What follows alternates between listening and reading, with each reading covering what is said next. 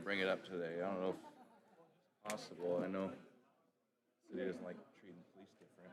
We do like a 1-year thing only where police. We're at baseline.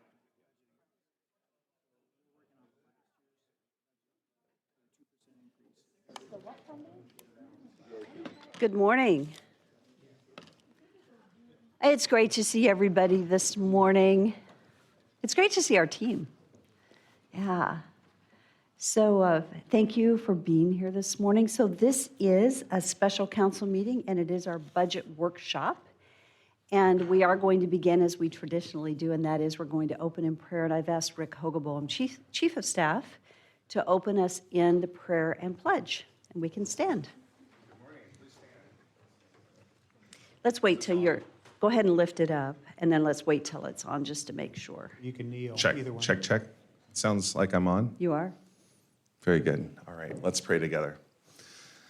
Gracious God, we gather this morning prepared to exercise stewardship today on the finances of the city. And I pray that you would be with each council member, representatives of the people of this city, representing the taxation that occurs and the spending that occurs on behalf of the citizens. I pray that you give them great insight and wisdom.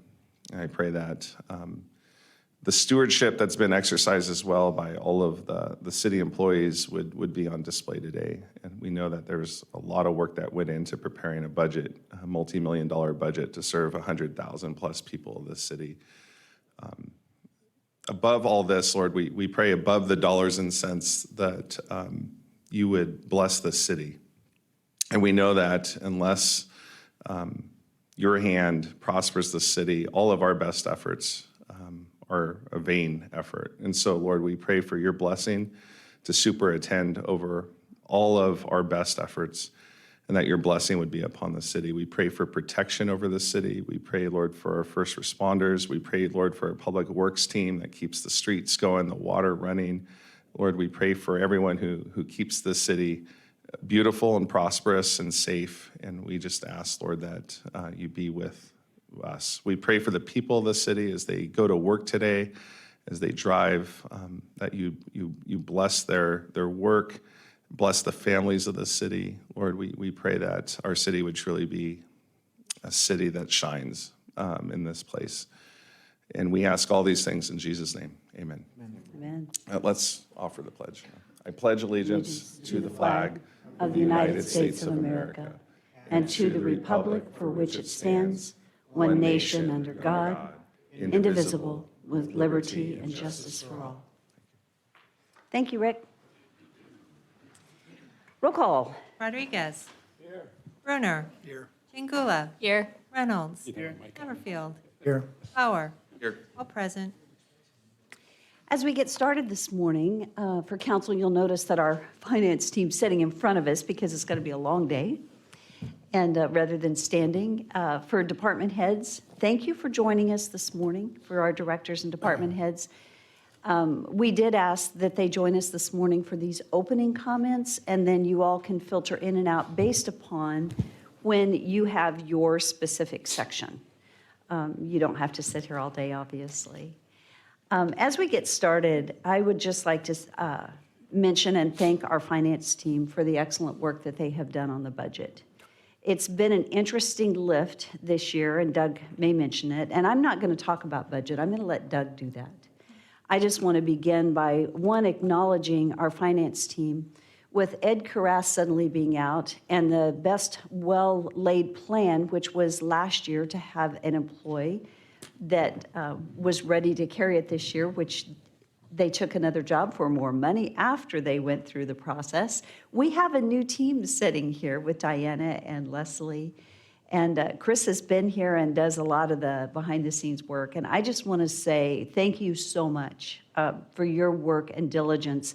Doug having COVID, being out for 2 weeks and then whispering for the next 2, made for an interesting budget season for us. But you know, the beginning, which I hope you all have taken time to read the beginning of this book, the information which lays the foundation. You know, sometimes it's the why and the who. Great, great work and great information. And so I hope everyone's taken time to read that. Thank you, Doug, for the heavy lift on that. And Michelle, I forgot your set. I'm looking here. Michelle is a key part of this team that has worked diligently. And who's hiding in the corner that I can't see? Hi. This is Doug's new assistant. I can't see her over there. So I just want to say thank you to you guys. I also want to thank our department heads. We have a phenomenal team with the city. I think most council members had the opportunity to meet with some key departments ahead of this meeting. And so I just want to say thank you for doing that. The goal today is that a lot of the questions are answered. Walking in here, Doug and I talked, and I did ask Doug in his opening comments if he could actually do a little bit of a recap of some of the questions that he's heard and some citizen questions so that we all know what the answer is to those questions. Mayor, I'm trying to, yes. something, I was wondering if you'd give me just a second to, when you're done, I'm sorry. I would be happy to. Okay. Yes, I would Just be. for the sake of the council, because there's, I'm not sure, 2 or 3 that this is their first budget process. When I got on council 9 years ago, it was 2 of 3 ring binders, 3-day process, multiple requests, nothing balanced, everything coming before council for consideration and direction. I think it was 5 or 6 years ago, we got to the point where we asked the department heads to come together under the mayor to put together a balanced budget. That's what the process we've been on since then. We've been able to streamline the process now to 1 day, even though it'll be a long day. But the combined efforts has created more of a team ethic behind the approach to the development of what we had before us. The directive given by council was that not to exceed a 2% increase of the baseline, which is last year's budget. So we have a 2% increase in this presentation. The 1% is not to be used. It's considered foregone into next year. But if, again, by an act of this council, we have to state that we don't want it to be available for foregone. Well, otherwise, it just rolls over into foregone, I believe. Actually, the new law is it's automatically disclaimed unless it's an act of council. Okay, So if we take no action, it gets disclaimed. that's kind of what I was alluding to. Yeah. So anyway, anything that's presented that's above and beyond what's in the budget book increases that 2%. So I think our desire is to maintain that 2%. But again, so as a council, going forward, we have a balanced budget presentation. Everything that is being presented is what, hopefully, is what has already been prepared for us. And to deviate from that, VRT or, any of those departments, if we want to look at increases, we're increasing our budget. So, or decreases, that's kind of where we're coming from. So I just wanted to make sure the council is on the same page with where we're starting from. And then as the presentations come before us, consideration, obviously, we need to, I think, stay grounded in the foundation of what's being prepared and we're looking at in our books today. That's an architectural term, the foundation stuff. Thank you for those comments. And we did come forward with a 2% budget at the request of council, and so that's what's in this book. We did have some new numbers from VRT that came forward after this book. You guys received an email over the weekend. If we were to increase VRT, it would have to come out of something else, right, to maintain that 2% budget. So that, Yeah, or increase, which I don't think we would do, right, for that. Later on, we'll talk about how you could use 0.75%, but it is not included in this budget, and it's not for this year.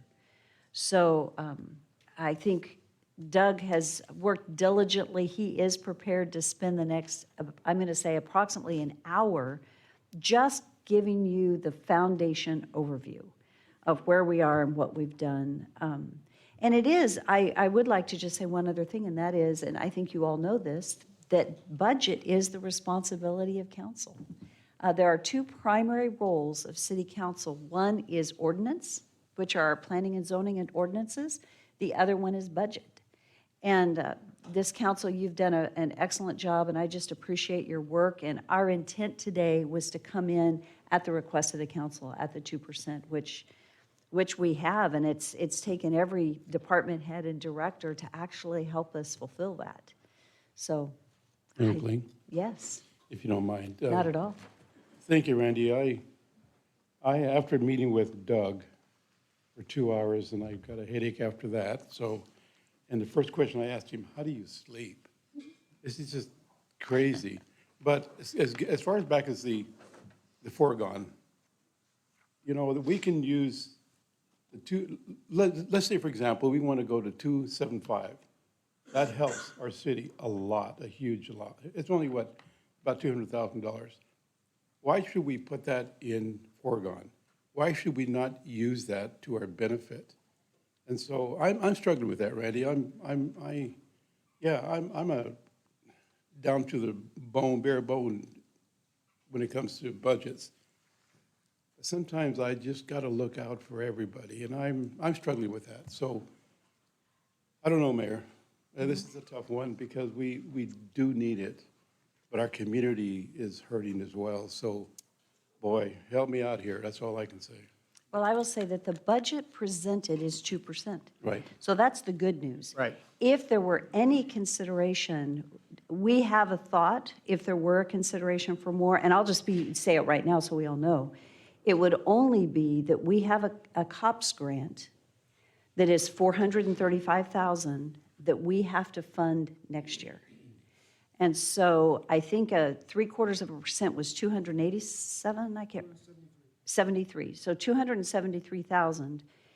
If we did an extra 3%, it would begin giving us budget capacity to fund this police grant next year. If we did 2 years of adding to the 2%, it would give us that. But that's a discussion that can take place at any time because our first priority today, I think, is not to say that that's not important, but that is not our first priority today. Right now, our priority is to go through the budget, which came in at 2%.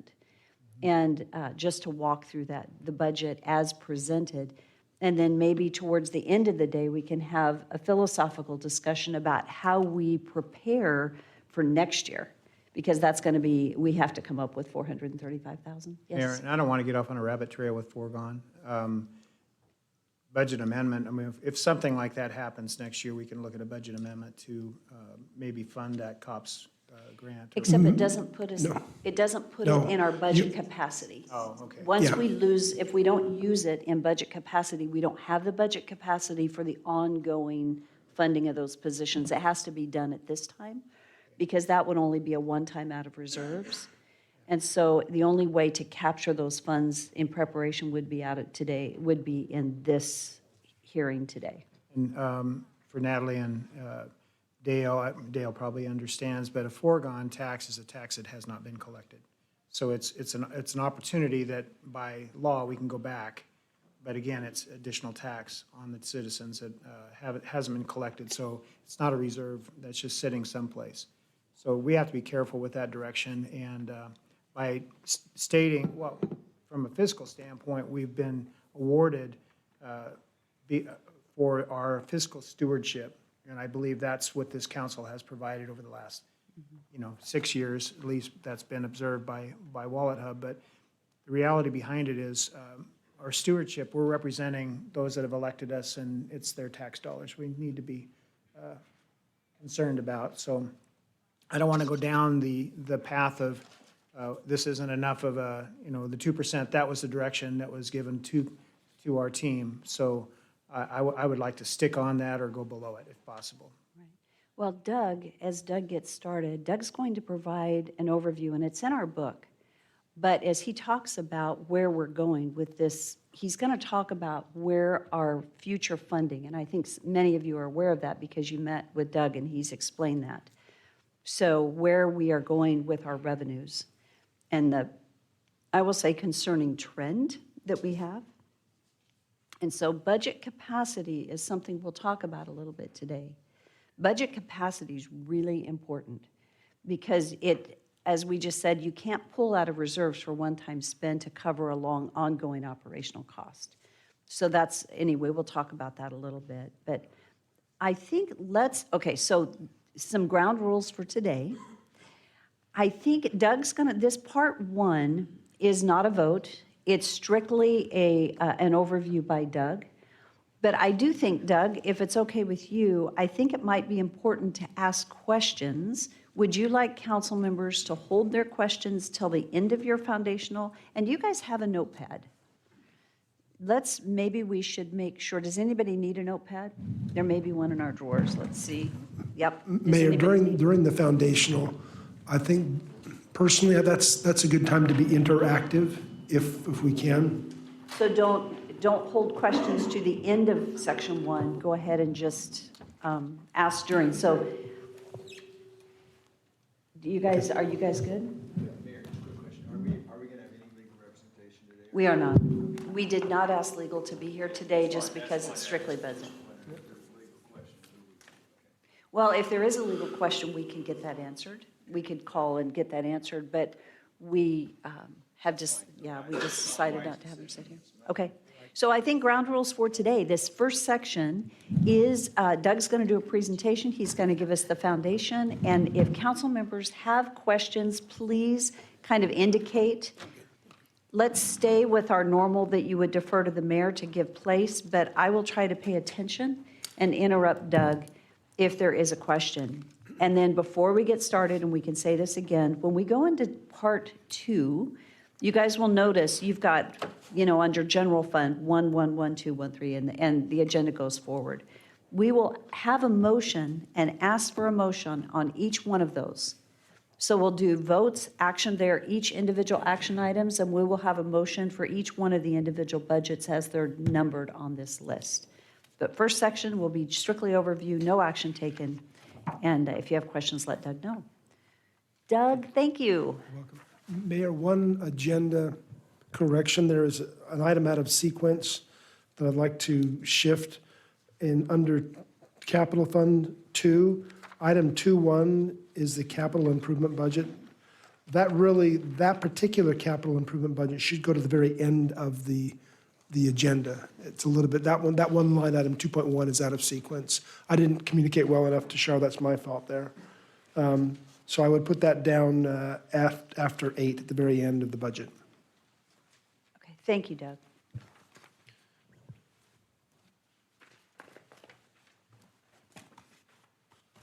Are we ready? Okay, we are ready. Let me stand up for just a second over here and kick this off. First off, a lot of thanks to. Anybody hear me? No, I don't think. There it is. No, I think battery's dead here. Okay, maybe not. I'll come back there. Mayor and council, as I prepared for this, I thought a lot about the teamwork that had gone into putting this together and the interaction and support of the council. And we're a substantially sized organization, and it requires a tremendous amount of teamwork to get this particular project off of the ground. But I'd like my finance team just to stand for a second. Everybody stand. Vanessa, Michelle, Chris. And I want to particularly thank Chris Boaz, because he didn't dress in black. Good for you. He did not get the mental memo. And I'm grateful for that. But it's Chris Boaz and Robin Dewar, they're our grants team. We're grateful for them. Michelle Camper is our controller. She makes sure everything is precise and accurate. Vanessa is my new admin, or finance's new admin. Chris Ocker, all things Munis and Tyler, he's a magician. Diana Velder is new to this year, and she initially was accounting, but we brought her over into the budget world, and she's done a tremendous job focusing on capital. Leslie is moving into the role that Ed vacated as the overseer, and I want to thank these all. You can all sit now, but I wanted to recognize them. So when I was getting ready last night and this morning, I thought, I'm going to come prepared. I need all the armor I can get. So I've gotten my cowboy boots on, Snake River Stampede. Under the cowboy boots, I have my George Washington stockings to honor our founding fathers. I've got my Star Wars tie, may the force be with me, and I dressed in black to honor the man in black, and I didn't know that I was channeling my thoughts to an entire finance team. We all got here this morning dressed in black, and we just, wow, this is not a funeral, this is just kind of overwhelming blackness. So anyway, now on to the budget. Every year creates its own unique set of challenges. And while I was searching for the best way to communicate this to you and to the public, I really came to the realization that every challenge brings an opportunity. And we need to look for the opportunities in face of every challenge. While the mayor and council have the responsibility of evaluating the proposed budget and proposing modifications, the end goal is to get to August 15th when we present the final budget to the city. And as I've done in prior years, this budget presents accurately the intent of each department with detailed transparency. If any of you know anything about me, there's never an intent to not present in totality the budget in clarity. There's no benefit for me in trying to play numbers games. That doesn't work. This year, I would ask the council to consider the long-term aspects of our budget approach with the clarity that conservative budgeting requires balance. If we over-budget, we risk being poor stewards of the city's finances, and we might be shirking our fiduciary responsibility. If we under-budget, we either risk the city's capacity to serve its citizens, or more likely, we end up with unintended but higher costs. So it requires a balanced approach in everything we do. We need to continue our focus on conservative budgeting, and by not budgeting more than needed, but we need to be aware that not investing in the present may have critical adverse impacts in the future, and in some cases, long-term consequences. If the benefits of current investment exceed the costs, we need to explore that particular budgeting proposal. This year, we are balancing the leftovers of COVID, massive inflationary impacts, growing infrastructure costs, potential recessionary impacts, and a highly mobile workforce. You as mayor and council have the heavy responsibility of evaluating this budget, not just from a historical viewpoint, but with the clarity that holding to some past budgeting practices may weaken the city's financial footing in the future. Again, balance. Don't go too far one direction or too far the other, and we end up with a stable city. The reason the city was rated #1 by the agency, I forget the name of the agency, wild it up, because we have produced balance in historical context, and we need to produce balance going forward. So my team, our team, the finance team, managed that process, but it was laid upon a foundation by what Ed did for us in preparing the budget book from last year, and with very strong appreciation to the departments that had to work with finance. While I was out, and Diana and Leslie and Chris were trying to manage the process, we had some tremendous support from the departments that we could not have done without. So, and finally, I really do need to thank Mayor and Council as well for forbearance. This is a 450-page document. I do not have every page memorized. That's why we have a team. And as I go through, and if we have to look for something, we will do it as quickly as we can. So here are some of the ground rules I'm anticipating. Since we have 1 day to complete this, we will move quickly. We will follow the structure of the budget workbook, generally in sequence from front to back. We will start with a budget summary and proceed to the individual department or organizational budgets as outlined in the agenda. We will present the department budget totals for approval.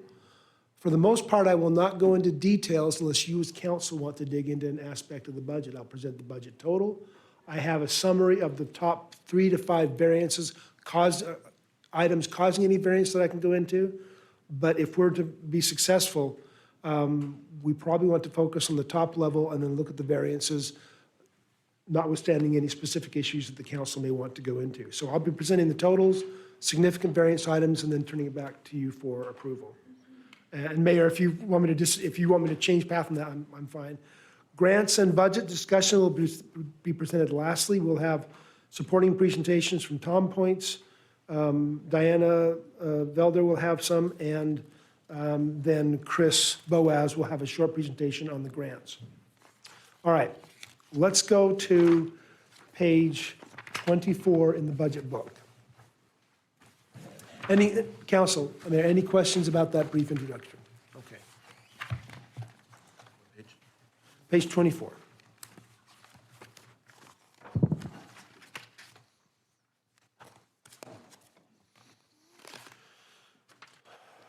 Okay. And I want to start with the underlying issues. Many of you, I have talked with you about this, and I just want to spend a little bit of time going over it as the foundation for those who have not heard of this. The underlying economic output with wage pressure, supply chain issues, increases in the Fed's borrowing rate, they're driving a degree of uncertainty that we've got to kind of put on our best glasses and look forward. Unemployment rates. This year's budget is a contradiction in terms. We threaten possible we have inflationary impacts, we have possible recessionary impacts, we have full employment. Ada County is at 2.3, 2.4%, and Canyon County at 2.8%. We are at full employment. If you want a job, you can get a job. That puts wage pressures on everybody, not just the city. Inflation impacts, running at 8.6. I read a report last night that it is likely to go up to 8.8 this next month as they reveal the latest wage. That was 8.4 last month, 8.6 this month, 8.8 likely to come. Inflationary pressures are not yet ready to moderate. That puts pressure on virtually every cost line in our budget. Future construction trends. The building permit trends are down 17%.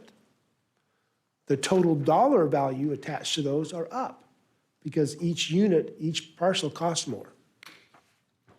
All of the ARPA monies are in. We have received all of them, the $17.85 million, $5 million budgeted in 2022, $10 million budgeted in 2023, with a little left over for amendment next year or future spend. The homeowner's valuation, we'll get into that more. We've increased from $8.9 billion in 2021, and forgive the annual references because we're talking the FY23 budget. From a property tax year, it's 1 year behind. So FY21 was last year, FY22 is this year. We went from 8.9 billion in 21 to 13.4 billion in 22. That's a 49% increase. That has a dramatic impact on our levy rate, and as the levy rate is now being leveraged by HB 389, it has a significant reductive impact in the amount of revenues we receive from new construction. Significant, and I'll go over that. In fact, let's go right into property taxes right now. New construction and annexations at the 100% valuation total $529 million. If I leverage pre-HB 389 rates, we would have received $2.3 million in new construction alone. The 90% valuation reduces the revenues by $225,000, and applying the anticipated levy rate for this year reduces an additional $705,000. That's $931,000 of property taxes on new properties, not increases. Property taxes on brand new properties coming out of the tax rolls that have been pulled out of the city's funds. It's $1 million. The property tax base, 3% equals $1,092,000. The current budget includes a 2% increase of $728,000. For a home valued after the $125,000 exemption at $367,000, 1% increases $9.76 per year. 1%, $9.76. If we combine the lost new construction revenues of $931,000 and the $364,000, which is the 1% That's $1,295,000 we do not have in our budget this year, next year, the year after, the year after, the year after. That is out of our base completely. But the costs will still be there. Shared revenues. Shared revenues for the last few years have been absolutely spectacular. They started when I hear about $6.7 million, $6.9 million in 2019. Last year heading to $10.8 million, tremendous increase. But they're flattening. We cannot count. In fact, even in the AIC's booklet, they say relying on shared revenues, state shared revenues to budget is like playing the lottery. You might get it, you might not. So we want to minimize our reliance on those funds. So to that extent, with the economy kind of flattening, but you've got two different dynamics going on. You've got inflation pushing prices per unit up, which means the tax goes up, but you have people kind of looking at their purchases now saying, do I want to spend it or not? So those two dynamics work opposite to each other, and we're seeing a flattening of the curve where what that means to me is when we budget for the revenues, I budget FY23 flat with what I expect to receive this year. So I'm not forecasting doom and gloom. I'm saying it's just not likely to get any better. Wage pressures, significant, and unrelenting. The city of Nampa has always followed a conservative path. It's been very necessary, very effective. But traditionally, if Meridian or Boise or Ada County gives a 3%, Nampa is given 2%. Over the years, that has accumulated to a point where we are seeing accelerating turnover. And I watched this happen in St. Luke's. Same thing. St. Luke's was hiring people in 2016, 15. People had been laid off from Micron, Hewlett-Packard, Morrison Knudsen, Albertsons, and they were hiring them at a discount. Over the next 2 years, we started losing staff across the hospital system every week. They went into a 3-year plan to modify revenues that cost, I think at that time, the estimate was like $40 million. They had to catch up because they could not retain their staff. In 2019, the city's turnover was 98. In 2020, it was 129. In 2021, it was 140. I would ask the council as we consider the proposals here, what we would do if the turnover reaches 200 out of, say, 550, and have you consider what the cost is in productivity, in rehiring, in loss of skilled personnel. It's a significant impact to us. So therefore, in the budget is included a proposal to increase our wages 2% plus $2 per hour. When we look at the page on 25, top of 25, we can see what all the other municipalities have done for the last 2 years. And we can see that we're behind in almost every course. In FY22, Boise did 3% plus a 2% bonus. Meridian did 5.2% plus a 2% merit. Canyon County had 7.5%. Nampa, for the first time ever, came in at 5%. In FY23, Boise, 5.9% COLA plus 2.5% performance plus a 2% merit. Meridian, 8.3% COLA plus a scale adjustment up to 50% of position. They're going full market, meaning that it doesn't matter if you work for a municipality or Albertsons, they're going to pay market for what the position bears. And that could be, I've already seen the impacts of that. Again, Canyon County, second year in a row, 7.5%. State of Idaho, 3% plus 1.25. And we're coming in at 2% plus $2. Let me tell you what the benefits of that are. The reason going for the 2 plus 2 is we're seeing increasing turnover. We're falling further behind our competition, or not, well, our labor competition. This has the effect of lifting the wages for the lowest earners the most. We can all, in this room, basically go fill our gas tank up. We cry a little bit. We wish we didn't have to. We can do it. People at the bottom end of the scale struggle. This gives a 12 to 14% lift for those people at the bottom of the wage scale. Those making 13 would be making about 15. The median wage earner would get about 8%.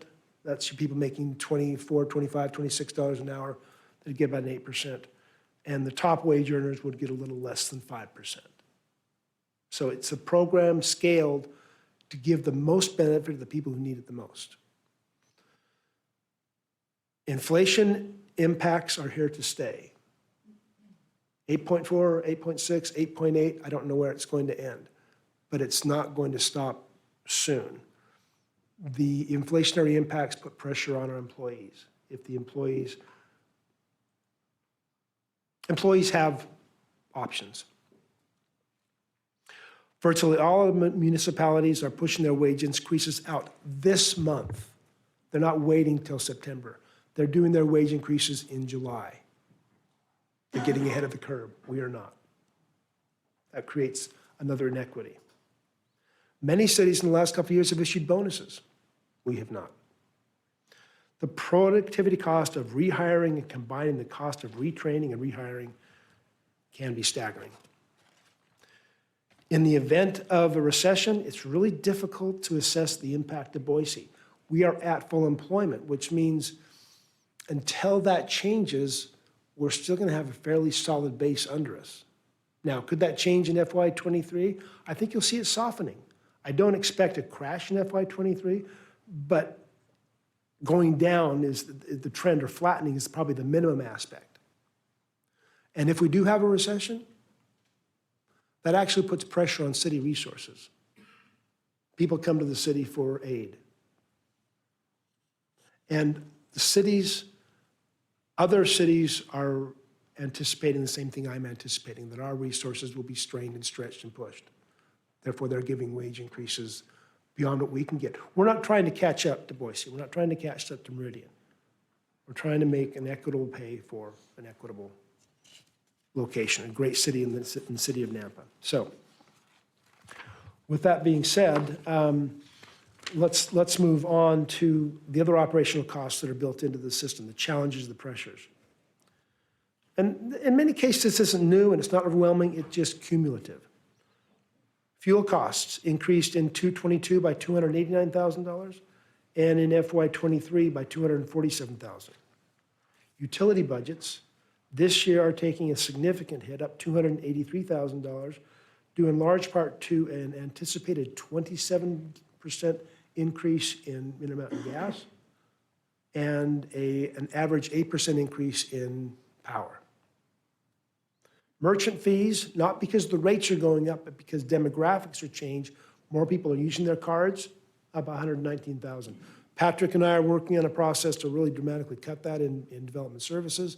I wish we could move faster, but Patrick's stepped in to help me wrap that up, where we actually flip the script.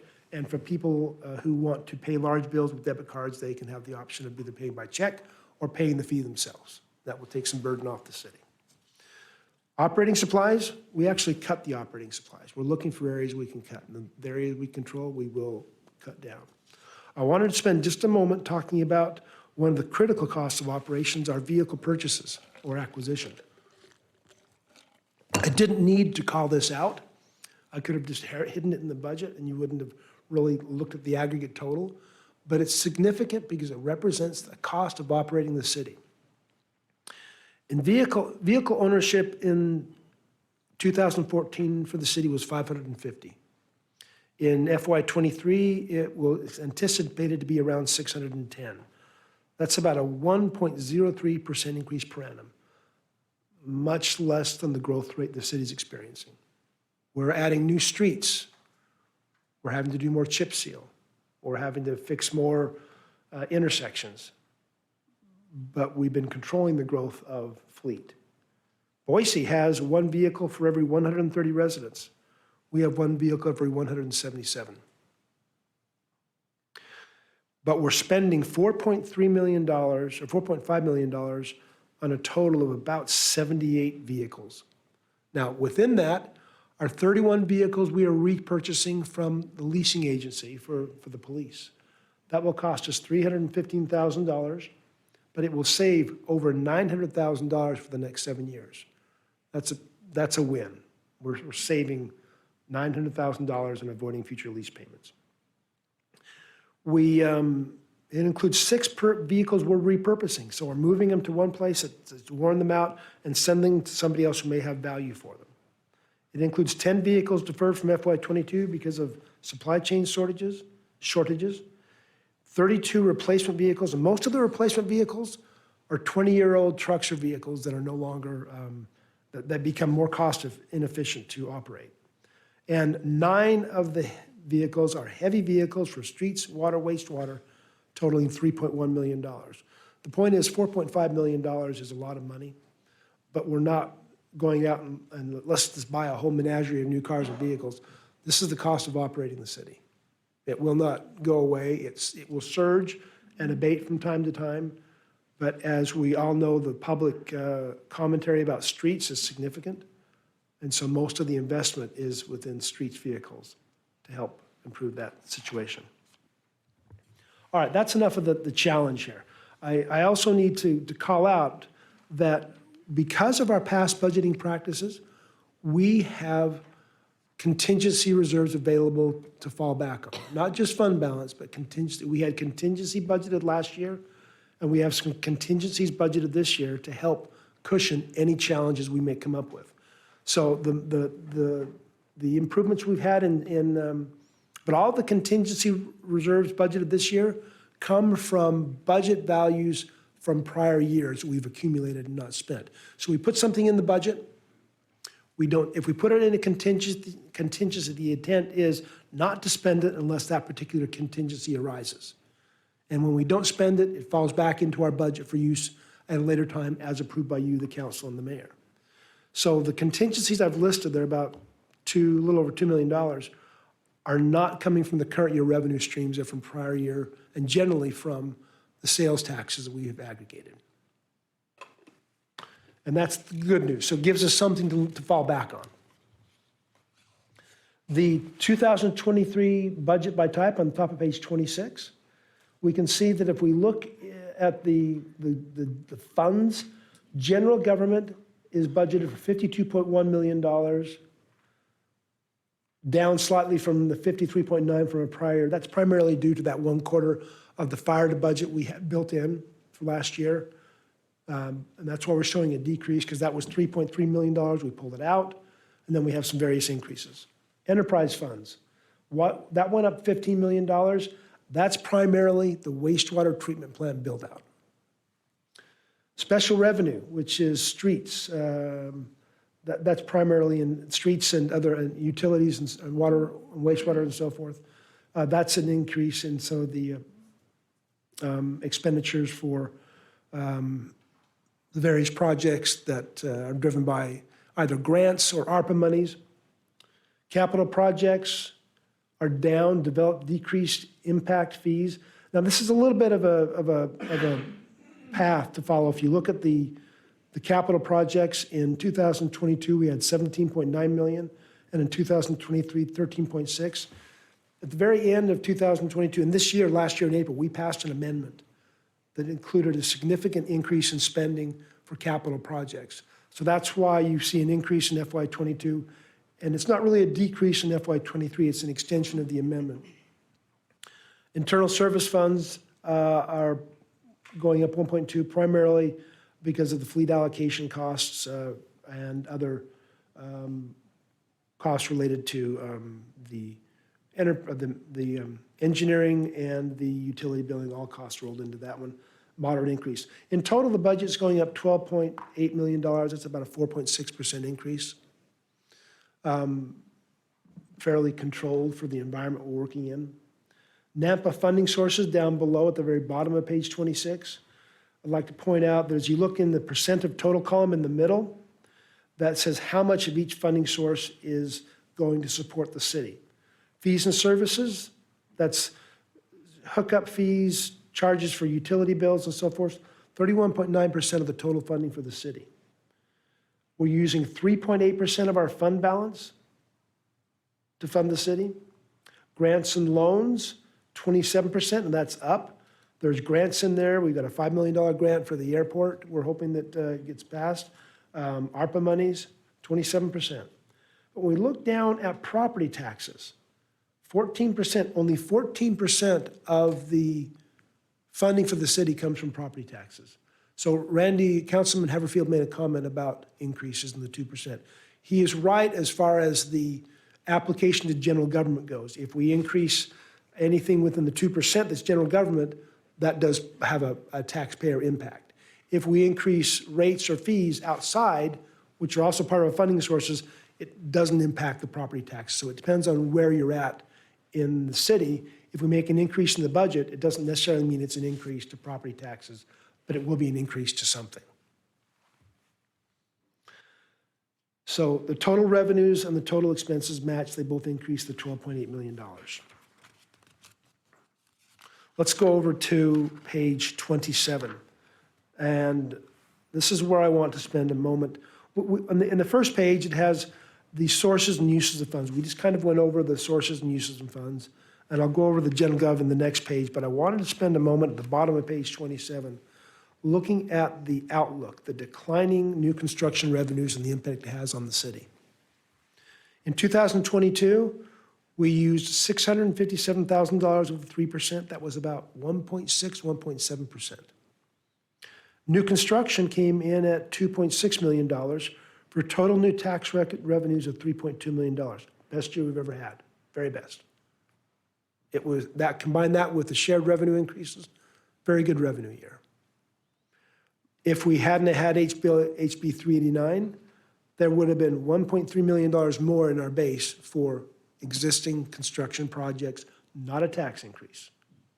But we really truly didn't need it that year. We had ample in store. We didn't need it, but we didn't get it either. It's out of our base forever. 2023, we have $728,000 or 2%, plus new construction of $1.3 million for $2,053,000. What I want to point out to you is you look between the new construction columns of 2022 and 2022, we're decreasing $1.25 million, but the total dollar of new construction is relatively unchanged. $567 million last year and $529 million this year. The effects you're seeing are the combined realities of HB 389 applying the new levy rate to the existing construction, removing permanently $1.2 million from our revenues. We still have the costs associated with those revenues, but we don't have the revenues. Doug, could you Yes. pause just a second there? Whoops. One of the things that I think is really important to understand, and this is both for the public, council may know this, but state shared revenues do not, thank you, are not reoccurring. They're reoccurring revenues, but then again, they're not. Right. When we talk about budget capacity, the property taxes, once that's in our budget, that's a reoccurring revenue. It stays there. The shared revenues from the state, it's been wonderful because we have been able to benefit from that considerable increase. But those may, if we go through a recession, they may go down a lot. Immediately.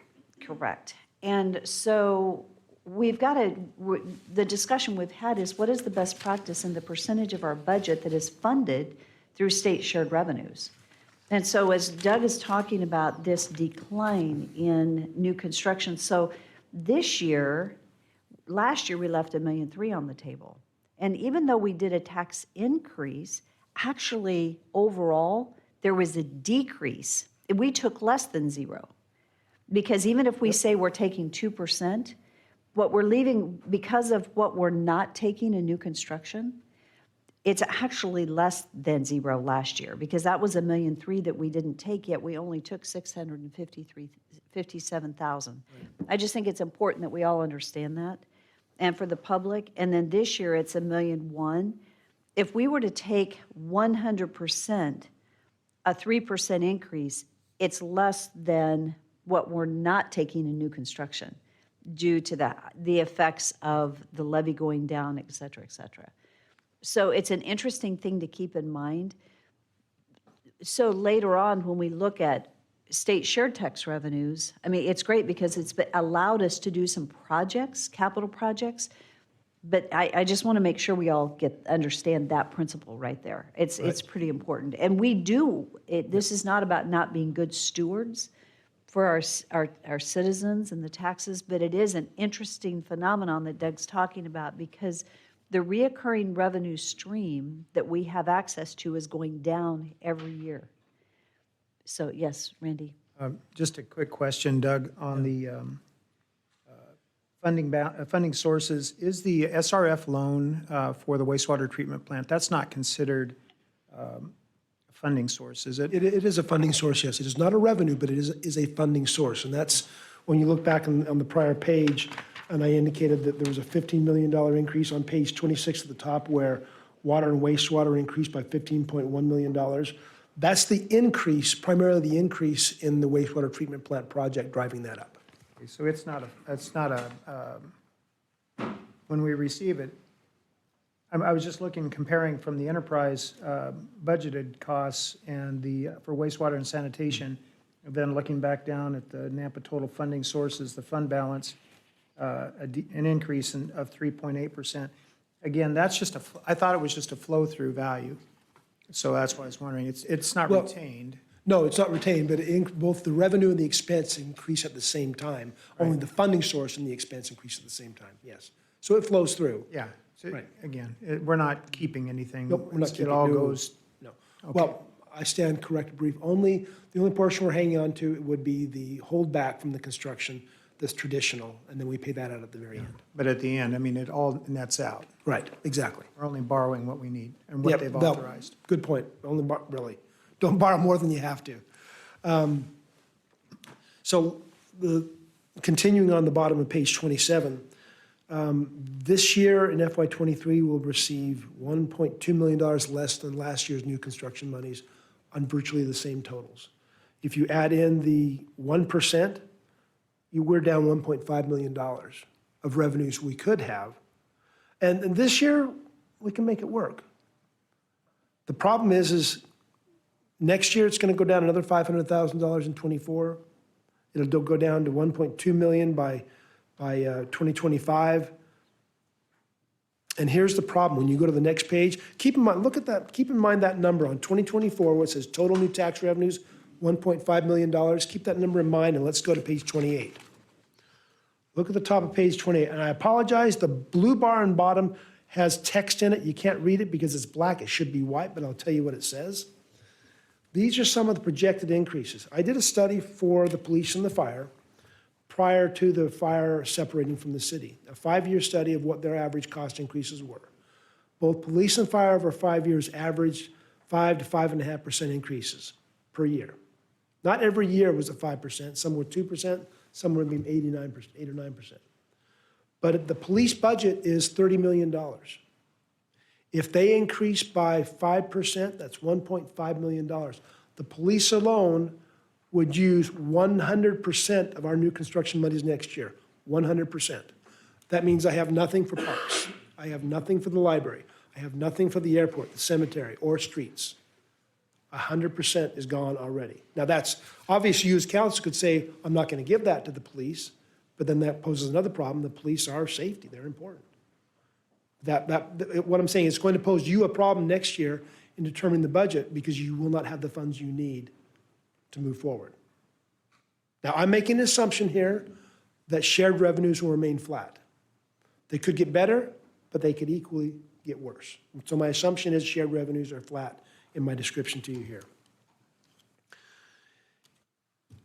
That's why the mayor mentioned that my ask and our ask is to take 0.75% of the 2%, which is $273,187, put it into the budget as a reserve, not to be spent, as a reserve for repaying the COPS grant, which comes due in 2024. That's $425,000 per year. Those are I can't remember if it's 4 to 6 people, Brad. I can't remember exactly how many are on that COPS grant, but right now I think it's 4 to 6 people.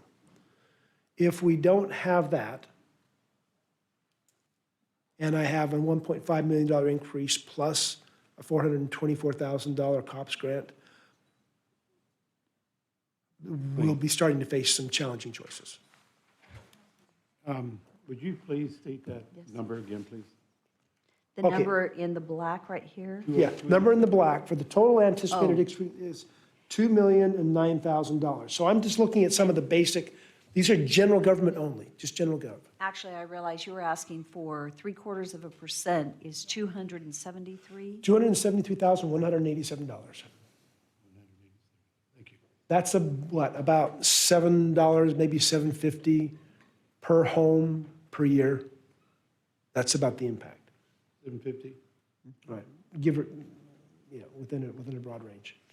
So the ask is, when we get to the end of the budget, that you look at the trends we're facing and the economic, it's not all doom and gloom. I'm not going to say that the sky is falling, because it's not. But when I talked about long-term consequences, this is one of the long-term consequences. If we don't pay our employees, we will have to pay to rehire and retrain. If we don't adequately provide sufficient funds for the police, we will have another issue in that will be, what level of service do we want to provide as a city? And that will be a council decision of where we go. Mayor. And that's, So Doug, again, I'm sorry, I Sure. was No. writing other things down. The 3/4% value was what again? $273,187. And is that currently, that reserve contingency, is it built into this budget, or is it? an I have a addition? reserve contingency, we'll go into that in detail later on in the budget before we approve it. I do have a contingency built in for several items. Okay, That is not one of the contingencies, so. This is not. The 2% budget does not include this. Okay. This would be if we moved and took an extra 3/4% to help partially set money aside to fund the 435 that's coming next year. we need to look for 275,000 someplace. Well, not necessarily, because here's the reality. If I take 275,000 and cut it from somewhere, I'm not solving my budgetary problems, I'm just kicking it down the road and pulling it from somebody else's bucket. It doesn't solve the issue, it just moves it. Now, we do have contingencies, but they are not coming from the taxpayer. Well, they came from primarily sales taxes, so in an indirect road, they were sales tax dollars, but not property taxes. And here's the issue is, well, in fact, let's go to page 60. Let's go to page 60 and look at our fund balances, and let's look at what we're doing in the city. Page 60 is a presentation of the fund balance trends from FY21, FY22 to estimating FY23. What you'll see here is a planned investment in the city. We're using fund balances to address the city's needs. But at the same time, we're reducing our reserves, and that's appropriate. We're not reducing them dangerously. We're just reducing them and using for the purpose intended. So let's look at general government. At the end of FY21, we had $28.8 million. And that went up $7 million in '21 because of the extra sales tax revenues. And we had some additional property tax dollars come in that weren't levied by us, but they were part of the assessment sent to us from Canyon County. That helped fund the fleet building, $5 million of the fleet building. So you see a decrease in FY22 down to $21.9 million. Well, we've got $3 million for the golf course, that's coming out of there. We've got $1 million for the horse park. So by the time we get to the end of FY23, we're down to $16.6 million. My personal floor is no lower than 15 million, and even that scares me. But that's not an overwhelming amount, considering our annual budget is 52 million. We're just more than 25% of our reserves for general government, not an exorbitant amount. Look down at the streets. Streets in FY21 was $20.5 million.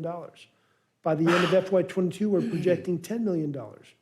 And again, in FY23, a decrease to 5.8. The floor there is about 3 million. But they're investing in projects. One of the number one priorities the citizens have communicated is fix the streets, work on the intersections, work on traffic patterns, help improve the flow. Now, this isn't a burden we can carry on ourselves, but to the extent possible, the streets is investing $15 million between 21 and 23 into streets projects. And if we look down at the bottom of the page on the enterprise funds under water, right below the golf course, we see Said the same scenario, $23 million in FY '21, down to 12.6 in FY '22, and down to 4.4. And again, the floor here is about 3 million, their bottom line reserve. That's another $17 million of investment in the city that we're using the funds for. We're not increasing rates to do this. We're not taking funds out of anybody's pocket. We're taking the city's funds and using them for the purposes intended. We're investing in the city. The total fund balance in FY '21 is about $149 million. We're projecting by the end of FY '23 down to $93 million. That's very close to where it was when I started. We were about 88 million when I started in 2019. So we're using the funds for their intended purposes. We're not raising rates. So, Brandy, Councilman Haverfield, when you talk about using fund balance for funding the 273, we're using the fund balance in ways that do not reoccurringly diminish our capacity. We used it for capital. On each of those capital investments on the general gov, the golf course, the fleet building, they're going to pay us back. Then I have that money again in a few years to reinvest in another capital project. I don't have to go borrow it. I'm building our own revolving fund. But if I use it for wages, it's gone. It's gone forever. I can't use it again. But if I take that roughly $1.5 million, $2 million contingency of the reserves I've got in here, if I use that this year for capital, which part of it is allocated for capital, and if property taxes and shared revenue stay the same, I can use it again next year for capital and the year after. But if we have a downturn and if sales taxes go down, that contingency reserve is probably our salvation. Because I'll have it in a reserve that will not be spent unless the council approves of it. Well, in one-time spends, if it's reoccurring wages operationally, and we have a downturn, and we don't get the same level of state shared sales tax revenue, we would have to lay off employees. So by using it for one-time investments, especially which we've already made the decision to on the fleet building and on the golf courses where that gets paid back, it's building a capital fund that we can, as Doug said, loan ourselves. Yep. But this year, our budget is based on last year's shared sales tax revenue. Hopefully, it comes in the same. Because of the growth, we're hoping it's coming in right there, but if we go through a recession, it goes down. Yep. And we have a large piece of that that's operational, it's going to be problematic to the city, because as you can see, property tax is not funding the operations of the city. Property tax funds the police department alone. It doesn't fund the other departments. And so it's going to be interesting as we move forward. But we do have two different revenue streams. So hopefully it stays steady and we continue to move forward as we are. But with the decreasing revenue coming on the property tax side, because of our levy being so low and new construction coming in way lower, that's where the budget capacity is diminishing. Because the costs rising exceed the increase in budget capacity that comes from property taxes. So just for comparison for you and council, I can send this file to you. It's not on the document, but I've referred to it a couple of times. My collaborative team of finance directors across the Treasure Valley, we shared information about what everybody's budgeting. So Garden City, 3% plus 1% of new construction. Caldwell, 3% plus 4% of new construction. Meridian, 3% plus 4.4% of new construction. CUNA. I never know if it's CUNA or CUNA. Is it CUNA? CUNA. CUNA, okay. I want to make sure I say it right. CUNA, 3% plus 5% of new construction. Boise, 2.45%, but they are actively pursuing 55 basis points at foregone. So in essence, they're taking 3% plus 1% of new construction. Nampa, we're coming in virtually at the bottom of the scale, 2% and only 3% of new construction. So we are lower on virtually everybody on the new construction, and a lot of that has to do with the valuation increases. And we're lower on the 2% than everybody, and we have been for years. That's why, and that's not bad, but it comes to a point now, pre-389, I think I completely supported it. Post-49, I don't support taking less than the 3% because we're losing more from HB 389 than we're gaining from the 1%. So we're actually seeing a decrease in our revenue trends. That's from a finance perspective, that's where I struggle. It's not an increase to the taxpayers because we're actually taking less from them this year than last year. Even if we take the full 3%, we'll be taking less from them this year than last year, or because of the new construction. It offsets it and goes back to them. And the challenge is that when we go back to the increase in fuel prices. Yep. Just the increase, the inflationary increase, just fuel prices alone, is more than 1%. This last year, next year, you're projecting it at 200 and something, but Yep. this year, it was what, 500? No, over the 2 years, it's about 550,000, 2 years combined. Okay. And as I look forward to next year, counselors, we're going to have to look at our other expenses and say, what can we trim? That's going to be a reality.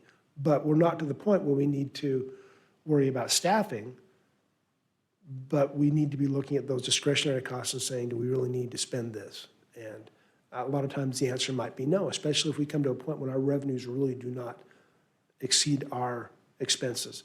And I pointed this out to many of you counselors. I pulled this screen up. Seattle, this year, is facing a $117 million gap between revenues and expenses. Their finance director for years has been pointing out their revenues were not keeping pace with expenses. COVID came, a couple of years of government monies kind of confused the issue and covered a source of ills. This year, government money is going away, and they're realizing that they're in deep trouble. We're not in that place. We don't ever want to get there. But we don't necessarily have an expense problem. We have a declining revenue problem because of the primarily state shared revenues going flat and HB 389 taking more out of our bucket each year. So how can I, as a finance director, balance declining revenues on fairly stable expenses? I mean, you reach a point where some choices will have to be made. That's why we're asking for the 0.75% to help us deal with some of these, because it will go into our base and it is not an onerous burden. But that's, council, your discretionary choice. Councilman Rodriguez. So Mayor Kling and fellow council, when Natalie and I were talking with with Doug and his staff, and you just told us those numbers, the hidden number that wasn't spoken about was that the Ada County residents have another actual 3% increase because of ACHD. And we don't have that. Yeah, we have streets, we have, does Boise have water? I don't even think they do their own water, do they? They don't. We have water, we have streets, we got There's everything. quite a bit of difference there. Yeah. So, anyway, I love the challenge, but my job is to call out where we're headed, so nobody gets caught off unawares. And that's about it for the background. Now we can get into some actual decision-making. I appreciate your time. Are there any questions from the council about anything I presented? If you challenge it, I'm completely fine with discussing a challenge. This is an open expression of dialogue, free-flowing back and forth. And I think most of you are ready to move on, so. Mayor, I do have So- a question. Yes, You go Councilman. ahead first. Yep. Actually, let's ask the questions, and then I'm going to suggest we take a quick 5-minute break to refill our coffee, hit the bathroom. That way we don't have to in the midst of the other, even though we've only been at it a little over an hour. It's Good idea. morning, and we'll just do that. So Councilman Rodriguez. Yes, one quick question. You mentioned that we had $2 million from last year. Is that included in this budget? Yeah, it's my contingencies. It's in the I will go- contingency. It's in the general government budget as contingencies, and I'll go through, there's 4 of them in there. I will share them with you. I'm transparent. I'm not hiding anything. I'm not trying to pull the wool over anybody's eyes. It doesn't work for anybody.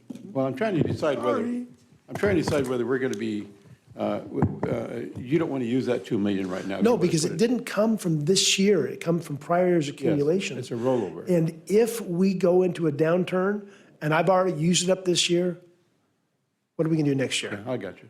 Okay, thank you. Any other questions before we take a quick break?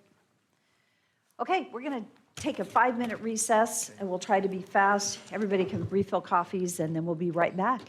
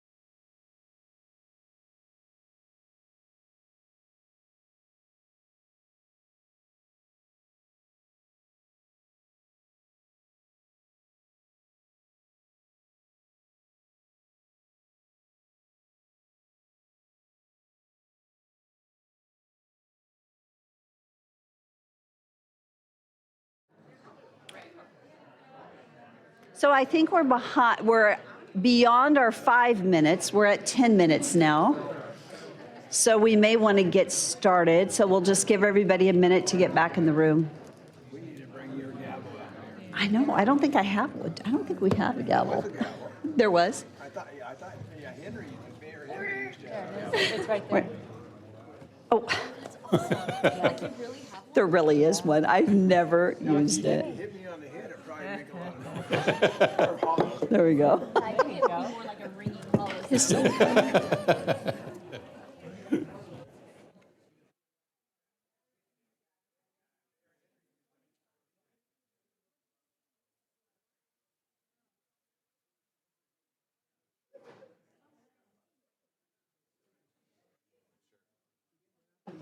Okay, I think we're ready to get started. And we have concluded part 1 of our budget, and there were no actions taken in part 1. We're going to move on to part 2. This is departmental budgets, capital budgets, grants, and position control. It actually is the rest of the meeting. There will be action items, and just as a reminder, as mentioned earlier, we will have an action item and look for a motion from council on every budget, each line item, 1, 1, 1, 2, 1, 3, 1, 4, and so forth. So, Mayor, question if I may. yes, please. I realize this is being live streamed. Yes, it is. Thank you. Well, thank you.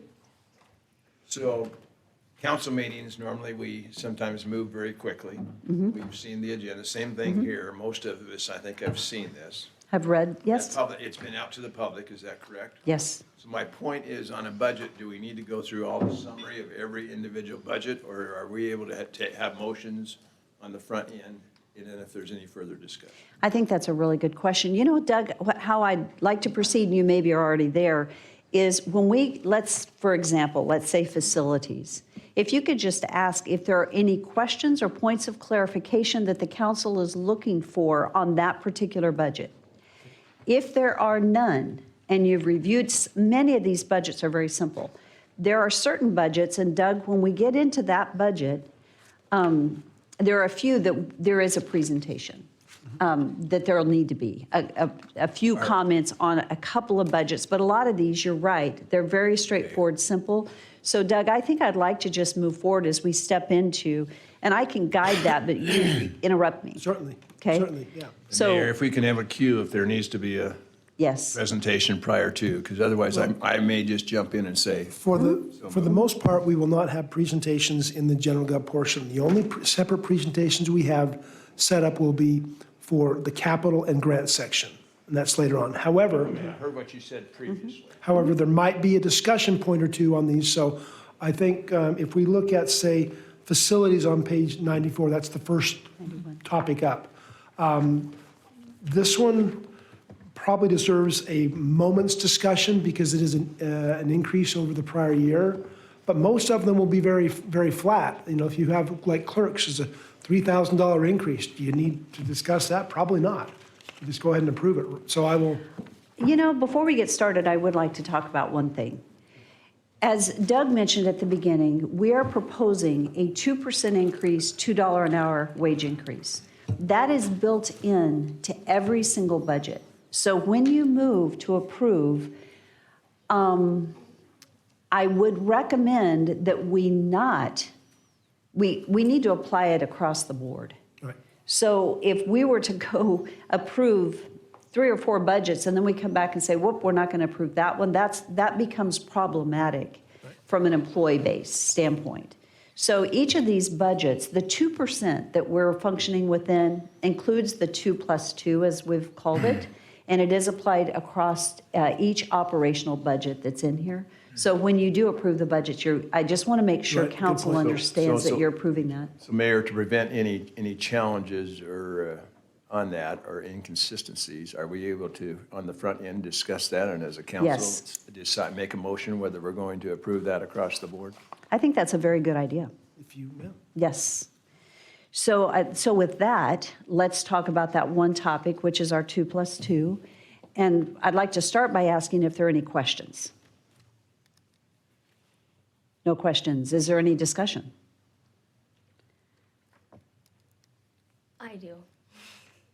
So I'm just wondering, with the employees, if there's a certain department that we're losing more employees than other departments, because just doing it all across the board, I know it's an equitable thing, but does it really need to be an increase in every department for every employee? Well, I've been thinking about that answer for a while, actually. I would like to be able to ask our HR director, but we don't have one because they also received an offer to go outside the city. I am still looking for I was looking for a budget coordinator for a year and a half. I don't have one. Skilled positions are being attacked in engineering and streets. Positions at the library and Parks and Recs are being challenged because of the low wage. It's broad-based. It's across the entire city. We just don't know where the next shoe is going to drop, but it's very much broad-based. If we have a city position that we're not paying market value for, Meridian or Boise is going to come after it. If they have an opening and we've got a skilled position, they're going to target us. So it depends on what their openings are. Or the state or Or the state. ACHD. We've had all of the different agencies actually searching for employees. It's very, very much broad-based because the entire workforce across the state is very mobile, Including the private sector. including the private So sector. it really is very broad-based. We found it across the entire city. Yeah. And so one of the things that we've done a really great job that our former Director of Workforce Development did was a wage equity study. And we've been working through every single department in the city. And so we have had to make adjustments, and it really has touched every department. Mayor, I think that's critical, that in the wage city. equity study. One of the problems I noticed when I first got here was that we didn't have a consistency with pay rates across the city. When you had one person in one area doing a similar job to somebody in another area, they might be paid different rates. So Jamie worked tirelessly to try and get that into a consistent path. And we're there now where we're trying to pay everybody the same way for the same job. So no matter where you're at, if you're doing the job, you get the same pay. But when we keep getting cherry-picked, it makes it very difficult to maintain that structure.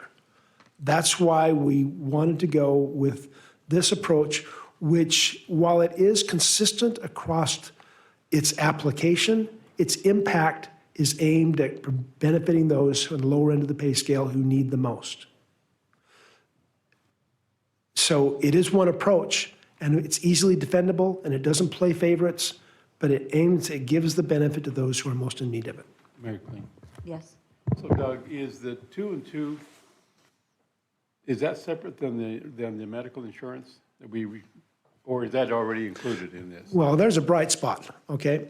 So it's separate from that, but we have been able to maintain, because of our claims trends, healthcare costs this year did not go up. That's pretty rare. I'm seeing an increase in the claims right now, but it's kind of what I expected. But that one's a bright spot. We've been able to control that cost. Okay, so it's not going back to the employee? No. Okay. Thank you, Mayor. And Mayor, I was going to wait until the motion, and I will be, by the way, we'll be voting in favor of this.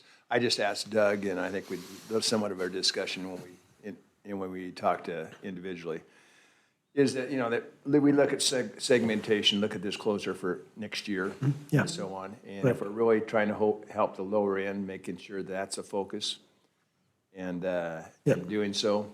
And yes, the other, I had one other thought, but it may have just totally left me. We'll be here all day, Counselor. So yeah, where's that gavel? Hit me over there. But that's the main thing is and I know what it was. Finally came. How about that? Thank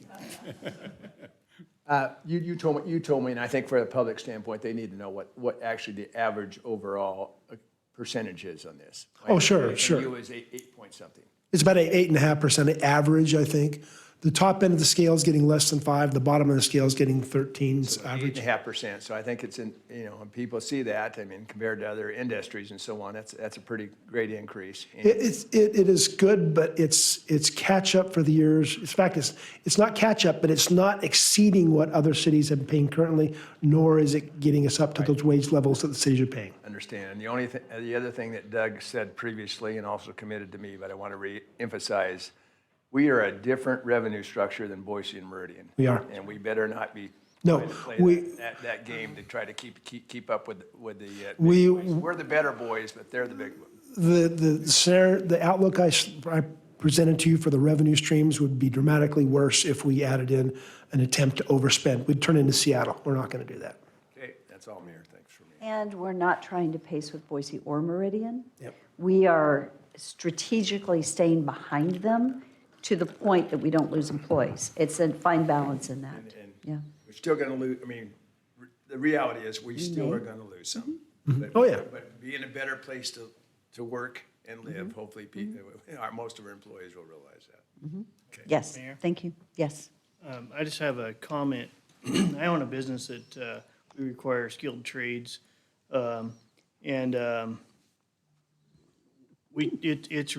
There just isn't enough people to go around, number one. But retaining those, our training costs are huge.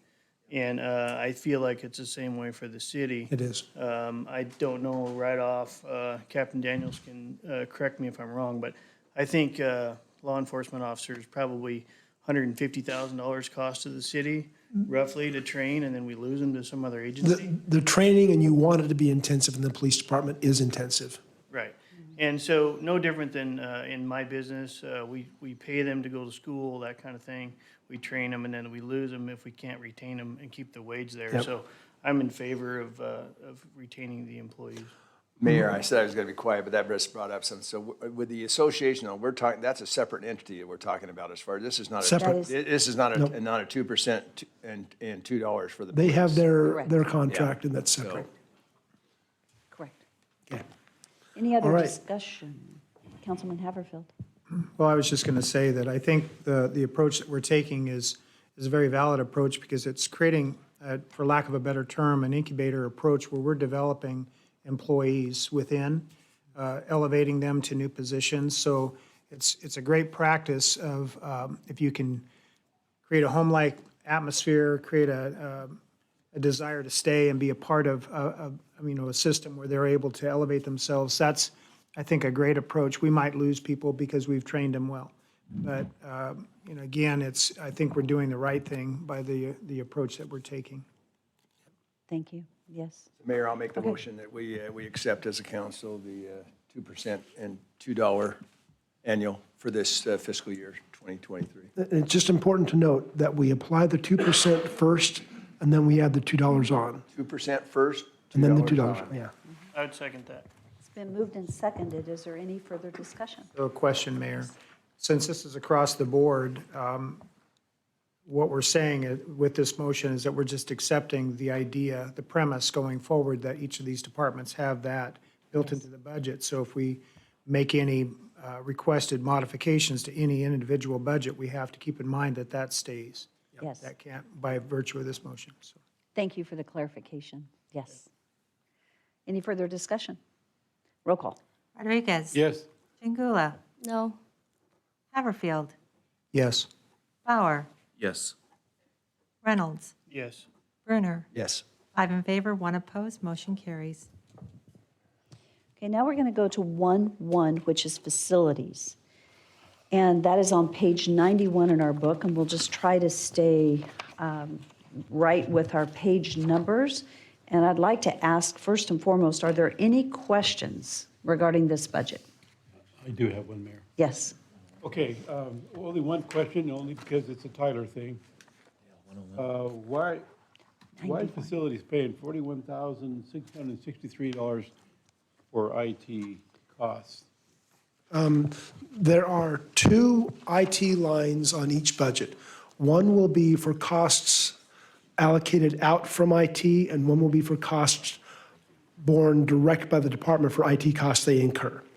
The $41,000, let me look at it and see, it is It's a departmental costs. So we have to look back to the detail down beneath, and we can find out exactly what that is. And the other, just so you, while you're looking, is the other is the IT transfer, HWs, SW, 51,000, almost 56. So if you go to page 98 on your books, the very top two lines show the detail of each of those totals. The $41,000 is comprised of 6 separate line items. But now here's something very critical to understand about, this applies to all departments when we talk about IT. We do not publish the name of the software in the description because that would expose us to hackers. If you say, hey, I'm buying this software, and somebody knows you're doing it, they know what the weaknesses of it, they can find a way to exploit it to get into our system. So we can list them out as software maintenance, and that's what we've done. And if you want to talk to IT specifically, they can share it with you, but we do not publish it out of safety. So you've got $41,000 out of 6 separate maintenance agreements, software maintenance agreements that make up the $41,000. And then you have $51,000 from allocated the internet costs, analog line costs, services, and I think the biggest chunk of the $51,000 is the backbone costs of operating the IT system, the network, the cabling, the hardware, and so forth. And those are that will be consistent across all departments. And I'd like to ask Butch, is that stated, has Doug stated that in a way that needs any further clarification from you? No, that's correct.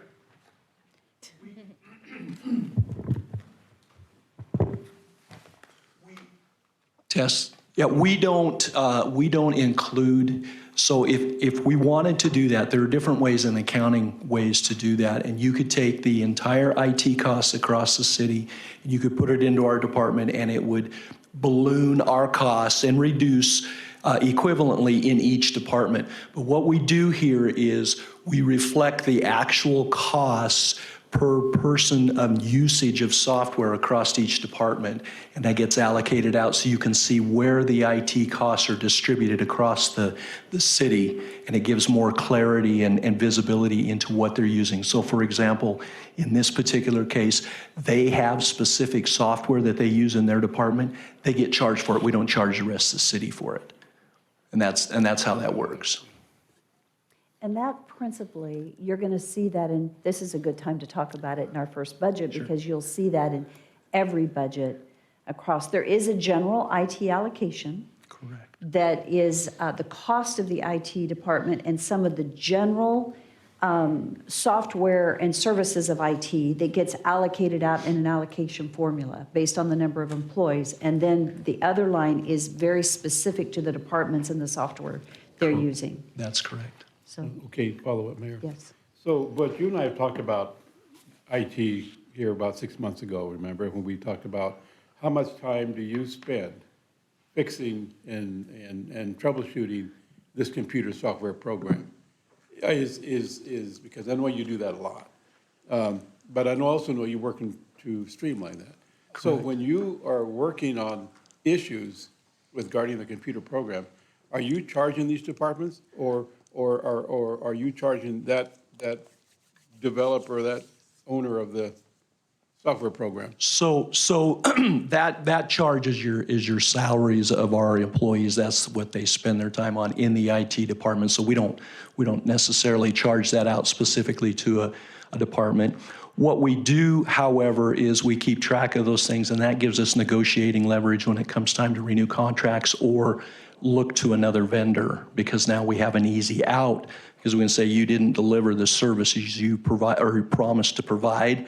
So now we can come back, and we've actually done that in a couple of cases already that we've shown. We've actually replaced the existing software with others, and we're continuing to look at that going forward. Okay, but how also, excuse me, Mayor, another follow-up. Also, though, that your increases are rising according to this is almost $85,000 total. So bear in mind that this cost isn't specifically to, in this case, the Tyler system.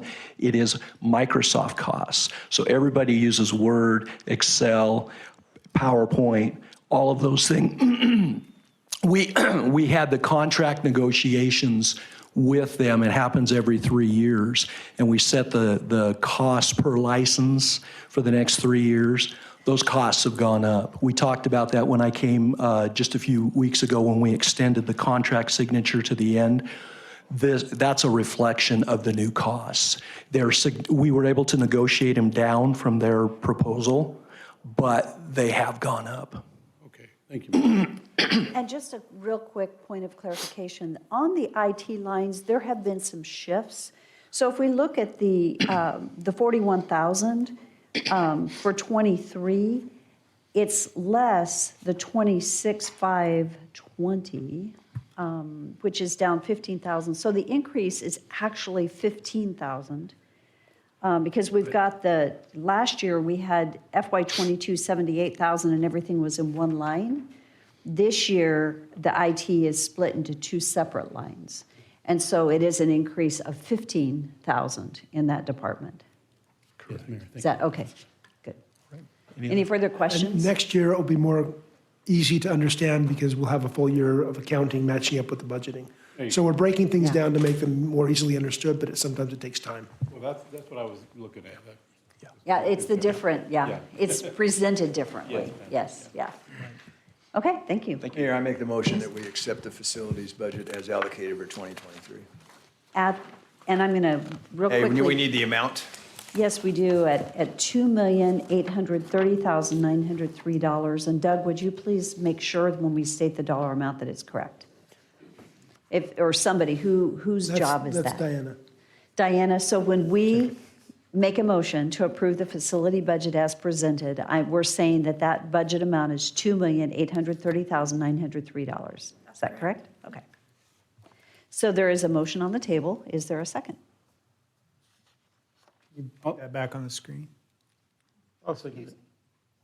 Okay, it's been moved and seconded, and then discussion, and we'll get it back on the screen. And thank you for taking the screen with us. Thank you. Good job.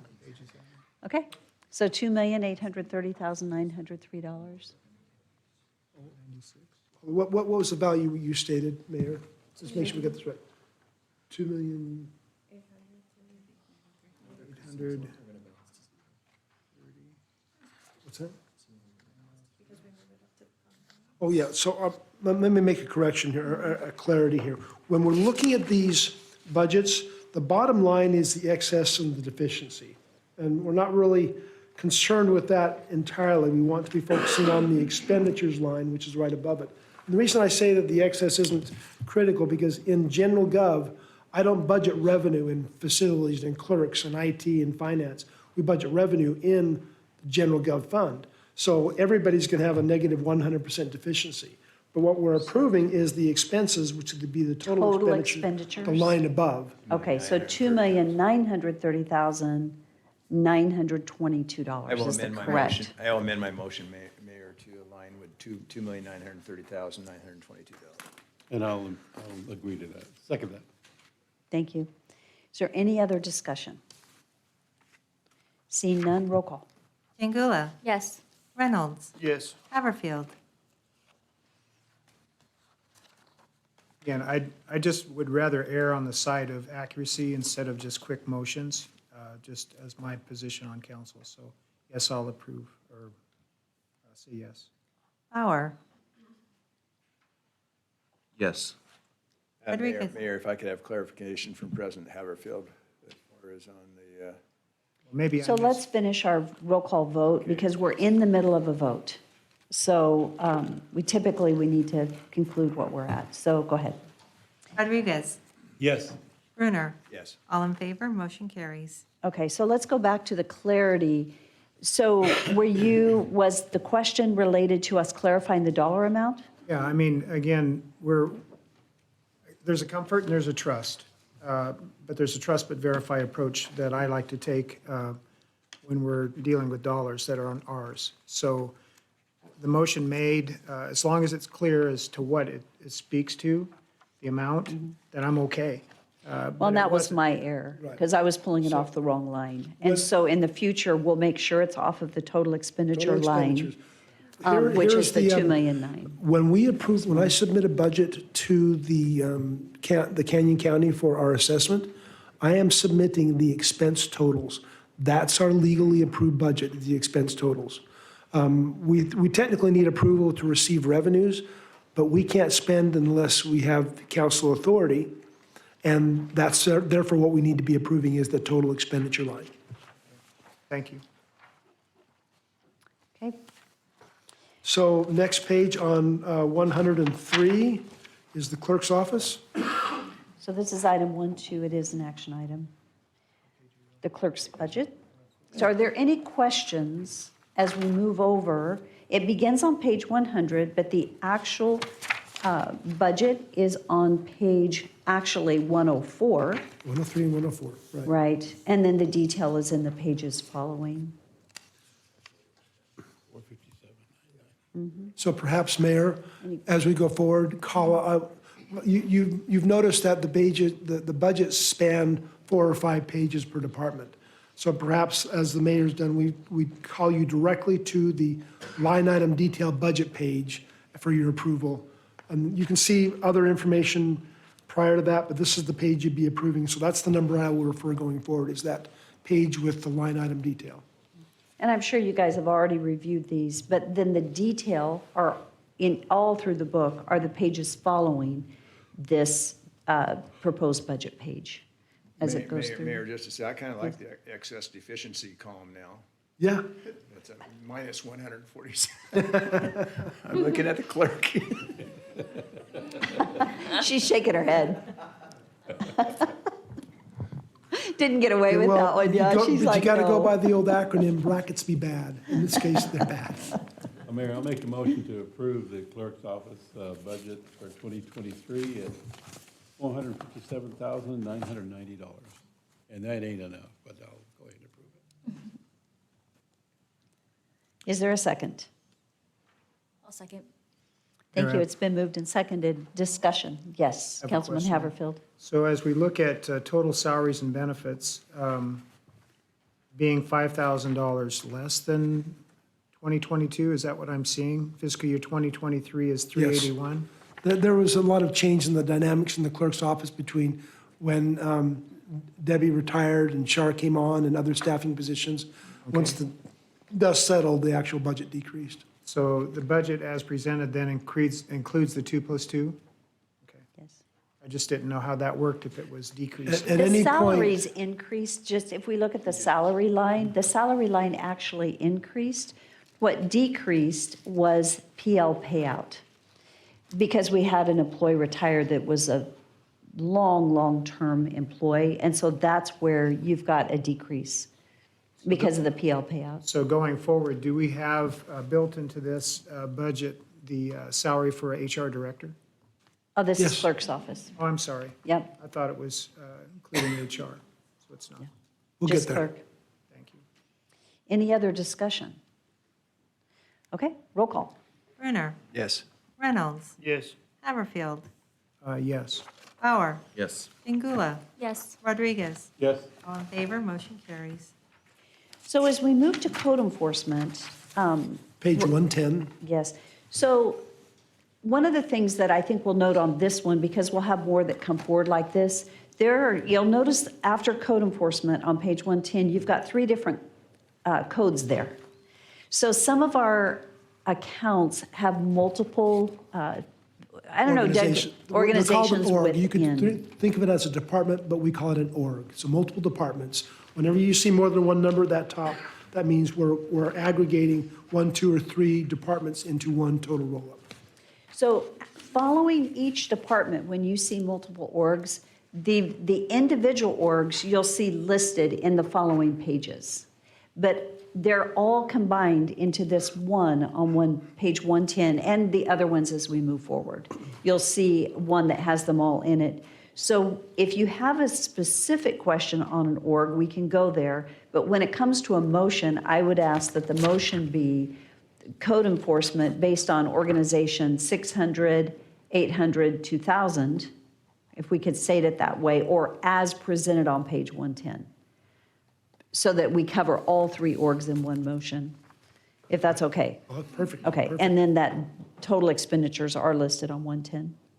Mayor Kling, if I Yes. could address an issue. Yes. Doug, over the last year, actually 3 years now, we have underfunded the code enforcement. And now, since we've had all this growth, we still only have, 7 employees. Now, I talked to some of the staff, and I'm wondering, is there something we can do to give them another individual, even, maybe not in this budget year, but in the following amendment year? So, because the thing about it is that we've had, 4,000 homes, and we have the same amount of employees that we did a long time ago. I So- think the best course of action with not just code enforcement, but with any department, is we look at what the needs are and what the cost benefit is of adding staff. If we add staff, is there a benefit to the city? Or does the cost exceed the benefit? But in this case, Rick can speak to it more specifically. Also, Rick, address the issue of fees and fines that we can increase to support the code enforcement folks. Great. Thank Okay. you, Councilman Mayor.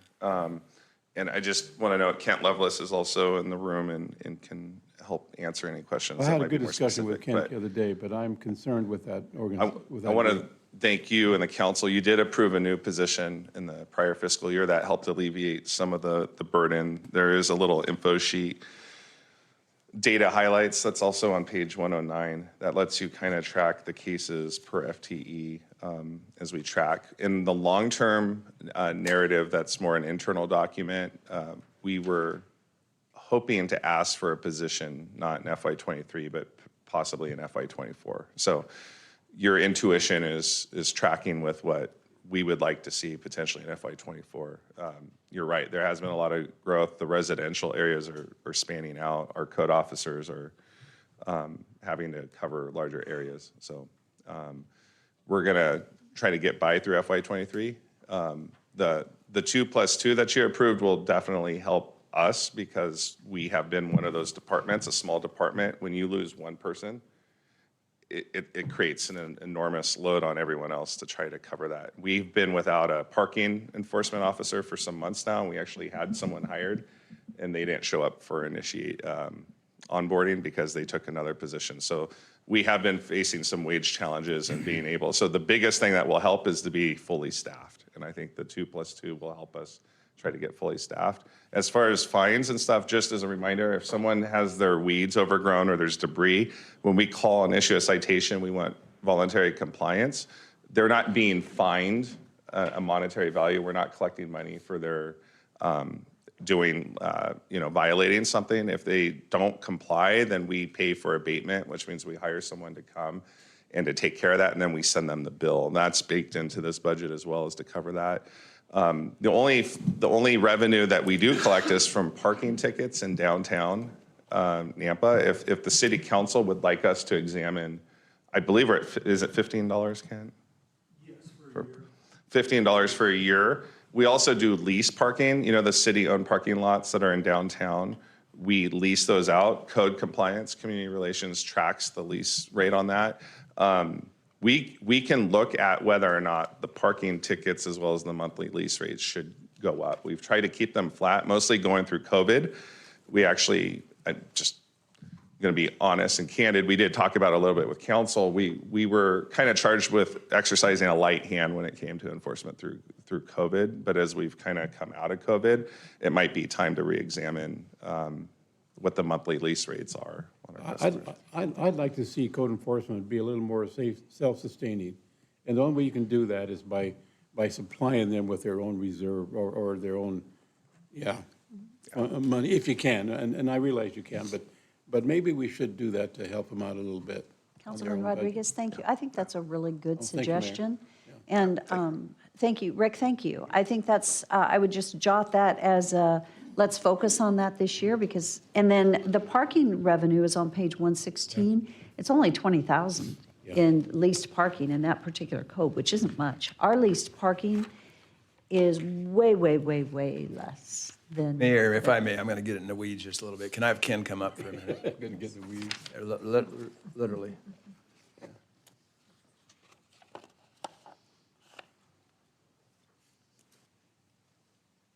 Ken, this is more, less, I mean, it's probably should be asked at not a budgetary, but more process. So if you do, if your office receives a call from a neighbor saying, my neighbor next door is just letting their yard go to blah, blah, blah, blah.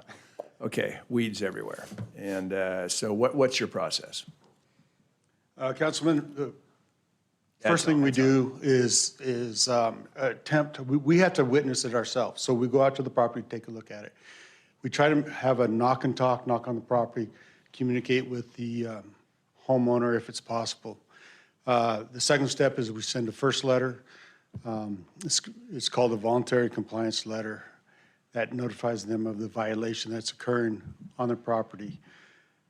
That gives a 10-day period. After that 10-day expires, we go out, re-inspect. If it's been corrected, we move on, close case, move on. If not, we send a second letter that gives a second 10 days. After that 10 days, we do a second. Okay, that's probably follow-up. what I'm going to get at a little bit here, and Okay. I get off the wall, as you know, at times. But have we ever thought of any type of reserve force, retired folks? There's so many people that care about the looks of this city in Nampa. And legally, and I don't mean them to get into any enforcement or anything else, rather than you sending one of your people, one of your code enforcement, that's what I wanted to get at, whether you had to see sight, or if you could just take do something over the phone. So is there any reason why a retirement group or whatever the case is, where they say, hey, Ken, I'll be happy to go take a look and see if it needs to be further action taken, or at least give you my opinion. Have we ever thought of doing something like that, a volunteer force? We could look into it. I think Maybe it's not practical at all. That's why I'm asking you. I think with some cases, yes. Some of the more in-depth cases, we. No, I know Price if to it gets handle. into, it's kind of like back in the fire department days, all these trucks going out to change the signals in the houses, where there's a reserve force where people could go out and as long as they could, get on a short ladder or whatever and change the battery or whatever the case is. I'm just saying that there's folks I know in our community looking for things to do. Victor's always asking what. I'll do that, yeah. So anyway, I'm just something out there that rather than knowing your officers, when you're short anyway, taking time, if there was some circumstances from a dispatcher phone call, whatever you call it, where, anyway, so that's just something Definitely. I'm passing on to you. We can look further into that. Yeah, I'm not saying go, maybe it's not even feasible or legal, I don't know, I'm just, possibility. Sure. Okay, thanks. Thank you. You know what, I appreciate the comments this morning because while we've short-formed our budget process, council doesn't always have opportunity to connect directly. And so hopefully everybody's okay with that, but I think it is an opportunity to make comments, ask good questions. So are there any other questions on the code enforcement budget? Mayor, I'll make the motion that we accept the 600, is it 1,600, 1,800, 2,000 code enforcement expenditure budget of $716,727. Second. It's been moved and seconded. Is there any further discussion? Seeing none, roll call. Rodriguez. Yes? Chingula. Yes. Reynolds. Yes. Haverfield. Yes. Bauer. Yes. Brunner. Yes. All in favor, motion carries. Okay, 1-4. The next budget is economic development. It begins on page 118 with 122. Thank you. 122, and this is 2,200, 2,900, and 3,400 are the various sections of the budget which are in the pages following. So are there any questions regarding the overall economic development budget? Mayor, the only thing, and I did not talk directly to economic development, which I apologize for. The only thing I question, this is just an example, and I'm going to be voting in favor of this budget, number one, but is on travel and those type of expenses. I think the one thing from COVID, as I mentioned to Doug, was I think we learned that we could do things on internet with the Teams and Zoom and et cetera. So to really evaluate before we send people out to conferences and for lodging and so on, and that type of expense. I realize there's certain things that we need to be membership of. I understand that, and but I'm just asking that we always evaluate what we think the return on investment is, or if it could be done on a live stream. Councilman Brunner, thank you for your comments. Finance Director Doug, or CFO Doug Racine, and I had a discussion about this particular topic, and one of the things that, and directors aren't aware of this yet, but one of the things that I think we will be implementing this year is that even though travel and training is approved in the budget, we are going to ask that it is not expensed or taken unless there's a process, and it may be through position control, but that you're communicating that you're wanting to take a trip, this is the trip and why. So that will be a change that we'll make to ensure that we're really being good stewards of our training and travel budget. So across the board, that's an area that we're going to be implementing, and for directors, you'll be hearing more about that to come. Yes. Yes, and I think, Doug, I question the dues and memberships of 28,570. Can you explain, or maybe Cliff can explain that? BVAP. So Boise Valley Economic Partnership. That is, and I think there were some that had a question about that. That is not a per-person fee. That is the fee that the cities pay to be a part of that organization. And Boise Valley Economic Partnership, most, and Cliff, correct me if I'm wrong, but I would say, or Robin, most of our companies that are looking to come in are going through BVAP. A good percentage of those, and that's where Beth Einig is now, is leading that, so we're definitely still very connected between Robin and Beth, but that is the membership for that organization. Okay. So where does the Compass come from? Compass is in GenGov. That's in a different code that will be coming up, which is a very different organization, strictly transportation oriented, and this is the organization that gives us access to the leads that are coming through that organization. Thank you, Mayor. I'm Thank good. you. Mayor? Yes. So looking at the personnel summary, it doesn't look like any new positions are added, correct? But the Main Street Coordinator, is that now just, they're not, since it's not itemized, that position is half funded in this budget still? It is, and it's in a different area, and again, it's in the a general GenGov budget. You're going to see Main Street with Compass. We'll be going there in just a few minutes, but you'll see that with the Compass dues, not the in this. treasurer. Correct. Okay. That is thank you. correct. Any other questions? Mayor? Yes. So to follow up on that thought, the position of the downtown coordinator is not falling under economic development? No, it is not. That is a separate, it's just we're funding a position, and it is actually, they report directly to the Main Street Board. And that is a shift in an MOU that both of the funding from NDC and Main Street go to fund the position, but they report to the Main Street Board. We will be meeting, I met with Honey Goodman, that new position this past week. We'll be meeting with her on a regular basis, but we are funding it, but we're not, and Robin, I might let you answer this. You may want to weigh into it rather than just myself, but we're trying to not carry the responsibility, but we really want to help launch them. Right. But the accountability is what I'm looking Yes. into. So is she going to be giving an update directly to the NDC and to the city council? How does that work? Yeah, so Councilman Haverfield, she will be giving reports to NDC, and also she reports to the Main Street Board. So the executive board is who is overseeing her duties. And Mayor just recently appointed myself as part of that as the city's representation. So there'll be oversight through economic development through that executive team. So is there a representative on that council from the Nampa Development Corporation? Yes, there is. Adam Hutchings is on that board. Okay. Yep. All right, thank you. I think organizationally, we covered it with representation, and then I really appreciate Robin setting on the board. So it's absolutely there. That's the accountability aspect that I was talking about. Thank you, and thank you, Robin. Any other questions on the economic development budget? So the value of that budget amount is $357,159. Is that correct? Yes. You want to make the motion, Darrell, since you're rolling? It's left side.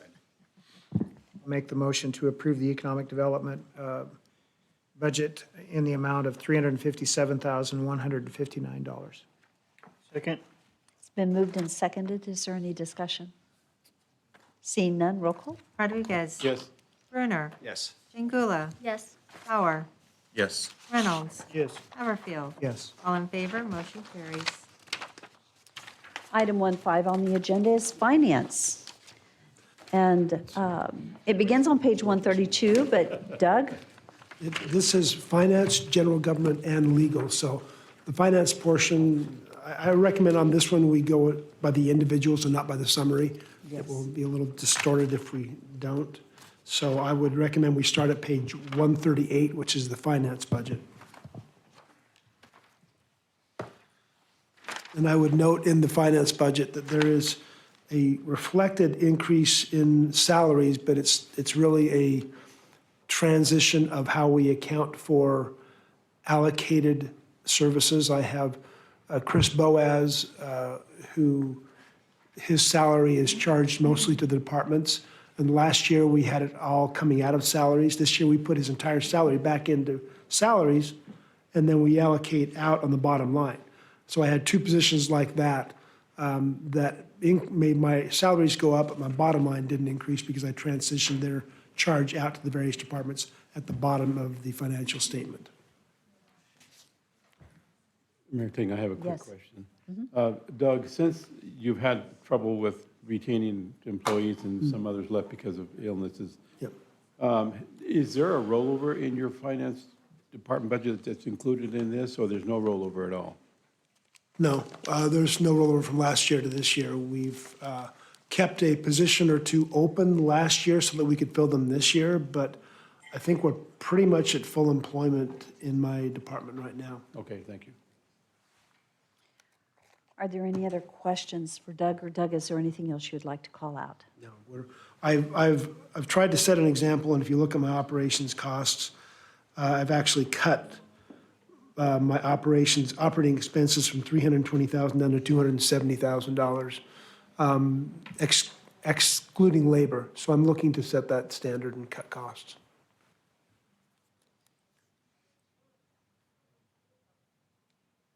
Okay, is there a I'll make a motion? motion to approve the finance budget of $1,612,183. Is there a second? Second. Clarification then. Yes. This is just for the operations, is that correct? No, that's for. That's the total. Total expenditures. That's all three, This, I'm sorry, this is 15A. Yes. right, so that's just for the operations. Yes. Okay, so it's been moved and seconded. Is there any additional comment? Questions? Roll call. Brunner? Yes. Reynolds? Yes. Haverfield? Yes. Bauer? Yes. Chingula? Yes. Rodriguez? All in favor, motion carries.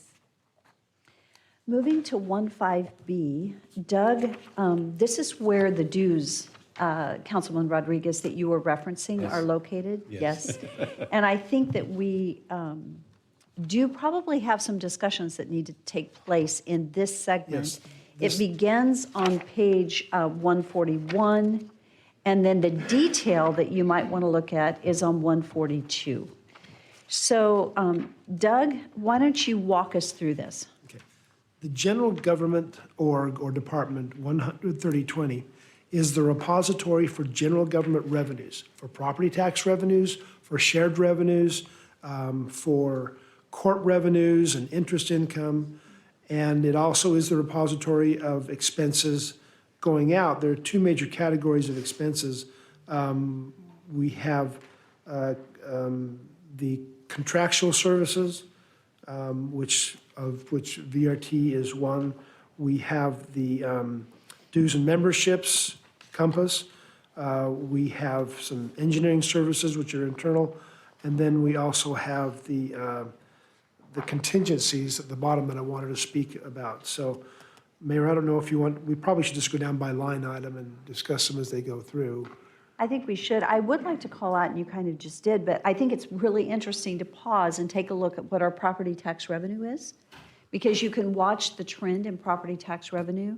Then you move down to our state shared revenues. That's the shared sales tax.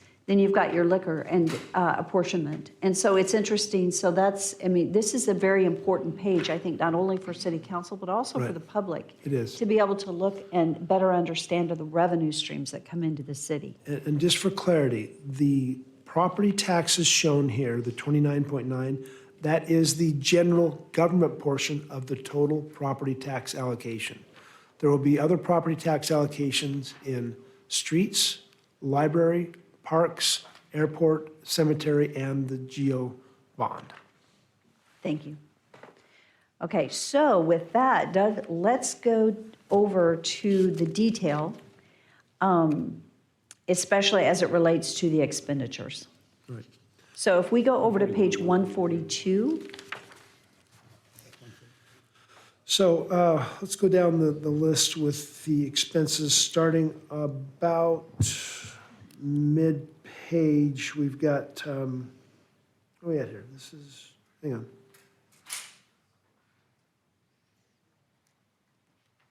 So the dues and memberships of 92,000 start 2/3 of the way down.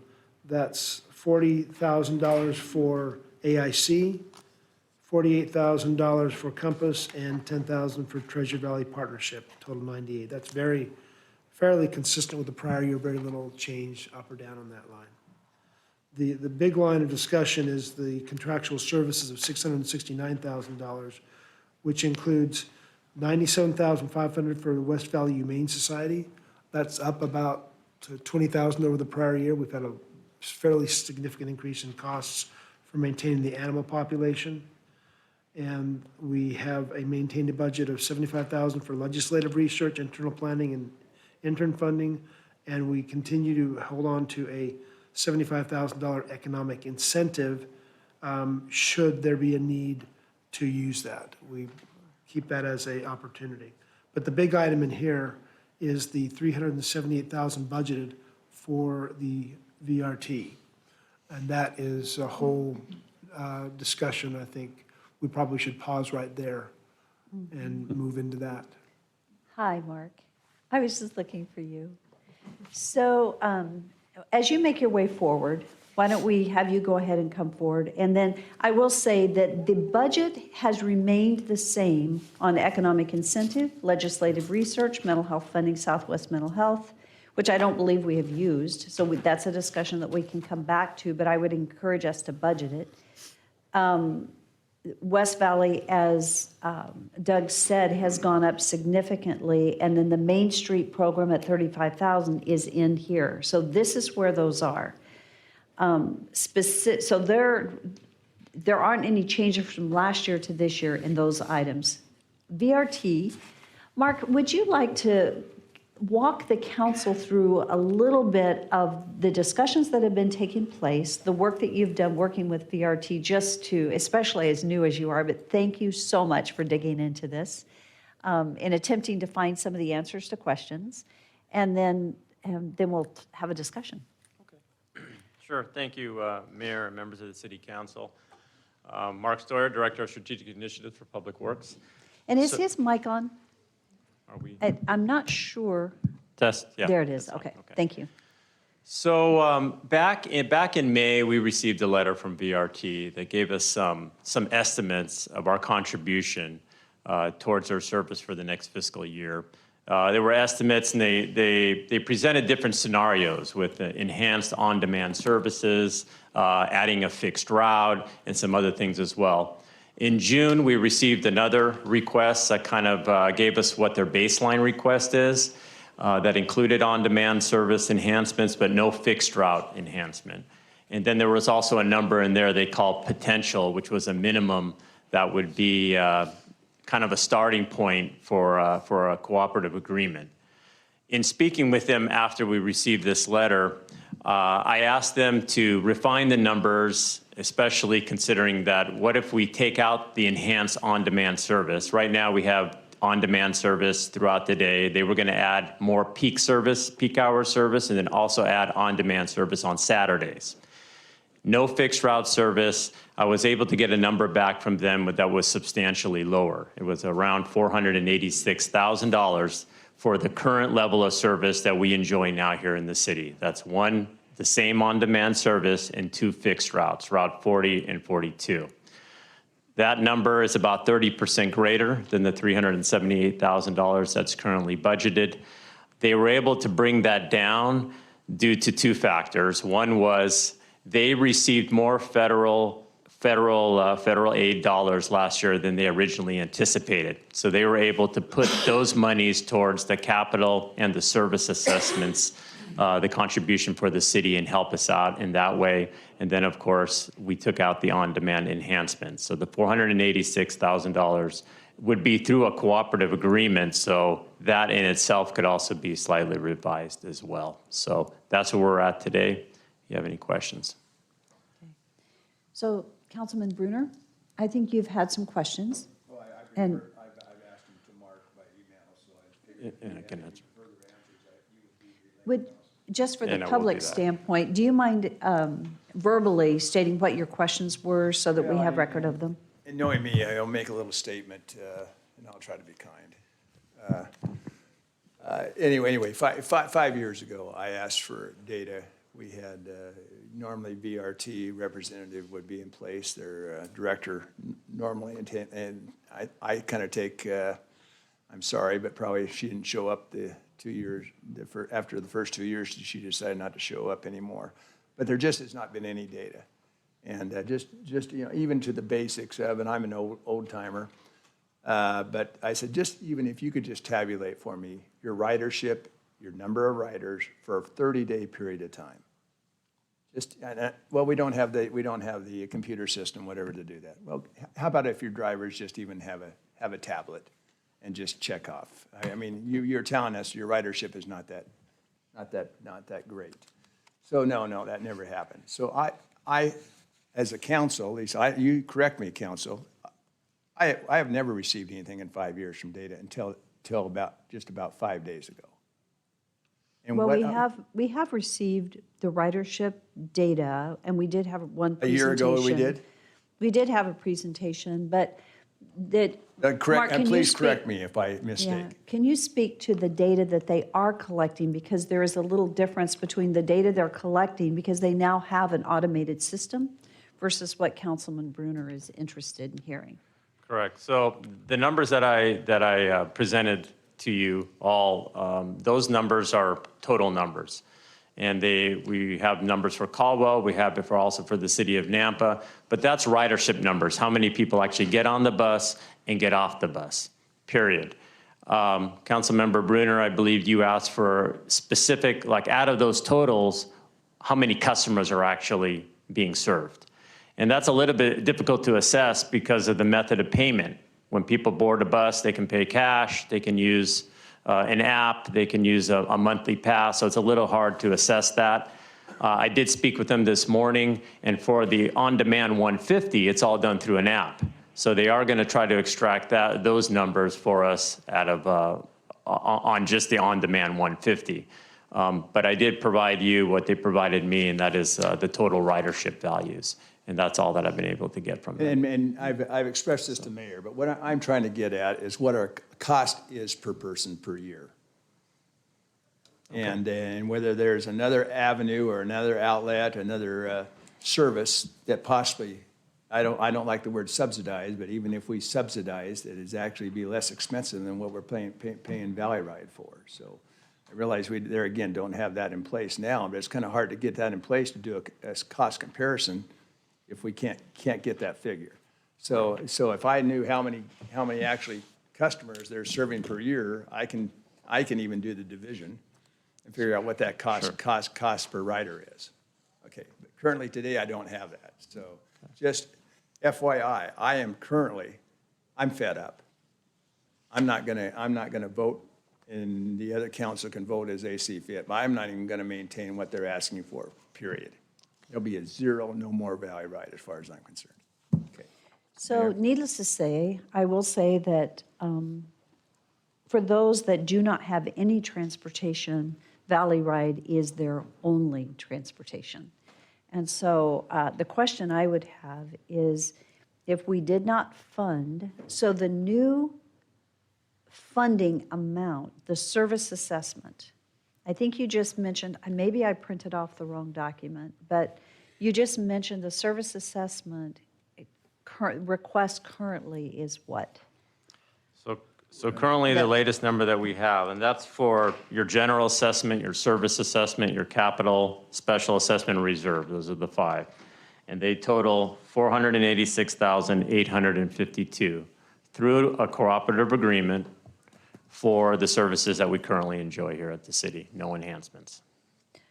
So 486,852. Which is considerably less than the document that we had received. That's correct, yes. So I guess I have a question. So that's about $100,000, maybe $13,000 more than we have budgeted.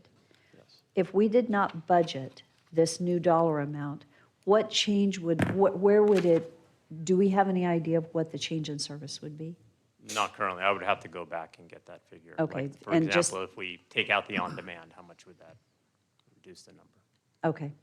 So I really appreciate your communication and you digging into it. Thank you. You've done a great job, and I really appreciate it. So our current budget at 2% does not have this 486,000 budgeted. What we do have in the budget is 378,000 for VRT. And so we're about a little over 100,000 short of that budget. If we were to budget at that amount, we would have to identify where in our current budget we would be able to pull money to fund that. So, council, what are your thoughts? And Mark, did you have any further comments? No. Thank you. Thanks, And- Mark. Mayor? Thank you. Yes.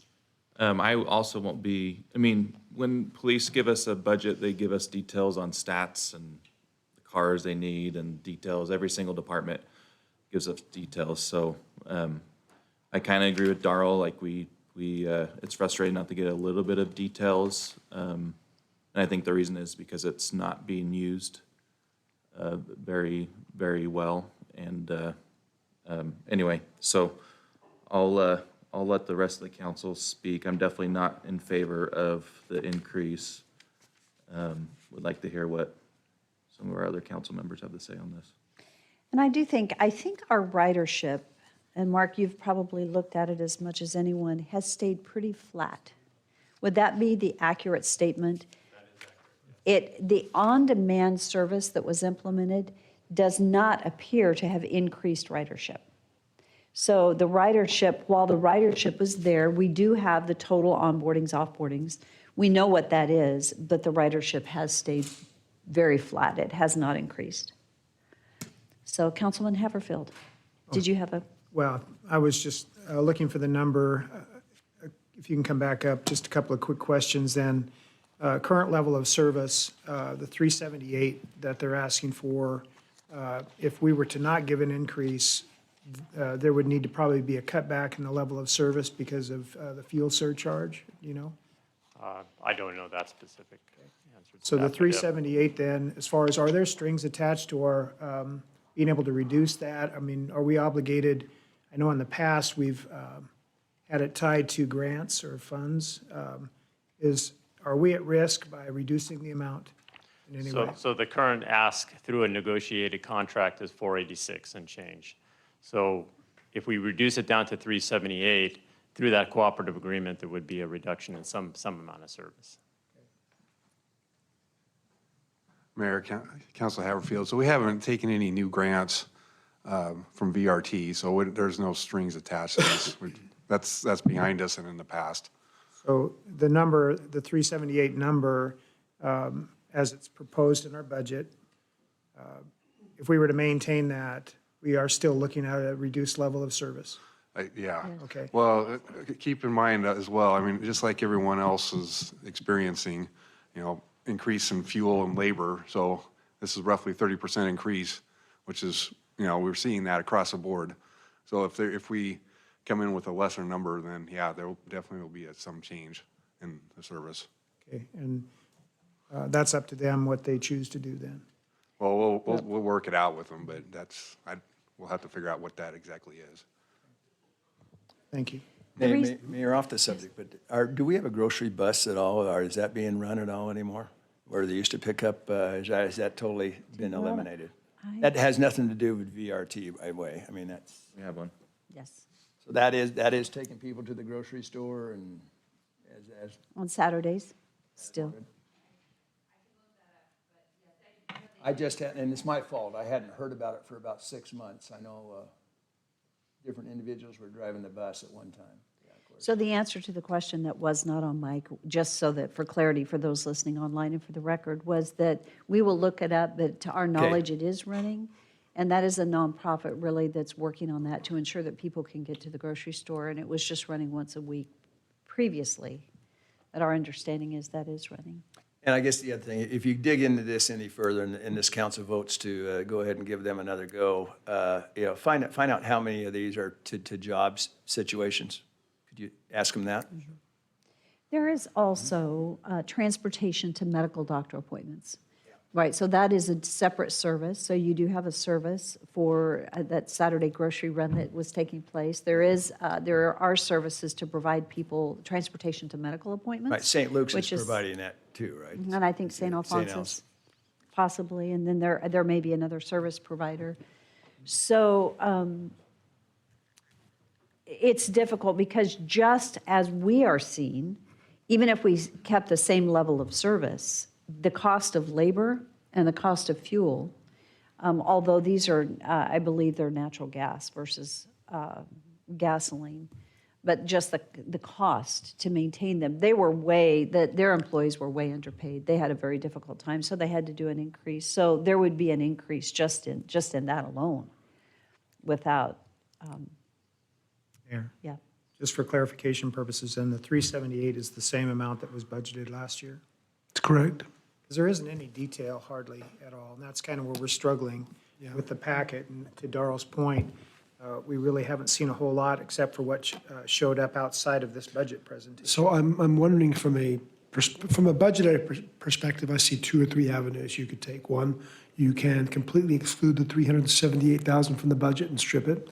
You can leave it and then come back and figure out what VRT will give us for $378, or you could do 2 other alternatives where you authorize the increase of $108,000, and then I go find where to pull that from, or you can leave it at 308 with the intention of meeting with VRT to find out what you're getting for the additional 108, and then I could leverage part of our contingency reserve to pay for that. Those are my budgetary options. Mayor, back to my question, though. There are no strings attached to whatever decision we make. In the past, there were strings attached. If we were to reduce it, we were looking at potentially having to I pay can't speak to that. I think maybe That's Mark what- or Tom can speak to that better than I That's could. what Tom spoke to just a minute ago. He said we have nothing pending. So he spoke to that and clarified that. The one thing I would remind council, that in the process between now and our final budget hearing, we can reduce our budget, we cannot increase our budget. So the question would be, and we don't have the full answer to the question if we don't fund. And unfortunately, with VRT, these discussions, there have been some changes from May to this week regarding what the actual dollar amount was and the justification. So, yeah. I think We within. can't go up, we can come down. Within this structure, since my contingency and the VRT are within the same department, if you wanted to come back and meet with VRT to really hammer this down, I could move the money from the contingency to the VRT without increasing the budget, just shifting it from one bucket to the next within this particular org. It's not my preferred way of doing it, but it is an option that I could do if you chose to budget the 378 and then come back and meet with VRT to find out what you're getting for the additional 108. An option, maybe not the best, but it is an option. So Doug, let me ask a question.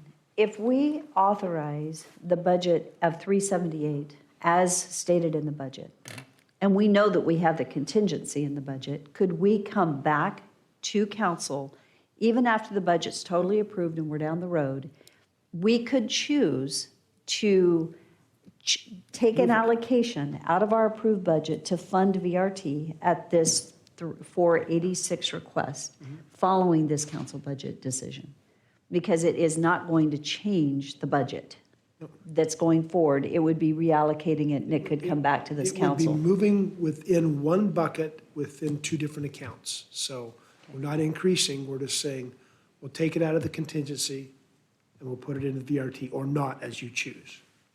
So candidly, my recommendation would be to approve the budget as stated, and I understand Councilman Bruner's concerns.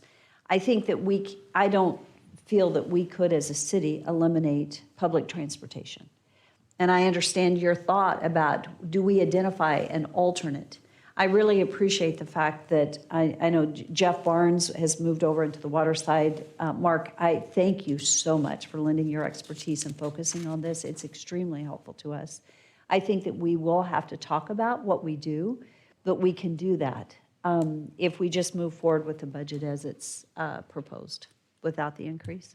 Mayor, Yes. kind of a joke, maybe with Natalie and Dale, we can get those bikes back on. Scooters. The little bucket in the back. There you some go. Groceries in it. Victor approved it. Right on, dude. Actually, Mayor, that does bring up a point, and that's why we were having a sidebar on it. Is there a private entity out there that we could contract with to provide a service throughout, as far as citywide, a service, utilizing that amount of money? There might be a private entity that would be able to, that we would support as a small business, if that was out there. But I don't know that it is. It's just, food for thought. But these are dynamic times, and people are potentially being faced with something in the future we don't know. But long-term, I agree with you. I don't think it's a good idea to cut off a line of transportation that people depend on. What we're looking at is not increasing the amount. This is already within our budget. So I would tolerate allowing it to move forward, but then again, maybe ask for additional information. And as we roll into our final budget approval, maybe that gets amended at that point, because we can reduce the amount or transfer those funds into a different bucket. Mayor, let me say, I don't want to cut off transportation for folks, but I'm making a statement here, and only thing, sometimes if you make a statement, then things get to move a little quicker. I've not been effective in that for 5 years, so I don't know what the answer is, but I'm still not voting anything for Valley Ride for this budget. And hopefully that whatever we need to do is check into a private entity or another separate resource for this, fine. But I repeat, I'm done. So I do want to clarify, Councilman Bruner, over the last 5 years, they have increased their data collection considerably. Because 5 years ago, they did not have the software system to track ridership at all. Now they do have it. I have been asking for the number, the individual riders for 5 years. Which is a little difficult with the cash Yeah, I payment know, they system. always tell me how difficult it is. Right, but what they do have today that they did not have in the past is that they can tell us what their total onboardings and offboardings are. So the data Randy is. may be riding it 30 times a day. That's fine. I want to know how many. Been watching me? Yeah. Mayor Kling. Yes. Riding a golf cart. Mark, so I have a question for you. So not only is VRT, transportation is our priority, but what about the crosswalks? If we don't fund, is VRT connected to the crosswalks? That's what we clarified. Okay. That Yeah. was passed, that was my concern. Okay. That's why I've been voting, actually giving them a break for this. I just wanted to make sure. Thank you. For clarification purposes, the budget, we can put it in there, but we can change, again, the allocation amount, either to them or to put it into something else. But currently, as it is put in here, there's $378,000. Yes. That still keeps us at that 2%. Yes, it does. So I'm fine with making a motion then to move forward with the amount of $1,168,336 for the general government budget. Okay, so it's No, 7 million. That was finance. So it's 7 million. Oh, I'm, 983. That's the hard part about all these numbers. It's on page 141, total I was on expenditures. 145. Well, I wrote down the wrong number. Maybe I'm not in favor of it then. Just a moment. Okay, Councilman Rodriguez. Thank you. Randy, if you'd hold on just for a second. Sure. The $15,000 to fireworks. Right. Okay. I don't agree with that. I don't know why. I think it's a great idea, but right now, the times are difficult. I don't know that we should be giving this money to a 501c3. And I haven't talked to Dale about this, so I don't know what your feelings are, Dale, but since you're the chairman of God and Country, I think we need to really take a good hard look at our priorities in terms of giving to 501c3s. And if it's for to see kids, I wouldn't hesitate at all. If it was for something to do with education of children in our community or seniors, then I would not hesitate one bit. But the fireworks, I'm concerned about that, Mayor. I'm sorry, because I think it's a great idea, but, you know, I just don't think the time right now that we're trying to figure out what our priorities are, I just can't do that. So VRT is a difficult one for me, but this one is even another one. So I'm not going to vote for that. If I could make comment, and I will say that just so everyone knows, I put that in the budget and I'll take full responsibility for it. Did my proposed don't- motion die for lack of a second? Yes, it did. Because I didn't get the right amount? Yeah. Good. Thank you. Sorry. Yes, it did die. So we'll go on and then we'll come back. Okay. Went So down in just, fireworks. Yeah, we're on something else now. it was my recommendation that we put $15,000 in here to fund the fireworks. I do not recommend that the city support nonprofits. So we don't typically do that. This is not about funding God and Country, especially this year, because they had an indoor event, totally separate. This fireworks display is Nampa's fireworks display. It just is. And you look at other cities around us, and the cities actually fund their fireworks displays. This is Nampa's fireworks display that takes place every year. I went out to Ridgecrest Golf Course, and it was full of people sitting out there enjoying, playing, throwing footballs, and then watching the fireworks display. And I question the appropriateness of the city's fireworks display, the burden of that being carried by a nonprofit, and the city not contributing to it at all, as other cities do contribute to their fireworks displays. And we do not have any type of anything on 4th of July. And I think it's okay that we don't. But it is, our fireworks display takes place following God and Country. And we could fund it separately, not through the nonprofit. But when it is the city's fireworks display, I just feel like the city should help fund the fireworks display. And that's why I suggested that go in. And there was a discussion about trying to negotiate with the Ford Idaho Center and reduce rates there, and I do not recommend that. I don't think that's the right approach at all. And the reason for that is that we need to be careful as a city when you hire a private management company to do a job, to come in and ask them not to charge someone to come into their building. And where do you begin that and where do you end it? Because which nonprofit do you do that for? That becomes really tricky. And so I would not recommend that we try to negotiate, because there are actual hard costs associated with the use of the Ford Idaho Center, which God and Country pays to use the Ford Idaho Center, and they cover those costs. This is very directly related to the fact that it's Nampa's fireworks display, and I think the city should support it. So, Mayor? yes. Yeah, I got a quick comment. I think I'm going to support it, and I think hopefully Dale would agree that maybe this would kind of form a partnership between them and us, where we can kind of come together and maybe even, try to help. They're not that they're struggling, but we could kind of bring it together and make it special. Like, I think it is special already. People love it, but we could even magnify it. I think Melba does a great job. Caldwell does a good job. So it'd be nice if we did kind of partner up. And I think I made that comment about, the Idaho Center maybe giving us a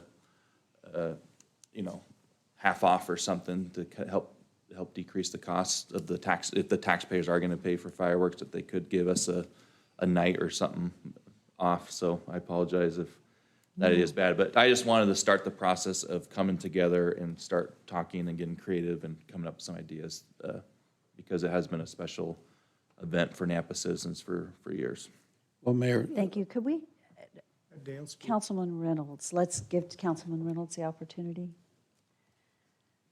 So, I've been involved with this event for the past 7 years, on their board.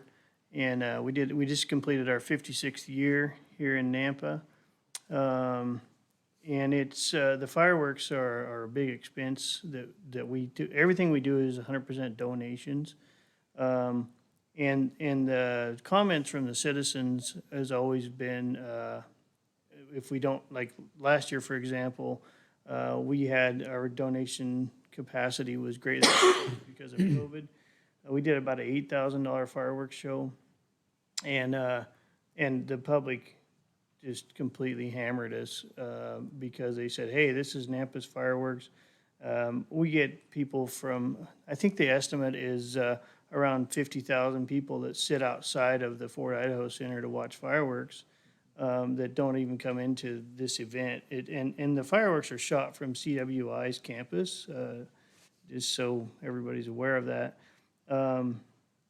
Fireworks America puts on the show, and they do most of the large cities around here, their show. And but the amount of, I mean, we've had people complain that the sprinklers came on at the golf course and that kind of thing, you know. So it really is a public, the public relies on it, and they count on those fireworks for Nampa's event every year. So I really feel it's important.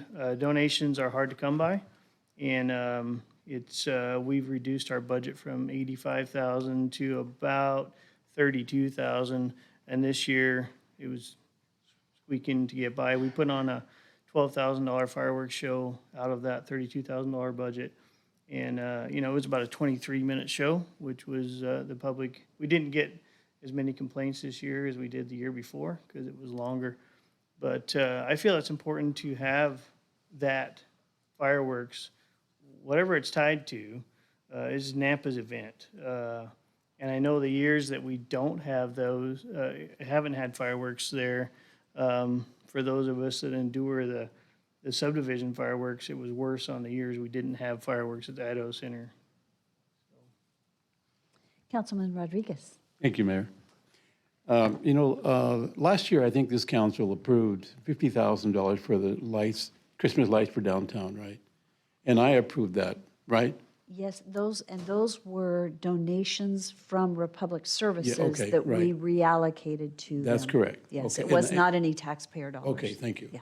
Yeah, that's right. Yeah. So now that is a beautiful idea, and I love that idea, and I thank the mayor for thinking outside the box on that one. But on this one, it's not on the city of taxpayers to promote the fireworks. That's on the God and Country Board.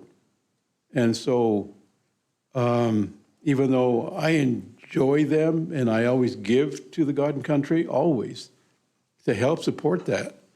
But at this time, I think with the budget that we have and how many people are, I just don't think we should be using taxpayer money for that. And Jacob, I agree with you. Yes, sir, I do. But not this time. So I just can't do it. Sorry, Mayor. Well, that's fine. I was just trying to figure out, we have approximately 32,000 households, I believe, in the city of Nampa that pay property taxes, not counting other taxes. At $15,000, it'd be no more than about $2 per house that would get billed. Is that correct? Am I? It'd be I'm sorry. $2. I did it totally. Wow. Yeah. 50 cents. 50 cents per household. So good grief, I was trying to do my math. 50 cents per household, is that correct? Is what it would cost for the fireworks. Is that correct? Hopefully that's correct. Okay. Councilwoman Yes, thanks. Jankula, yes. I just want to say, for the record, I was the ambassador for the Idaho Potato Drop for a lot of years for New Year's Eve, and the city of Boise never gave a dime for fireworks. We funded all of that on our own through sponsorships. So I just want to put that out there. I stand with Victor on this as well. I feel the same. I just don't want to get sticky with the 501c3s. I think God and Country is an awesome event. I think it adds a lot to our community, but that's kind of part of a 501c3 and having a board, and it's up to them to raise their money for that. And I support the cause, and I think it's great. I just don't know that's where money should go. Could I clarify, that was the potato drop? Correct. That's a New Year's Eve Eve, celebration, yeah. which is not the 4th of July, because they have a 4th of July celebration.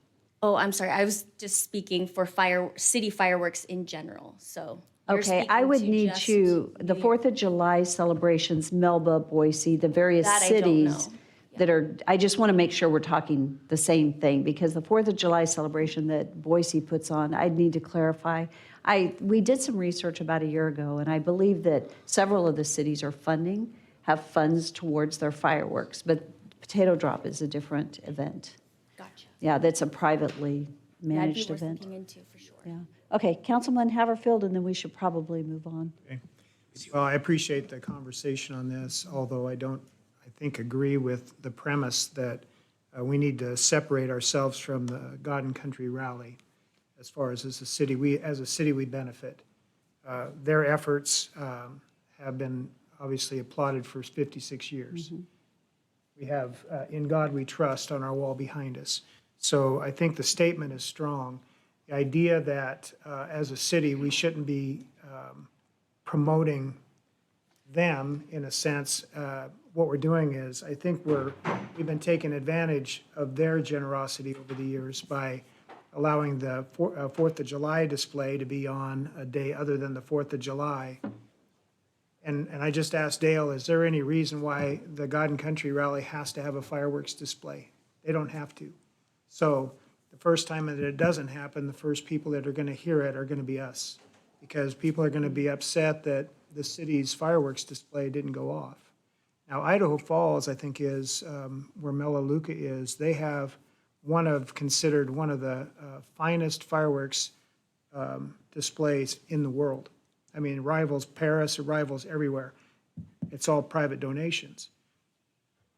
You know, if we want to continue to support the God and Country Rally, if we want to enjoy a fireworks display in Nampa, I think we need to be more open-minded to a cooperative nature between the two. Otherwise, okay, we're not going to do anything for the God and Country Rally, they're going to do their own thing, and that's going to be our stance as a council, and that's not my position. I don't think that that's right. I donate, and I'm thinking 12,000, 15,000, what'd you pay this year, 12?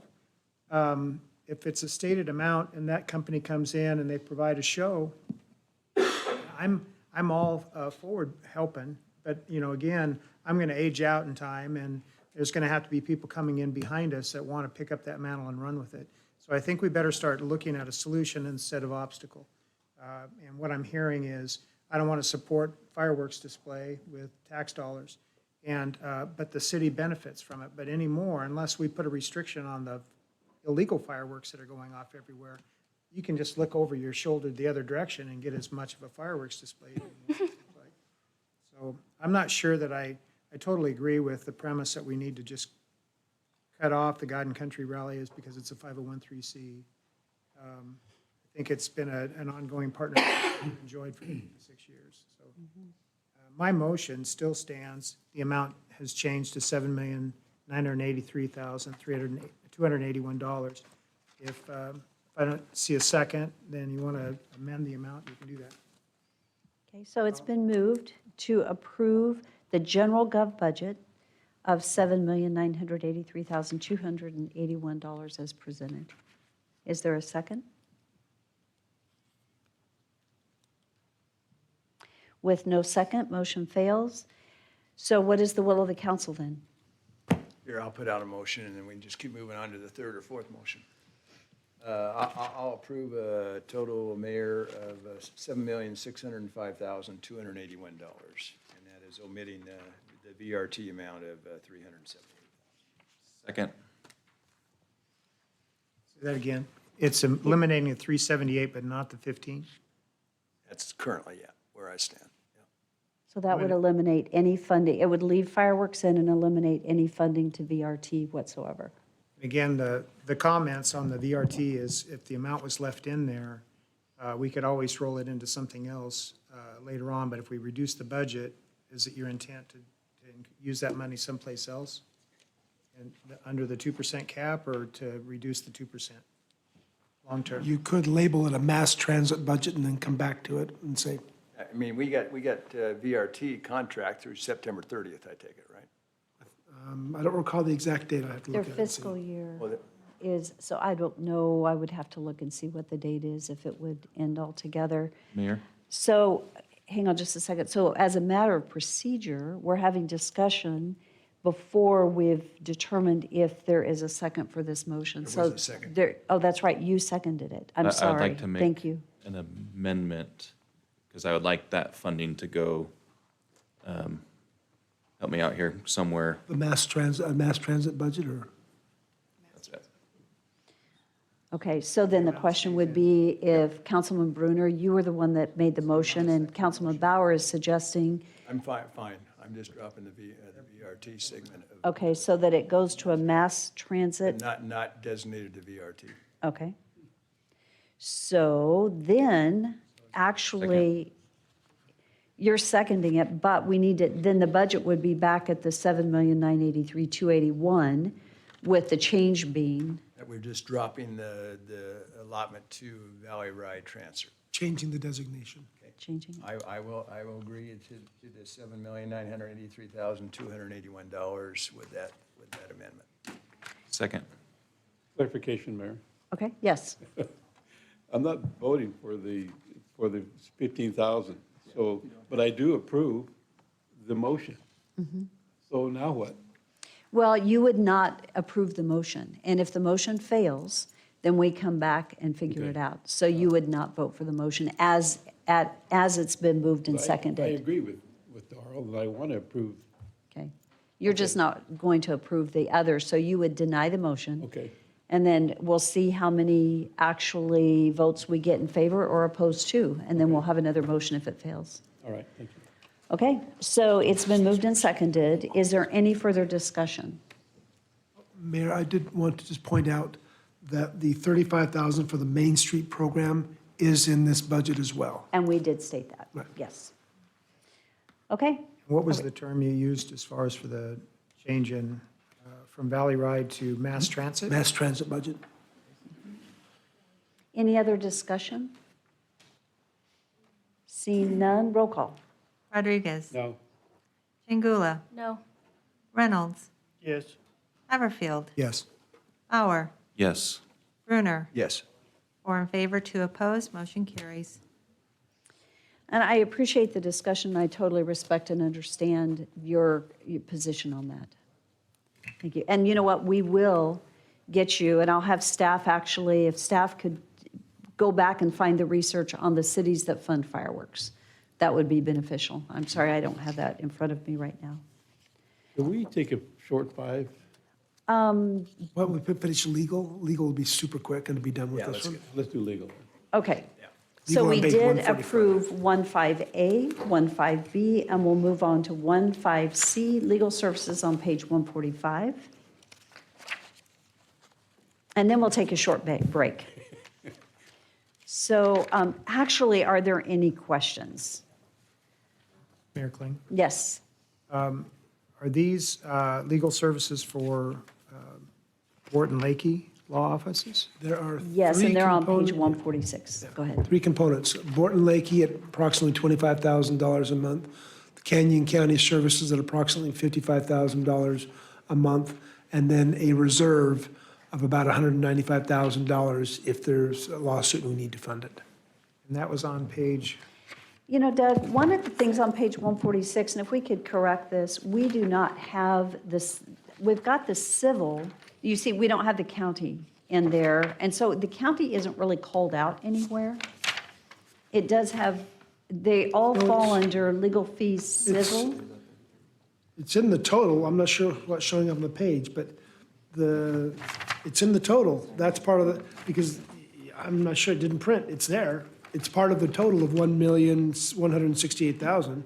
It's about $660,000 It's in So we'll there. need to just correct that in the Yeah. next Yeah, and then when we piece. print it, yeah. Thank So you. can you, of the $1,168,000, how much is that is prosecuting? About 660,000, 660, 691. 691? 691. Are the other two numbers correct as you look at the detail? The 280, we've got 287.1 for legal fees, 287. 190 for contingency, Right, and 691, and that does equal. right.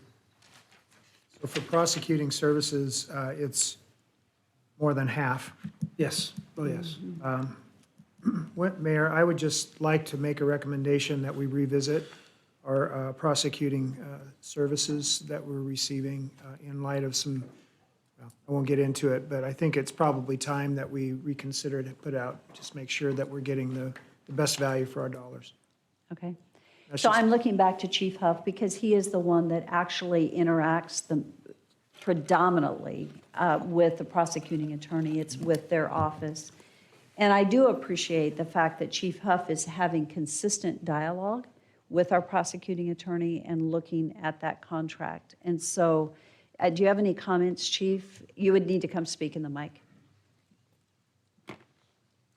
Because it will be, with Chief Huff because of their. I just want to have a trust in what we're getting services. So if we're talking about for approving it for the next fiscal year, my question would be, I believe the contract there was a 3% increase. Is that right for this Yeah, year? the contract goes up 3%. It's a maximum of 3% per year. Okay. So that would be one thing I'd probably talk to the prosecutor about. I mean, last year, I believe he said he was down 17 attorneys over there, which we roughly fund. The city of Nampa roughly funds 7 of those positions. I think he has 37 total when they're fully staffed. With COVID, obviously, I don't think we got our money's worth as a city because they just didn't prosecute that many people during that. Now there's a backlog right now. I can't remember his statistics, but if everybody went to trial, it was over 700 jury trials a month. And they actually only do about 11 that actually make it to a jury trial, last I talked to Brian. So I guess my thought would be to go ahead and improve it for this year. And I will have a meeting with him coming up before October to make sure that we're back on track where we were pre-COVID. Because we do get really good service from them. One of the problems the city had before we went to private attorneys, let's say somebody was arrested for a misdemeanor and a felony, the misdemeanor would go to the subcontractor by states or county and state statute. The felony has to go to the county prosecutor.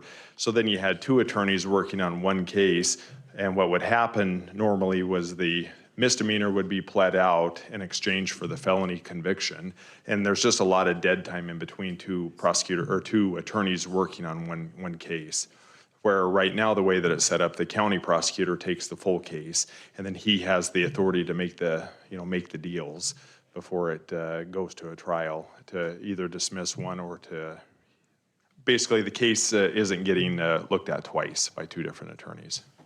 I just know with the issues that the county's facing with ICRIMP and their Yep. insurances, I think it's important that we open the dialogue just to make sure that we're moving down the right path continually. I don't believe any of that would affect the prosecutor's office, so they would be immune from lawsuits and stuff like that. But it's just the way that their practice, the practice there at the county level.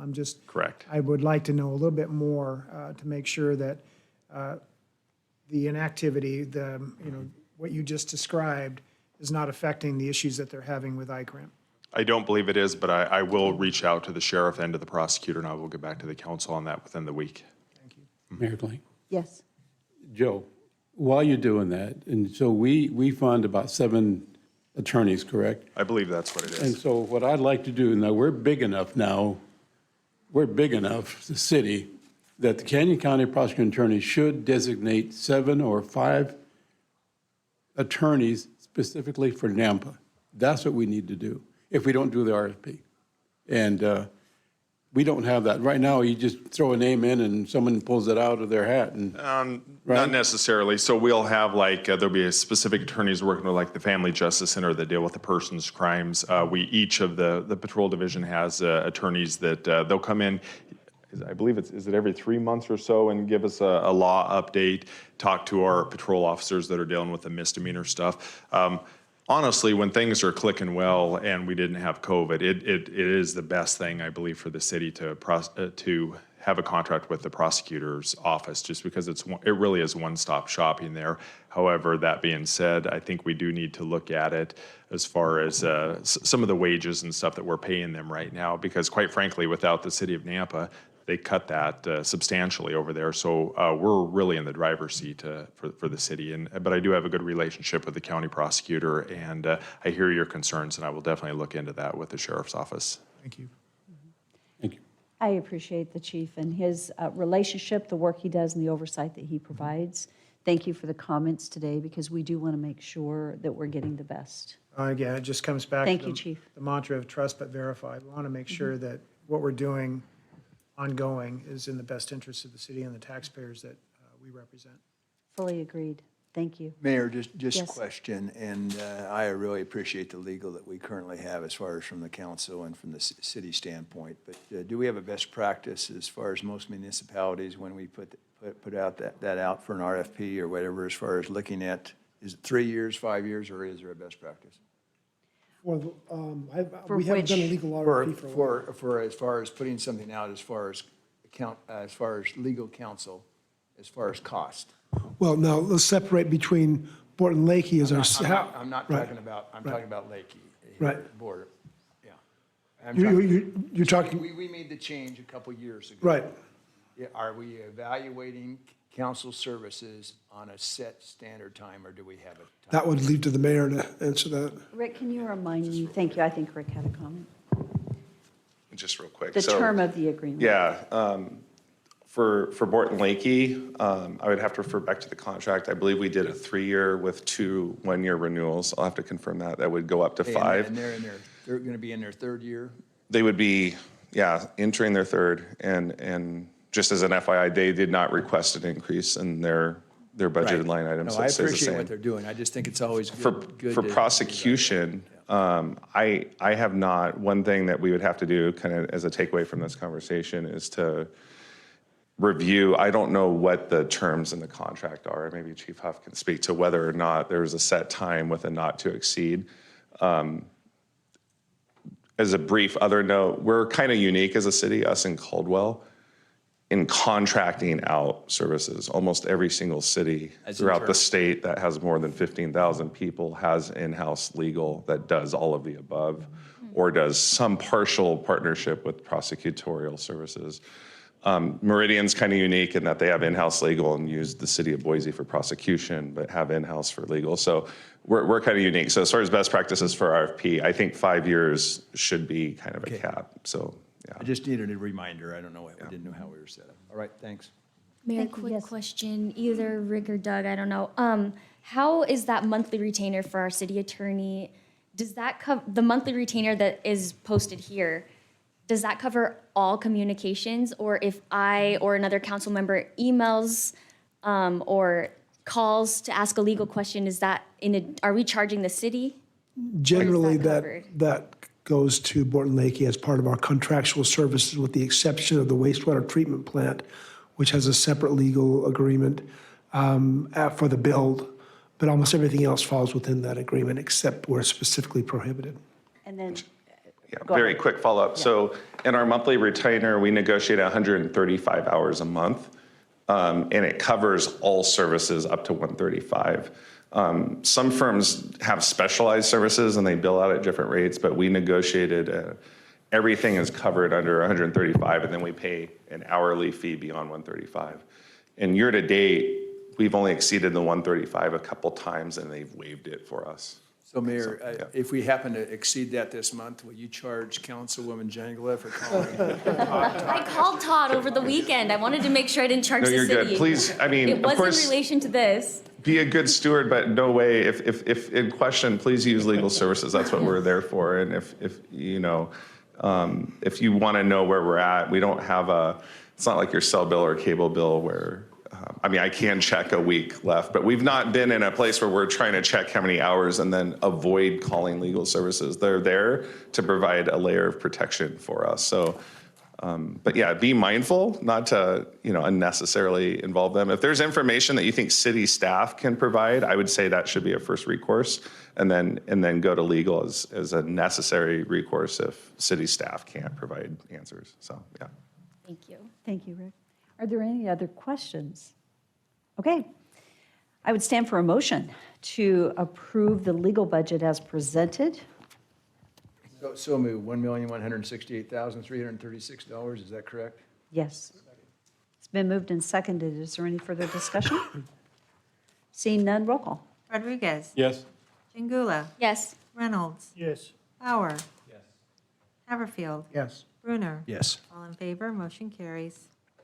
With that, let's take a 5-minute break, and then maybe in the next 45 minutes, we can finish this section 1, and then take a lunch break at noon and move on to section 3 at that time. So, thank you. So recess for 5.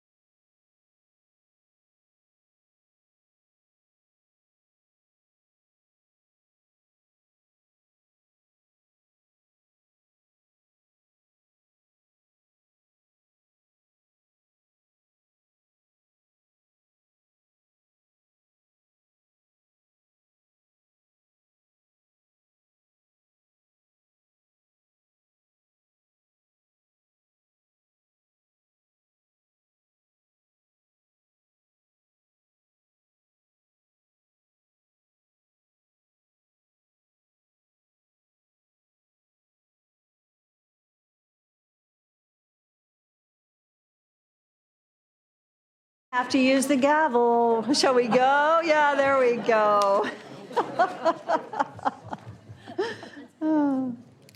Okay, so we are ready to move on to section 1.6. This is human resources, and it begins on page 147, but the actual budget is on page 152. So I'll give us all a minute to turn there.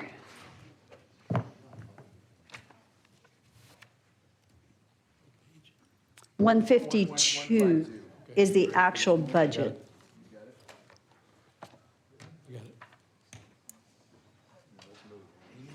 Okay, so questions on this particular budget? Council, do you have any questions? Mayor, Isabel Yes. told me not to ask any questions, just to pass it. Ju- I told you I was going to say it. That's great.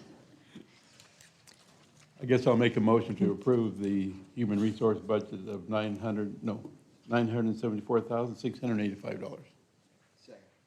It's been moved and seconded. Is there any discussion? Thank you. In agreement.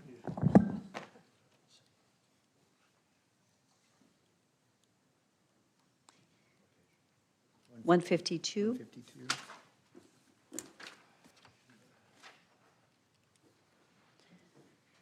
So as far as personnel, no new personnel. Not this year. We have grown the human resource staff, and the salary line is up, which I think has to do with absorbing a position, if I remember There correctly. was an IT position we approved, but never filled between the 22 and 23. So it was approved but never filled. So no new FT, but we have to put the dollars in now. The dollars are in there now to fund that position, What which about is an the- important key What about the position. HR director position? Is that a rollover number That is a rollover number. with the 2 and 2+2 increase? Yes. Are we looking at applicants right now, candidates? Yes. Okay, Yes, we are. so we can work within the budget number? We believe we can. We believe we can. Thank you, Mayor. Okay. Any other discussion? Seeing none, roll call. Chingula. Yes. Reynolds. Yes. Haverfield. Yes. Bauer. Yes. Brunner. Yes. Rodriguez. Yes. All in favor, motion carries. Item 1.7 is information technology budget. Those numbers, the budget begins on page 157, but the actual budget is on 161. Excuse me, I said that wrong, 156.7, and now the budget's on 161. Are there any questions, or Doug, are there any call-outs on this particular budget? No, similar to HR, they're trying to do more with less, and there's a growth problem. Okay, Motion to approve the IT budget for 2023 at the amount of $2,335,189. Second. it's been moved and seconded. Is there discussion? Mayor, again, Doug, for clarification, I see a salary increase, but beyond that, there really isn't a whole lot that's changed from last year. But there's one new FT proposed for a new security analyst, fully loaded as wage and benefit impacts. And that and the COLA account for the increase in wages. Right, and that's kind of what I was pointing at, but the balance of it as far as capital costs or improvements, there really isn't a whole lot of difference. Actually, a decrease Yep. in equipment and vehicles then. Yeah, it's something to note that this year we only approved the high critical exemptions for IT. So next year, I think we'll have a larger request from IT because we kind of pulled back on just the critical exceptions this year. And we have medium level that can get by this year, but next year, I think it might be a bigger ask. So the IT department's ability to protect us from outside ransomware stuff that's happening, we're still in good shape? Well, I can let Butch speak to that, but we still have the monies we allocated from ARPA, the $360,000, where Butch is trying to identify what the best security approach looks like, and that's a separate funding that's already been approved and not reflected here. Separate from this account? Yes, so we have ARPA money, Councilman Haverfield, there's $350,000 set aside for the Zero Trust network that we're going to be implementing. In addition to that, in order to keep us safe, our current security analyst is not able to keep up with the demand, and so that's why we're asking for the additional. I think with between the two, we can serve the needs and keep us safe. The ARPA is the one-time expenditure. Correct. Yes. Thank you. Thank you. Are there any other questions on information technology? So again, Discussion? The amount was $2,335,189 was the motion. Seeing no further discussion, roll call. Chingula. Yes. Reynolds. Yes. Haverfield. yes. Bauer. Rodriguez. Yes. Brunner. Yes. All in favor, motion carries. Moving to 1.8 on the agenda, this is the mayor's office budget, and the actual budget is on page 169.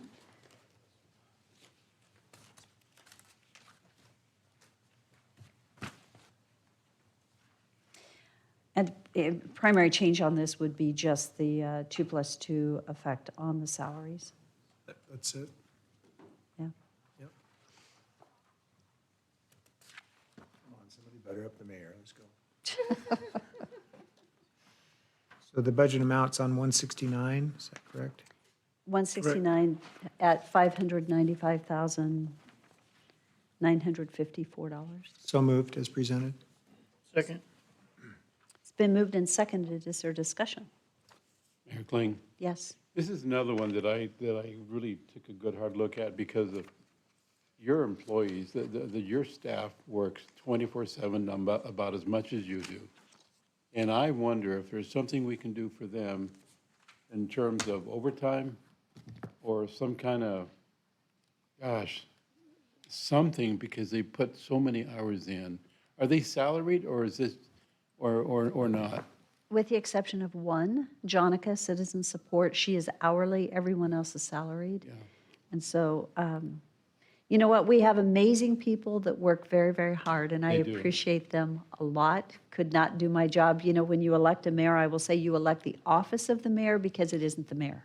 It is the team that actually performs the function, and every other director sitting here, right? It's the team that does it, so. There's a lot of times that I get a call from Rick or from Carrie or from Amy and sends out emails left and right, 10 o'clock at night. And I just wish there was something we could do for them, for giving the city so much that they do. Yeah. Well, thank you for your heart. You're welcome. Appreciate that. And they appreciate that too in the comments. No. I mean, yes. I got you in code enforcement, you can drive a bus. You got me at the Napa Highway District. I got your name. I'm the new VRT driver, by the way. We've not done roll call, right? We've not done roll call. We're building a side budget for Darrell's bus. There you go, yeah. Okay, any other discussion on the mayor's office budget? Hearing none, roll call. Rodriguez. Yes. Brunner. Yes. Chingula. Yes. Bauer. Yes. Reynolds. Yes. Haverfield. Yes. All in favor, motion carries.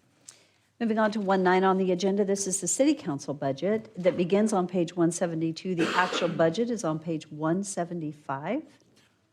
Mayor, can I make a comment here? Yes. Rick, Chris and I were looking at this yesterday, and I know there's been spirited discussion in the past about pay raises for city council. We did let, not intentionally, the 2+2 slipped into the council pay. That's the $263 of increase, or a portion of it slipped in. So we'll have to back that back out as, before we finalize the budget, unless there is a different will of the council. I just smile because the 2+2, if you applied it to the council, would only be $263. Yeah, not, No. is there a difference? That's because there was COLA last year in the budget as well. That 5% was in the adopted budget. But we didn't Oh. execute on it, but we put it in there. Got it, that's why it was budgeted, so Yeah. that's why it's not being reflected. That makes more sense then, because I'm thinking, wow, how is that happening? Thanks for the Okay. clarification, Chris. So then if we approve the council budget, it would be with the adjustment to take out the 2+2? Right. Okay. Mayor, a question also on the council, but I did ask this to Doug. I'm not understanding, or are we spending this at all as far as travel, lodging, conferences, about over $5,600? It's in there in case there is a need for it. Yeah, I don't like budgets just in case. Okay, It would be wonderful, though, I have to say, because I haven't even been going to conferences. well, I'm And fine. it would I'm be fine- great I'm fine for with you council going to to- conferences, but I'm sorry, this council, and I know I shouldn't be speaking for the rest of you, but if we want to go to a conference or whatever, I mean, I think that's service. We take care of that personally. That's not a city taxpayer funding. If we decide to do that, there again, if we decide to go on live stream or whatever the case might be. And so I want that out of the budget. So for me to vote for this, that to me, that needs to be, unless you want to reduce it, down to $1,000 or something of that sort, I'm fine. But now if there's a training or something of that sort, I'm fine with that $1,399. But the travel lodging, that needs to get out of there. Conference, sometimes you have to pay for something, just a fee, whether you attend or not. So I would reduce that to $1,000, so that's $2,500, meals, $3,000, and travel, transportation, yes, that's $4,650. I will vote for this if we reduce that budget by $4,650, plus making the contingency change on the 2% and $2. Wait, so you're for the increase 2%? No. For us? No. No, just so that also Yeah, okay. goes away. I mean, I think we need to set the example, and we're part-time. For sure. Yeah, I was thinking the same thing. Give it 2 fireworks. There you go. You got to leave it in the budget then. That's right. So, Is that a motion? Well, I'm just putting that out there, so I didn't do the math, so you reduce that by 175. so you know what, could I ask a question? Could we possibly retain budget capacity in in the general gov budget, if you pull it out, that if it needs to be allocated someplace else, but what you're saying is you want to take it out of here? I don't want it in the council. I'm fine for you. You know, if you need to go to a conference or something of that sort, I'm fine for the mayors to. Yeah, we can move that to Gen Gov. It can be moved to Gen Gov. So you just tell us how Move that. it to yeah, so how do we do that? So exactly what are we? $4,650 removed to Gen Gov would be, and then the accepting of the, so we would still accept the same amount. Is that what I'm understanding? Now, you've got 2,000 from travel and lodging, 1,500 from conferences, and the meals and travel transport. Okay, got it. I'm keeping 1,000 in conferences. Okay, I got it. So 2,500 travel, meals 500, 1,650 is where I got the 4,650. So to restate, travel lodging goes to 0, conferences moves to 1,000, training stays as is, travel meals goes to 0, and travel transportation goes to 0. Not yet. So Mayor, clarification then on the clarify. training aspect of it. Is that to go for someone coming in to present to us? I mean, can that money be allocated to a consultant coming in, or is that meant to go back to council members participating? I mean, what's the intent of the No, training? it's So I'd for, say- Go ahead. Well, and I'd like to say, I do think it's important that council is educated. Council going to AIC, there are positions on AIC for council, and I would love to see our council be more involved in leadership positions.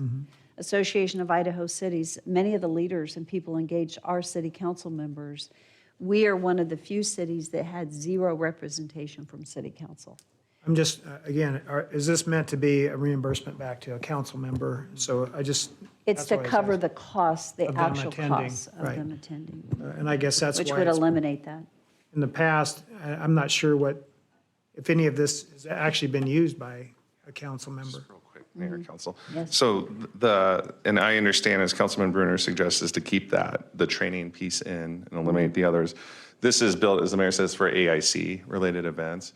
So you'll notice also from the clerk's office or ourselves, we'll let you know about AIC events that are upcoming. When you register, we cover the cost and we code it to 5490 under council So budget. they're covering the cost of admission in a sense? Yes, 'cause there's usually a in Boise- registration fee, and then if you wanted to go to the summer, which I think the mayor was referring to just a couple of weeks ago, I think that was $300 a person, for example. So if a couple of you or 3 of you wanted to go to that, there's also a winter event that has a smaller per head cost for a full day. And then when we onboard new council members, there's AIC, I think Councilwoman Jangula attended, there's a nominal cost with that, which is a full day onboarding training, and it includes meals and stuff like that. So that's what the rationale behind training is. It covers it covers items that are to your benefit to train you and equip you for the function of city council. Well, my first year I went as well to AIC, but I just paid my own way. I didn't know there was any of this stuff, and it wouldn't have mattered to me anyway. I just wasn't going to build the office. So this has been rolling over each year, or what's been going on with these funds? Goes Stay into in general reserve. gov? It goes into reserve when it hasn't been used. It just builds our reserve account each year.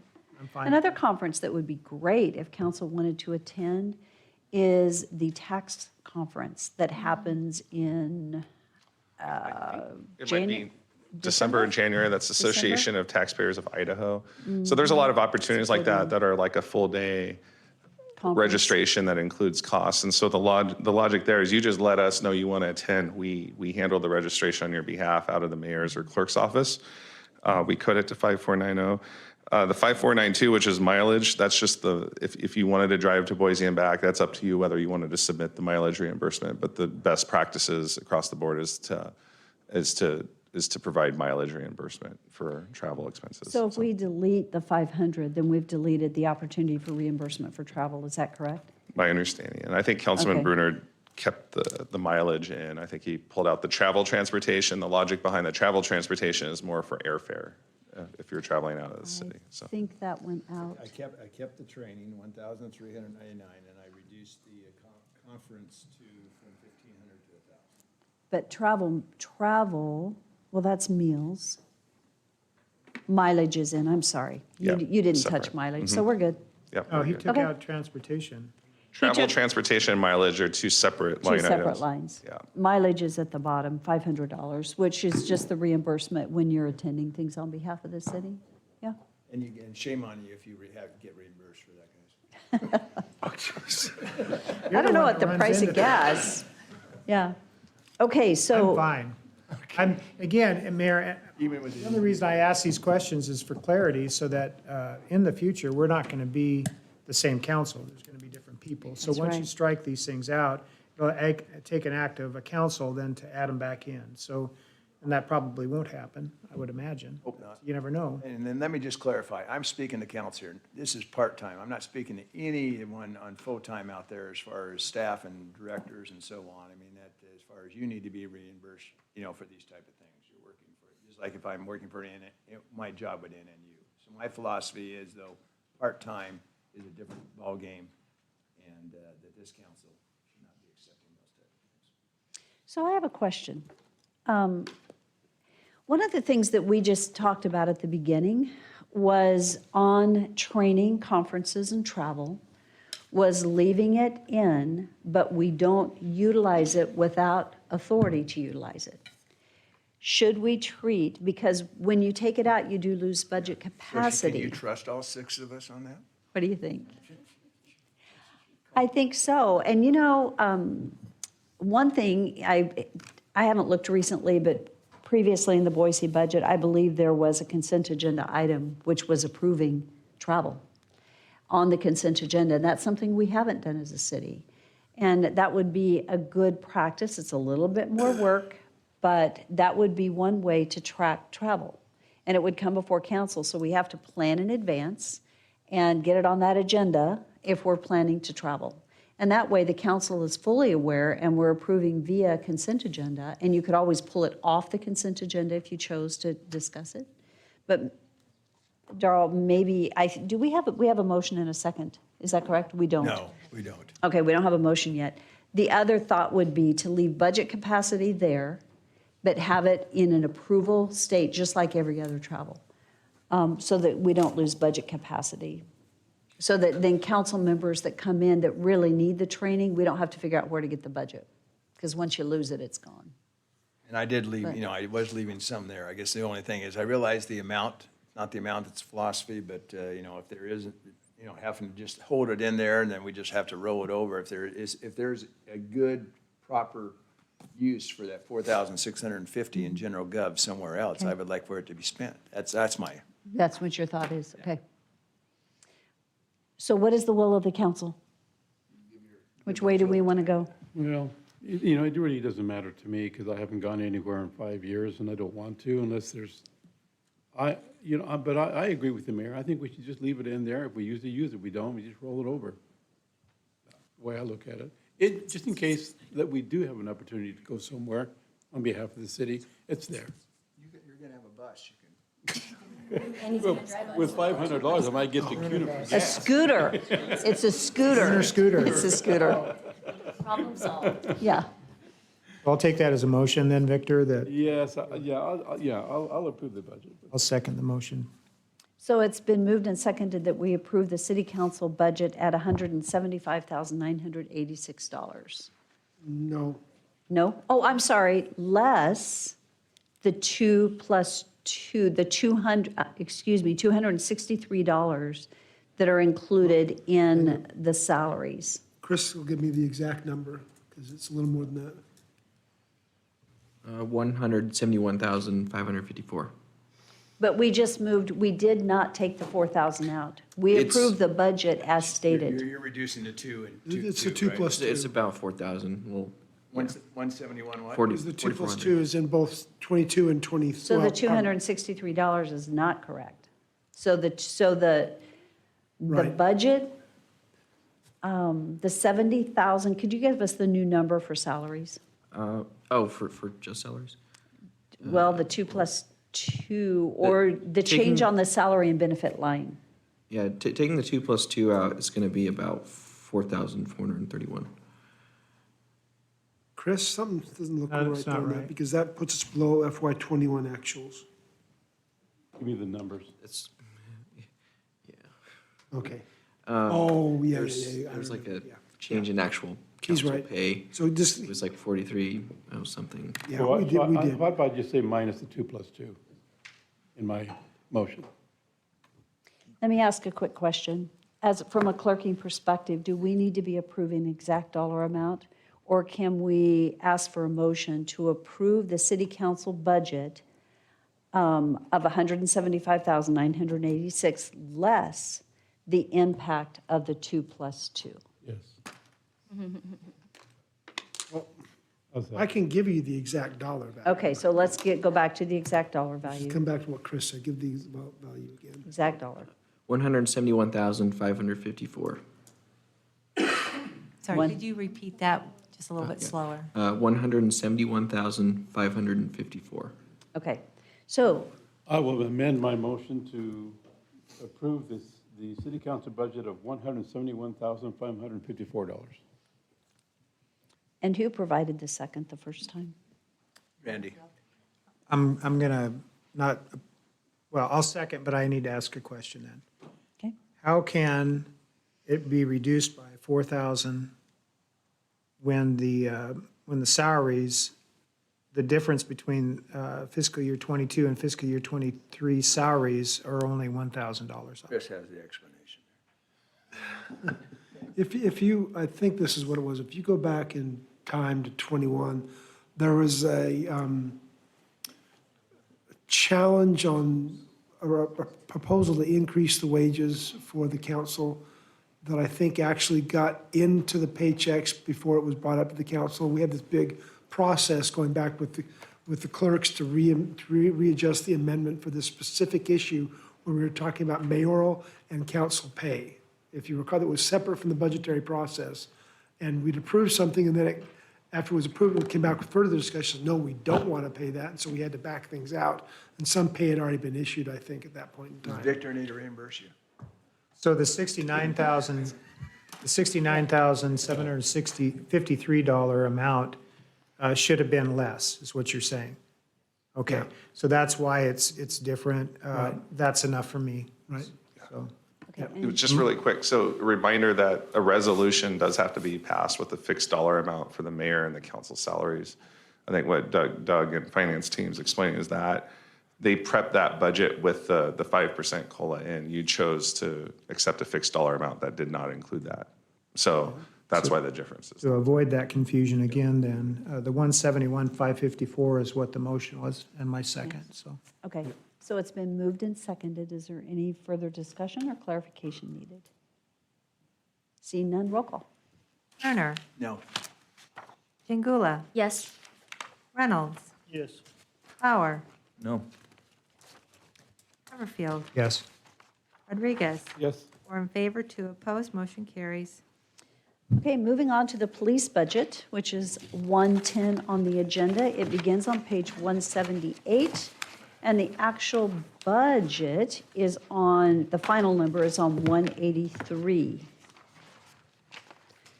And this one includes two different orgs, the 7010 and 7020. And individually, they're behind, and the detail is behind. So, Doug, how would you like to proceed on this budget? This is kind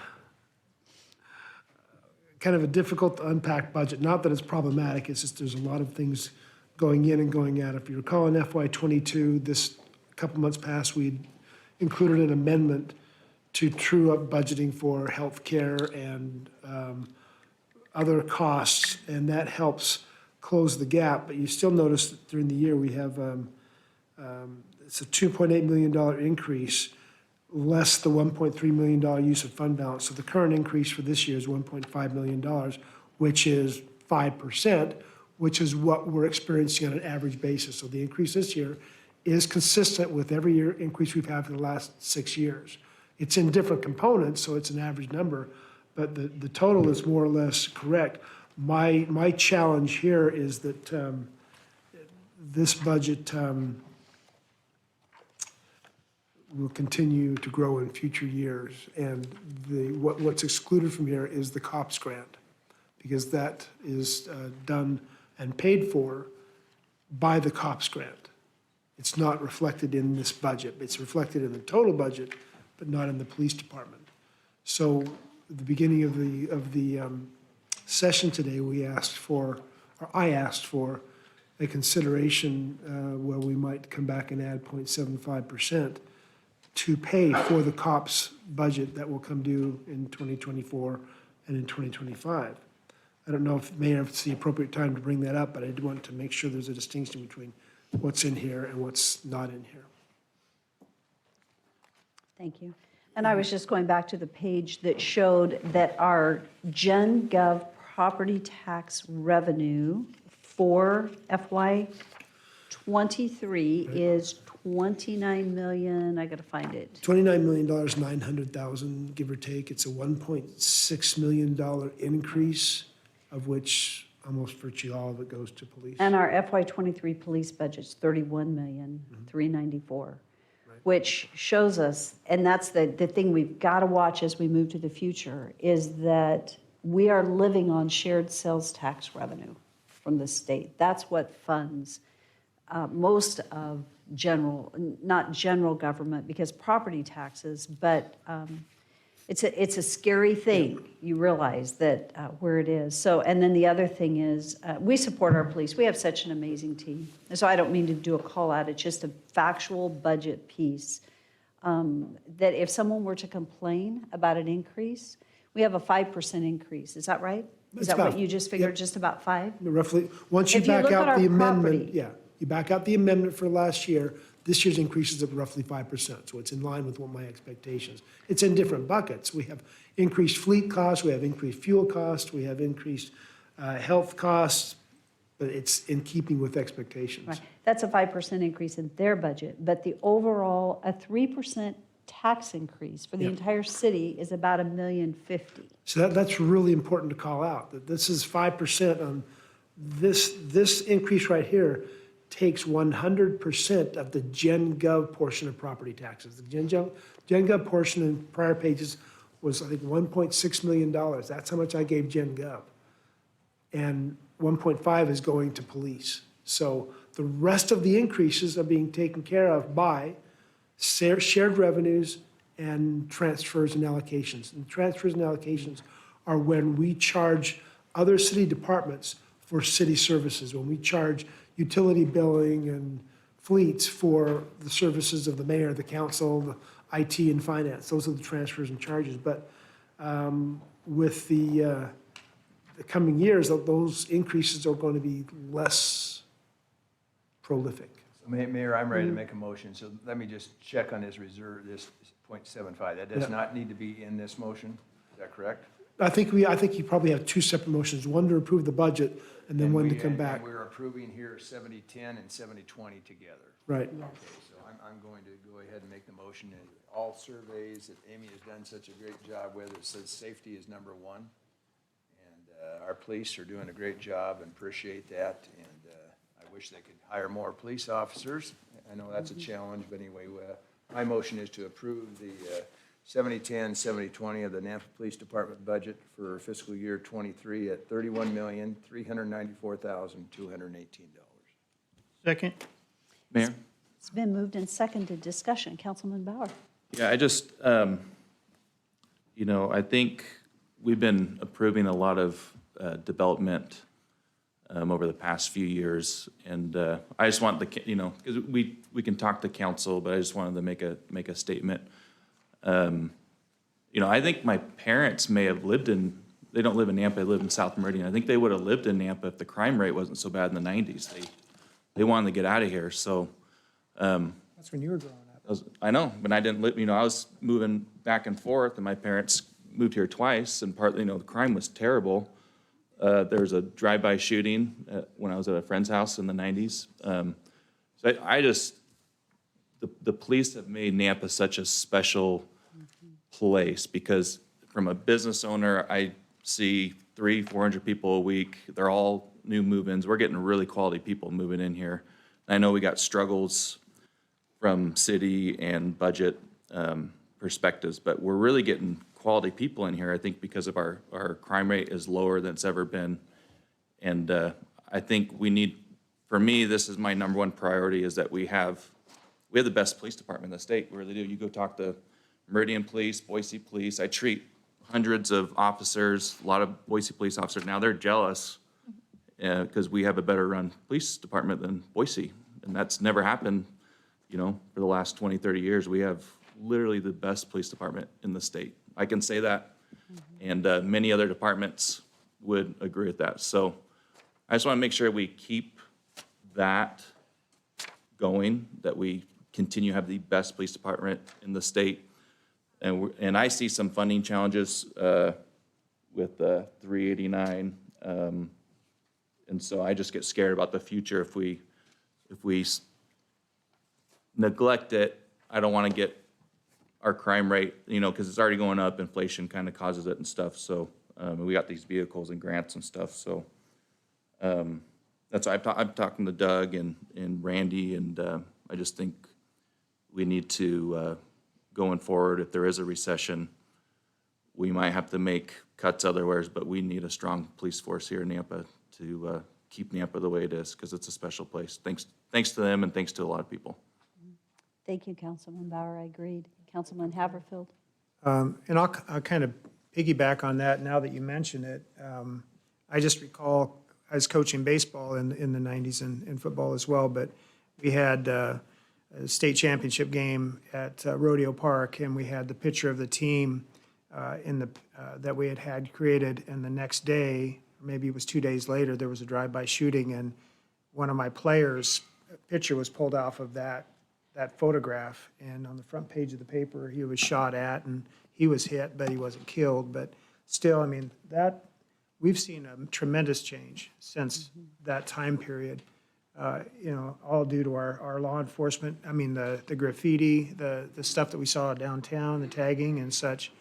Don't see that. It's not like we're absent of gang activity still. It's just a lot more behind the scenes. And it was out there without obstruction. So, it was scary raising our kids back then, but I concur. But I do have a question, Doug, looking at the presentation. It appears that we're funding 3 new full-time employees for police. Is that correct? No, I'll have Chris go over that. We're not, Personnel summary on page yeah, 181 right. indicates, Yeah, so there's 2 grant employees, 2 grant officers that are, I think, 53% funded by general fund and then 47% by grants. So that's 2, and then there is 1 admin specialist. there's 2 that are splitting time, so that's what I added up to a 3rd full-time employee. Right, there's, so for this budget book, we included the, looks like, so there'll be grants, police officers at the bottom of the page, it's 4.94. That's it's mixed with that and the actual police officer number when you scroll up at the FTE table. Yeah, I highlighted them.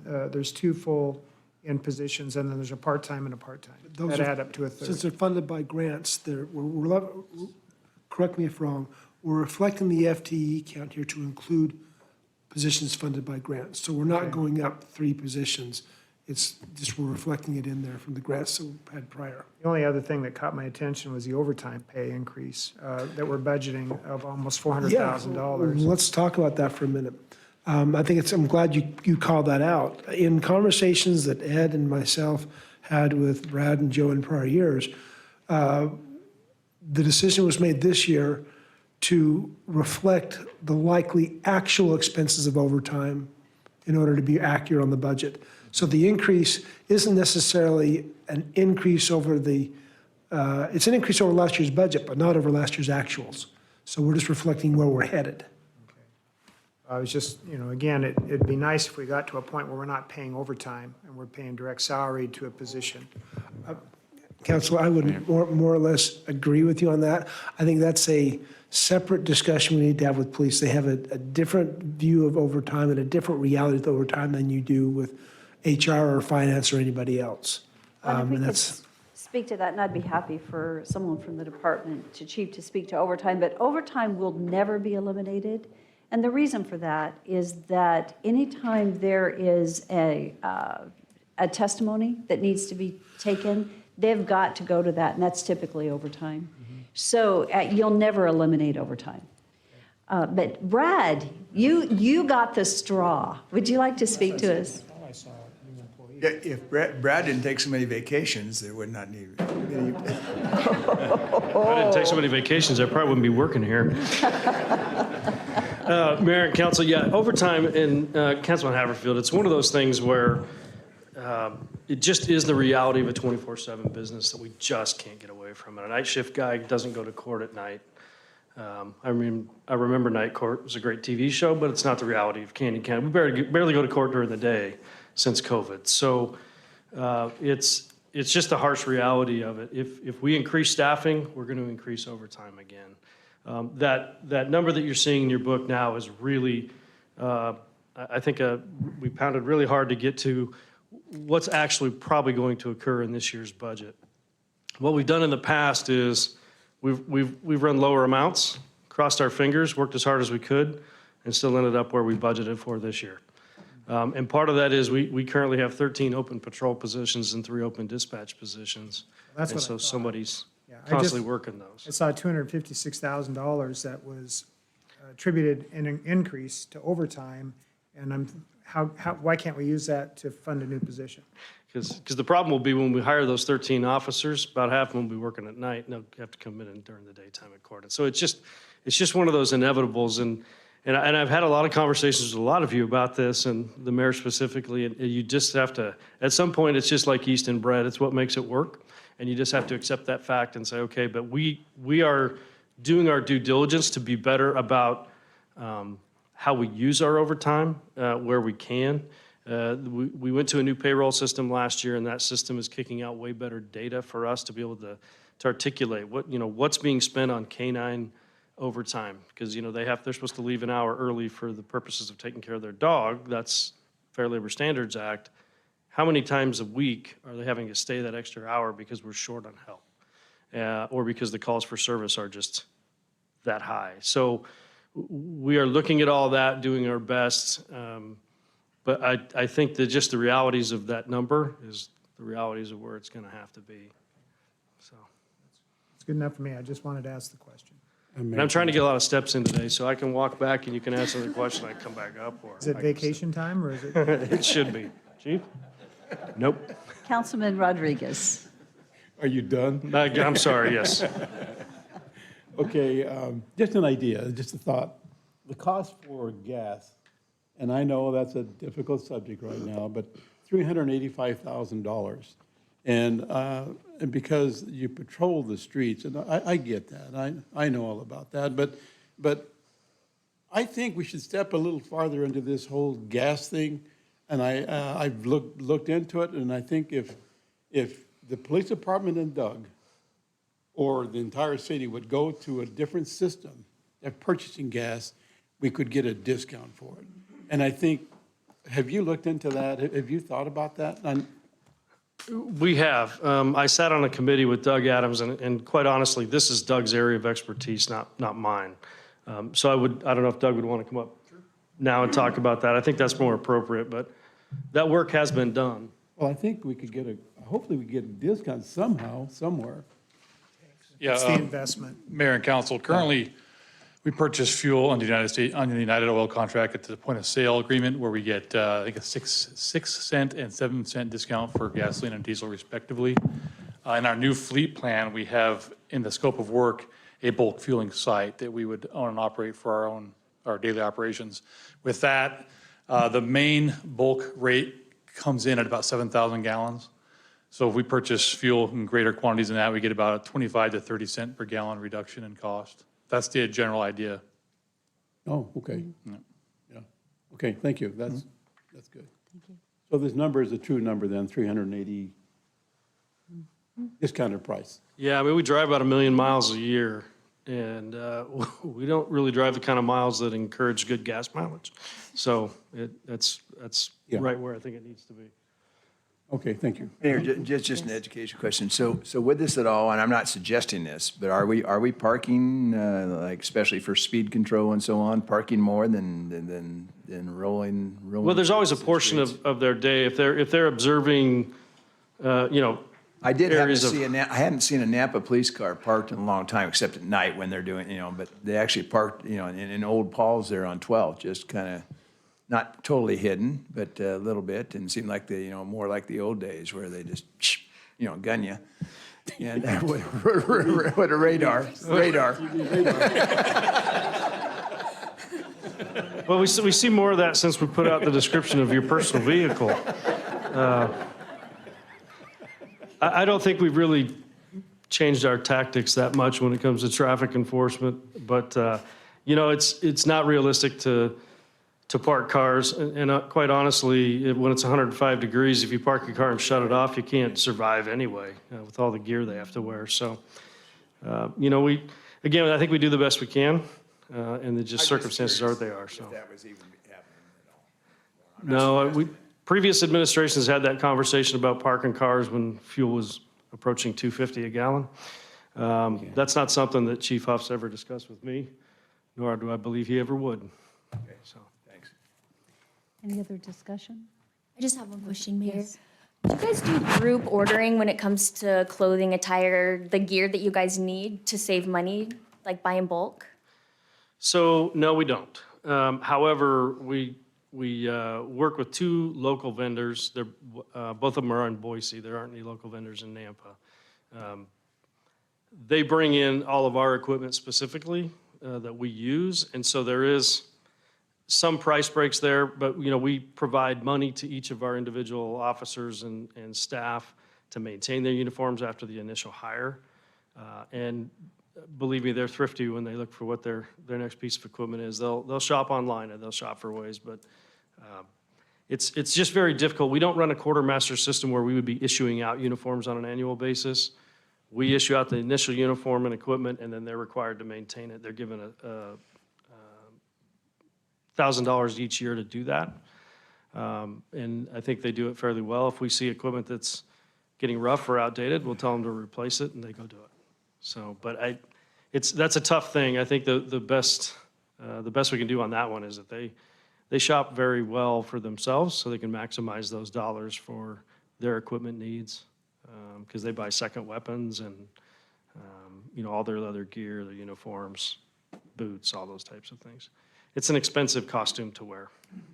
Yeah, I can imagine. That's, one reason why I was asking. Do you know if that clothing company that you guys use, do they have an option for that?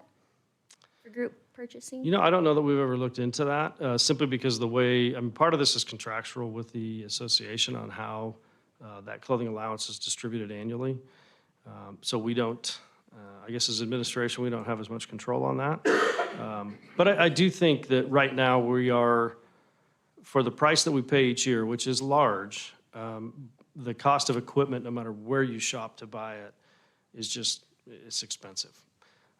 But I know the individuals, because they're required to maintain them, they do a good job of being thrifty, looking for sales and those types of things. I just don't know. I don't know if that would be a benefit or not. The hard part would be to run a quartermaster system, you have to have a full-time employee. And, that's a huge investment right there, so. Thanks. Mhm. So I believe there was already a motion, and we're still in discussion, and a second in discussion. I just want to make a quick comment. When I referenced early on the percentage of the budget, the fact that it takes all of our general property tax budget, I don't say that begrudgingly.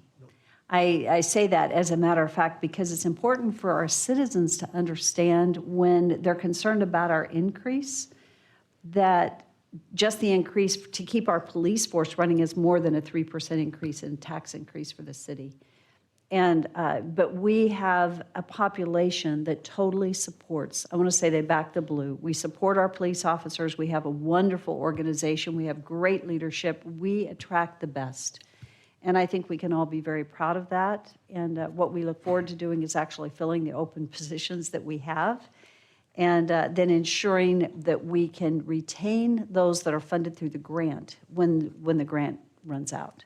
So I just wanted to make clear that I didn't want any of our police or anyone else to feel like I'm begrudging the work and the cost of the department, because it is the cost of the department. It is what it is.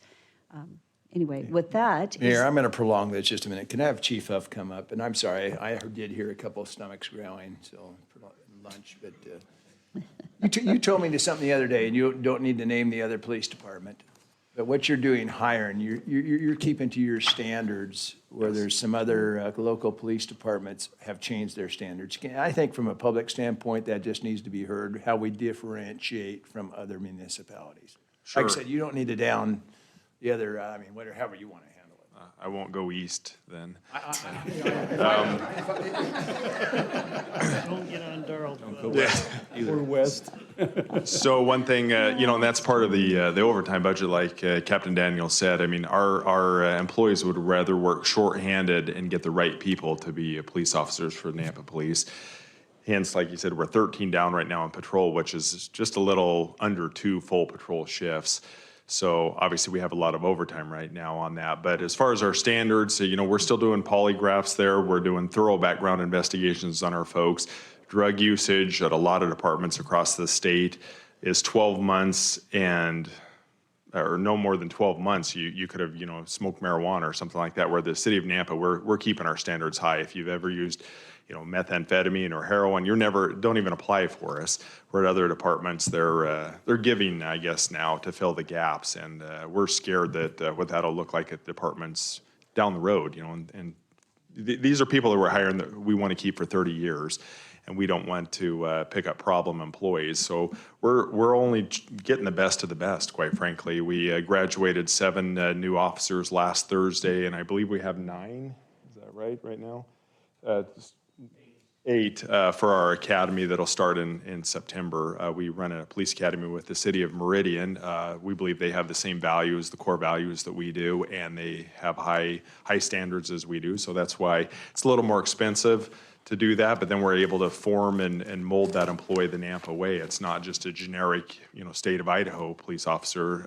They come in with our morals and values and integrity here. So I think we pay now or pay later, and we've chose to pay a little bit more upfront and get a better employee down the road. So since you mentioned 20 miles east or whatever the case is, that department has dropped the polygraph, which Yes. in past, they were using the polygraph, but no longer. Correct. There's several departments across the state have done that. I can tell you, not particularly that department, but we've had a few that we have decided not to hire, and within a couple of weeks, they've got on at other police departments around the state, and that just scares me to death, what Okay. you're going to see down the road. Anyway, I thought that was important for the public to hear, that we keep that, as you were mentioning, Councilman Bauer, as far as the differentiation and why we're, so I just appreciate that, just not to be hiring to be hiring. Absolutely.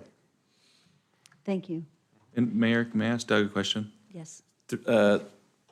H389 kind of is biting us pretty good. That, and I should have asked you last week, that correlates to police funding directly, right? Or is that a It different? impacts them most directly, but it impacts any division who receives property taxes. That's Parks and Recs, library, airport, cemetery, and Gen Gov, and streets. Yeah. I mean, they know that, and we, just want the public state that my worry is next year. And so I want them to know we're fully committed to getting those police officers. Good thing we have the best finance director in the state as well. We'll get creative, we'll figure it out. Okay, so we do have a motion and a second on the floor. Are we ready? Roll call. Rodriguez. Yes. Angula. Yes. Haverfield. Yes. Bauer. Yes. Reynolds. Yes. Brunner. Yes. All in favor, motion carries.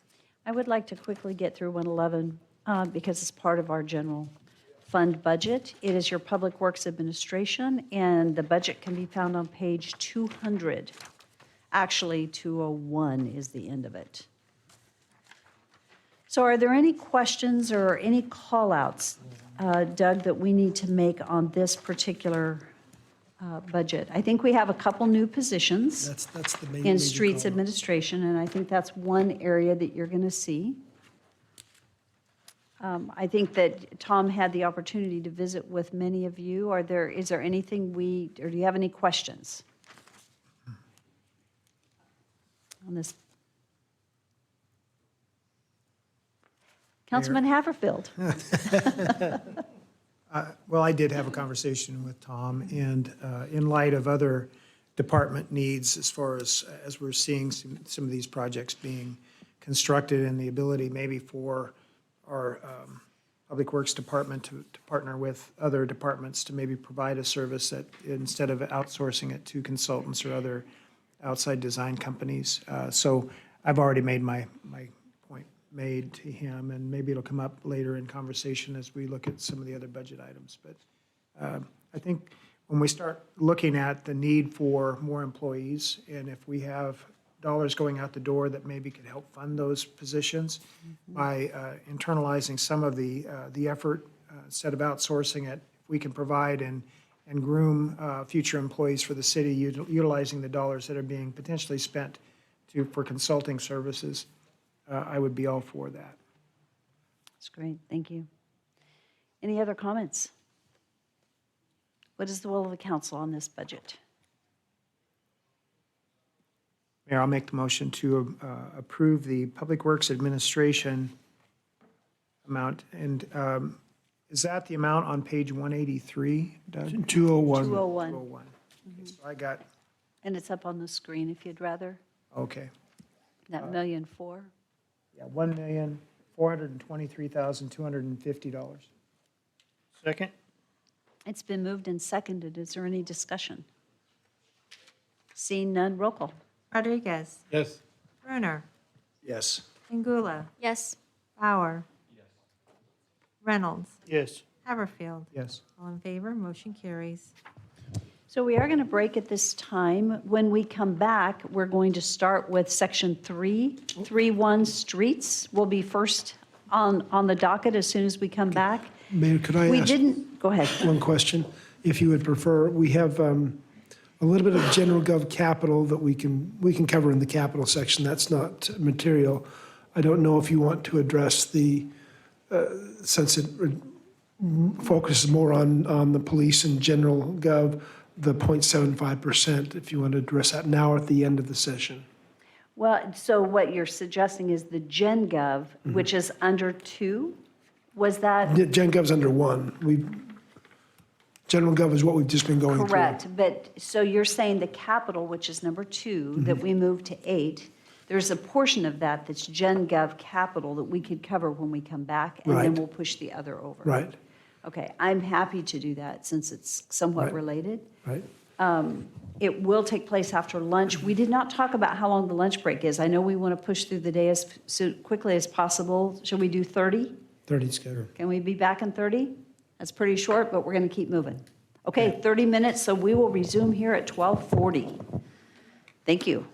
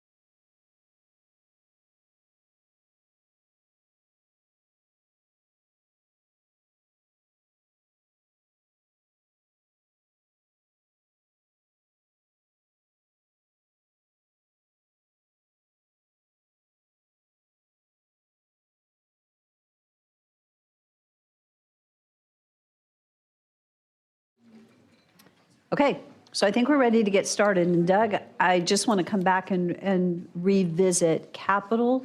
Shall we go ahead and leave capital as last based on our discussion, or how do you want to proceed? I think it might take a little bit of adjustment by us to give you the right number, but since we're going to approve the capital at the very end,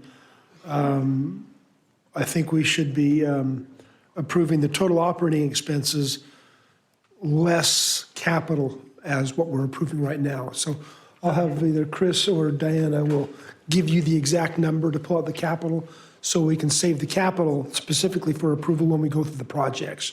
Because capital on this sheet is presented as one number without the clarity of each project. So we'll do Okay. that if that works for the council. Perfect. And with that, I do not see Tom here. Don, are you, hi, Don, how are you? Okay, so. Mayor, I'm just walking in the building. I'll be right there. Oh, whoa, that was amazing. Voice from above. No. He's spying on us. Got a He drone must coming have been over. on Teams, just afraid of that is so. Wow. That was weird. That was funny. Okay, so in this section, we're going to go through our special revenue, enterprise, and internal service funds, streets, airport, parks and rec, library, family justice center, and 911 services. So while Tom's walking in, we actually would we want to do library since Claire's here, or do we need to stay in order? Oh, we can go out of sequence. It's fine with you. I'm just. Claire, are you okay? Okay, so library is on page 268, and except that it'll be a couple pages after that. So let's go. Okay, there's Tom. But Tom, we'll let you get your breath. We're going to do library. So the library fund will be on page 272, I think. Actually, the final number is on 273. And this one's easy because there isn't any capital, right? Right. So that, I'm making a motion, and there can be discussion for just a second, that we accept the, do we do these all at once, right? 50-10, 50-20, Yes. 50-30, Yes. 50-40, library fund? Right, all at once. Fiscal year 2023, a total of $2,836,744. so Leslie, we need to move your screen for those on Teams because we're on the budget that has all four in there. So if you could go to, keep going, let's see. Yeah, okay, so then go up or down, whichever way you say it, 2,000,008. There you go, you've got it. Okay, so there has been a motion to approve the library fund with all those funds as stated at $2,836,744. Is there a second? I'll second it, but I also have a question for Claire, ma'am. Okay, it's been moved and seconded, and then question for Claire. Councilman Rodriguez. Thank you, ma'am.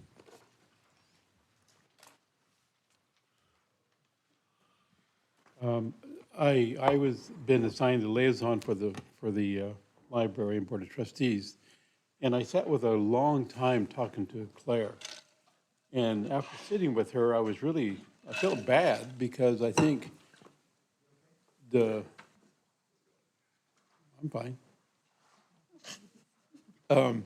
What Claire has to deal with, and so I see here that we gave the employees a raise, and also we hired one more employee for the traveling library, the bus, right? Bookmobile. Bookmobile.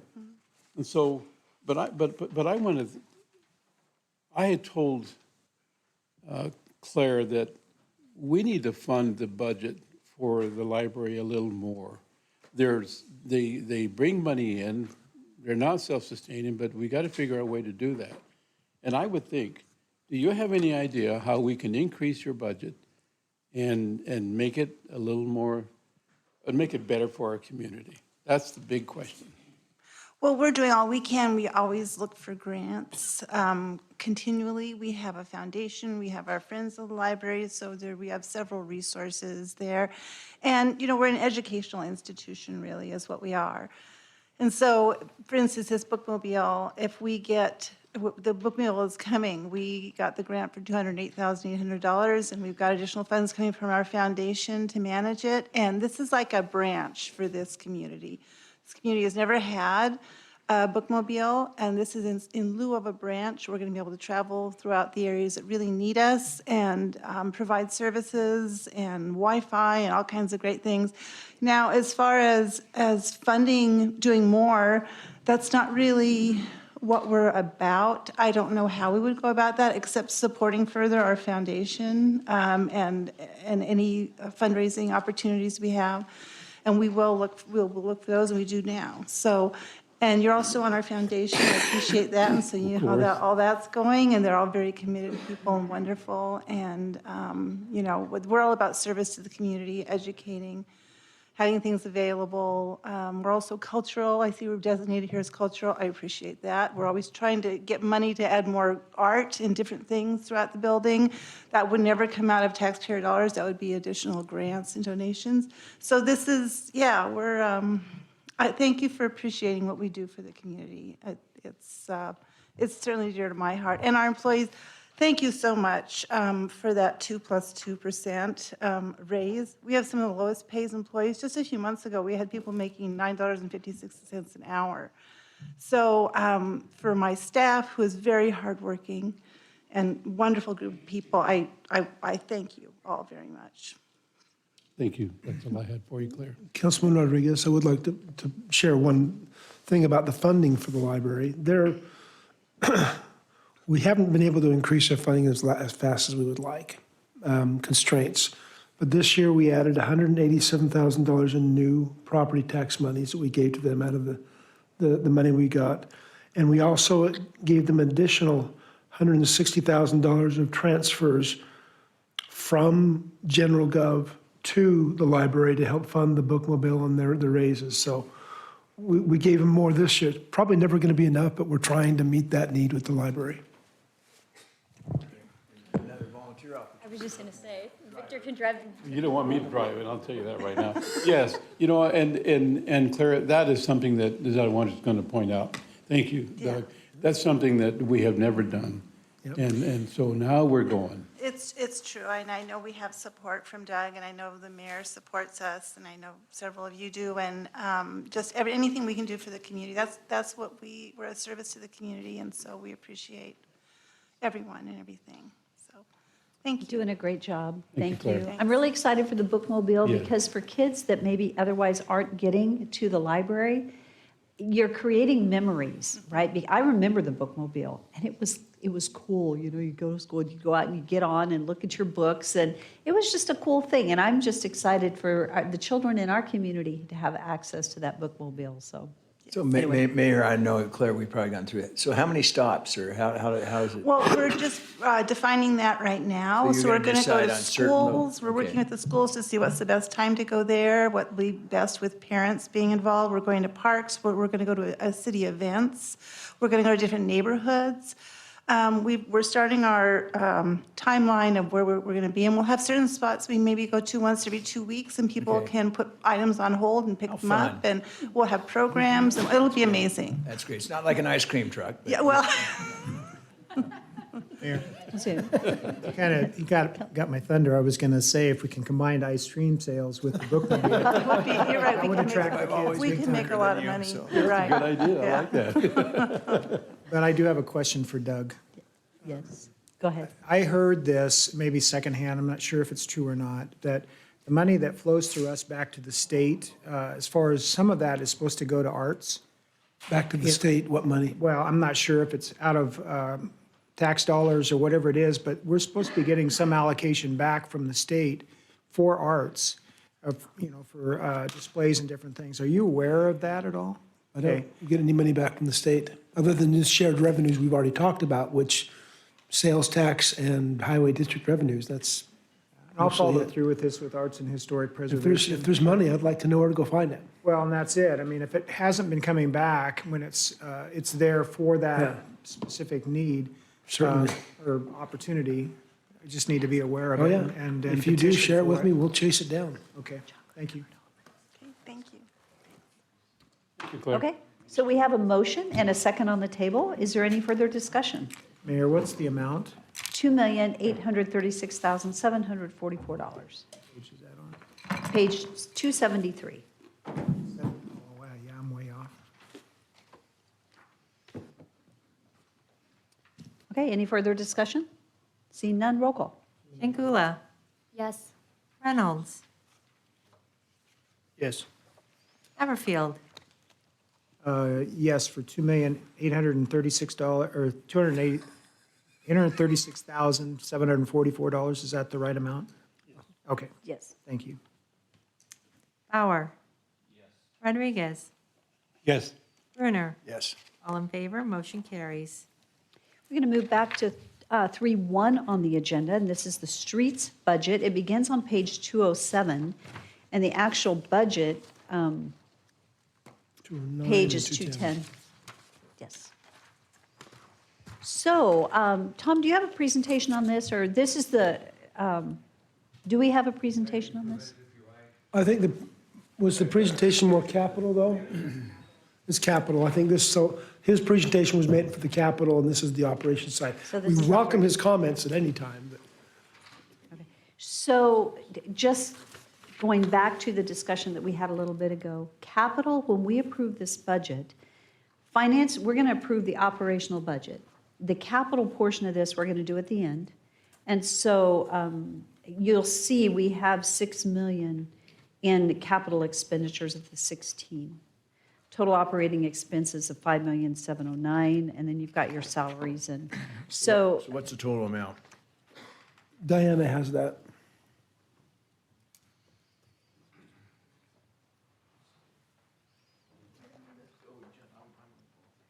It'll be. 10 million something. It'll be 10 million one something. Okay, go ahead. 10,079,918. 10,079,000. 900. 918. And 18. I think it's, Mayor, important to note on this one that this includes an increase of 5 FTEs to address some of the streets issues, the challenges that we hear every week and every other week in the council hearings. And that and the, and that's driving the majority of the increase aside from the projects they're spending on is coming from the 5 new staff. The original request was for 10, and in discussion with Tom and Jeff, we decided to scale it back to 5 to make sure that our expenses were not outstripping the revenues. But they really would have liked 10 if they could get them. So that may be a request next year if revenues come in high enough to support that. And sorry to interrupt. Were we combining the two or was it separate? Because I just did the 280/40. Oh, you'll need to add the 280/40 in because You that's, want both of that's them together? stormwater, yeah. Okay, so it's 10,134,718 With 2080/40 and the, with them combined. Yeah. You say that one more time? 10,134,718. And what is that for again? Streets only? So, It's on page Streets 210. streets operating. so those are orgs 840 and 8090. 8040 and 8090. So that And is- that does not include capital. So we're approving the budget without capital because capital will be approved at the end. Okay. And capital's been included in the operational budgets, and so we're going to approve the operational budgets, and then at the end, we're going to go through, and Tom will have a presentation for all capital. So we're on 3.1, is that the one that we're on at this point? That's- We are on streets 3.1, Okay, yes. so streets, is this, the 10,134,700, is that, you said that's for not for administrative, but it's everything but capital. everything but capital, so that's salary position. That's not in our packet in any one location then? Well, that's page 210. So it's page 210.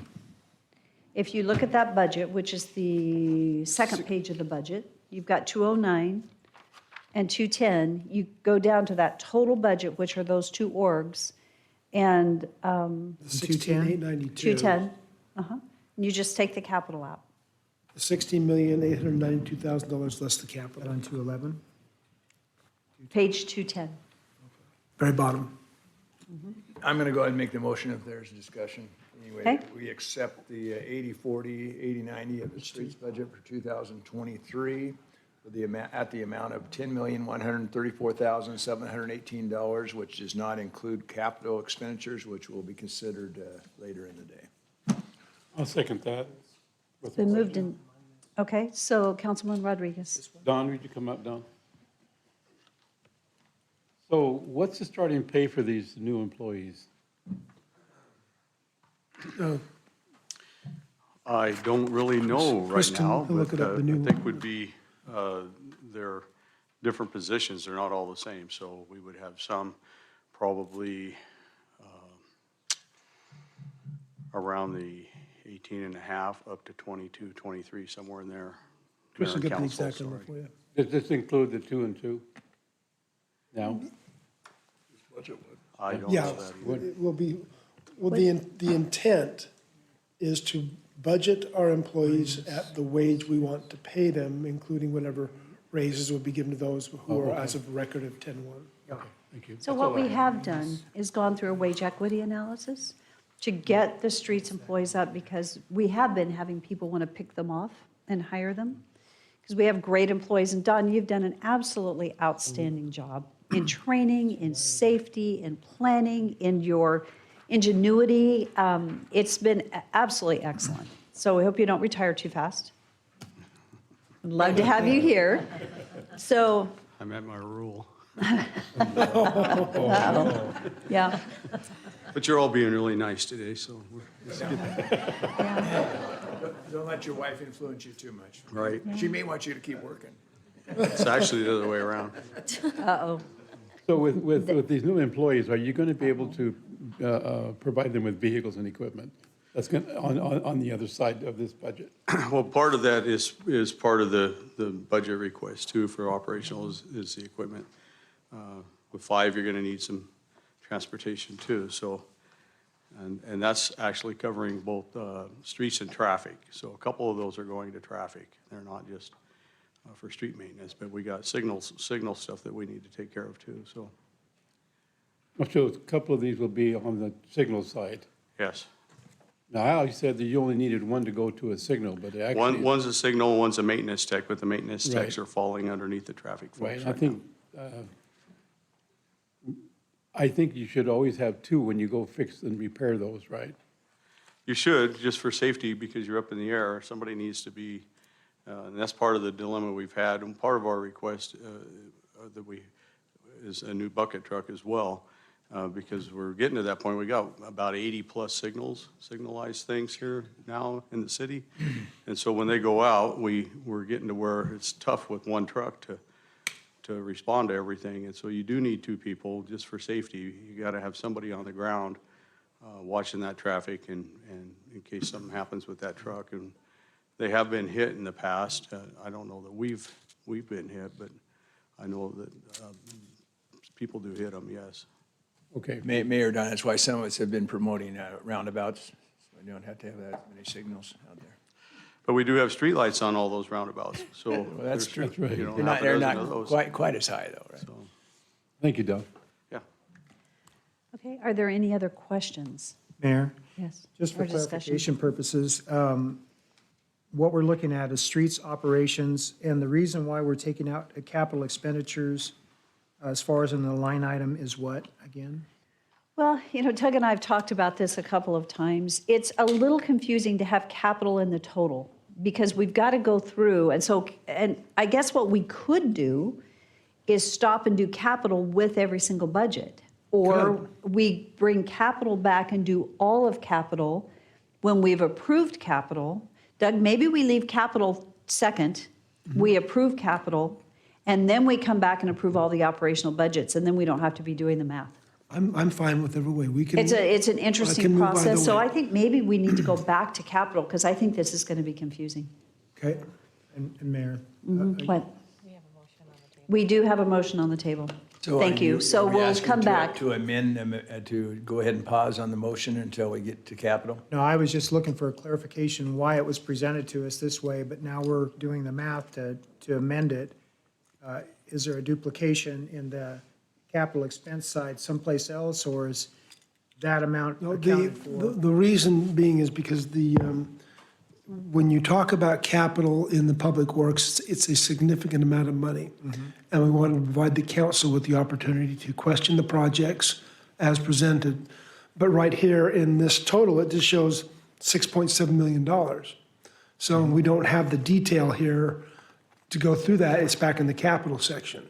So we were going to do capital separate, but it does create a little bit of an informational divide on what's being presented. And the $16.8 million is the total, including capital. So So we can't approve that without having the context of what we're approving as I well. wouldn't suggest that you do it without the context, right? So that's why the new number, we identified what the number was without capital, is 10,134,718. Is this the only, or are we going to be looking to do this on every? We're going Well, to I be th- I doing think this what- on some other I ones. think the mayor's suggestion has merit to skip back the to- capital, do the capital, approve it, and then as we go through each department, the capital's already been approved, and you just approve the total budget as presented. Or amended, which then would amend this number, so. If it Yeah. needed to be. Yeah.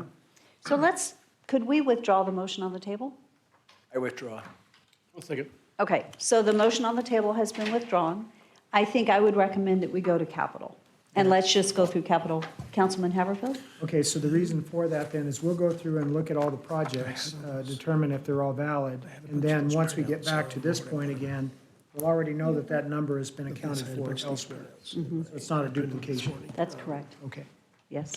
We talked about which way to go with it, and so I think we'll go to capital right now, and hopefully that's not a problem for anyone. Are we good with that? So if, pardon, Mayor? We're going to go to capital. Okay, so, pardon me. We have a couple of different paths we can go down with this, because we have a Tom Points presentation of capital, which is for Public Works. And then we have other capital outside Public Works. So if you want to, we can have Tom, Diana has a short presentation that ties capital into the budget deck you have. It by page number and by amount. We can go through that way. But it's going to overlap a little bit with Tom, so I'm not sure who's best to go first, because hers is total, Tom's is just Public Works specific. So, Well, let's start with Diana. okay. And then Tom, as you watch hers, you're going to note, if hopefully you have a hard copy, you can just glance and see if it's repetitive. Hard copies are coming. Then you'll know that we've just covered it and you can speak to that. I don't touch it. Okay. I kept it all in the back. That's fine. Okay, Mayor? perfect. Yeah, that's Yes. good. So this is, the way her presentations is Tom's is at the very back at the end, so she'll go through everything, then when we get to the Tom section, we just pass it off. Perfect. Mayor? Thank you. So again, all of these capital projects that are being presented to us are within that 2%.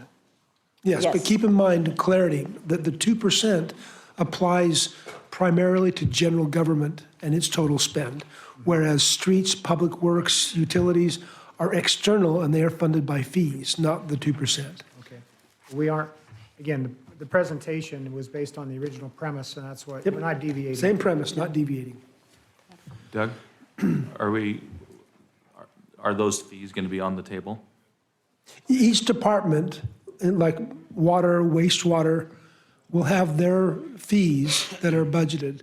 Each of the fees, though, are generally, the rates that support those fees are generally presented to council in separate sessions at specific times during the year to approve or not approve various rate increases.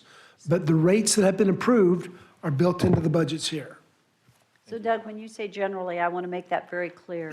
There are no rate increases that Right. you are approving as part of this budget. That is done a different time of the year in a different public hearing process, unless it's Thank you. less than 4%. So there are no rate increases included in Right. this, And only we- the previously approved rates. That's never the intent to try and double down and slip a rate increase in. It's to improve the expenses. And, but you have to have revenues to do it, so. So in the past, just a quick, in the past, we always did capital separate from operational budgets. in Gravity, with this new system that we're doing, it's putting them in the same page. Doug and I have talked about this a little bit. I find it very challenging, the way Gravity, the way it's presented via Gravity. And so and this is, I think, an example of that. So I don't know how to address that as we move forward. I but think can we have talk an about it. opportunity, now that I've actually experienced this, I let Ed experience it last year, I'm experiencing this year, so I have an idea of, in my mind, of already what to do for the next time. to What make we this- can do. Yes. Yeah, thank you so much. Okay, Diana, we'll let you start.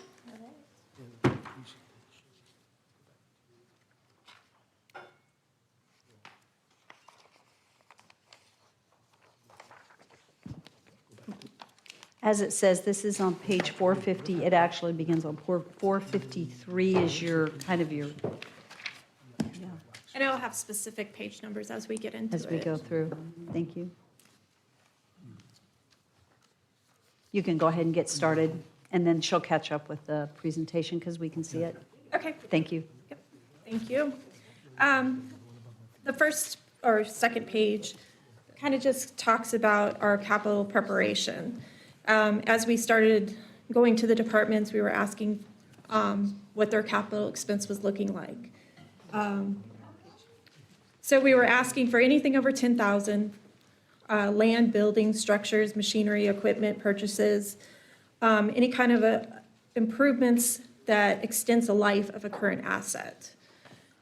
We also asked what the future implications were of that, any kind of personnel increases, repairs, utilities. And the goal for the fiscal '23 capital budget is to drive our costs down with the capital. And then on the next slide, it just kind of talks about, we also asked all the departments to rate or prioritize their request.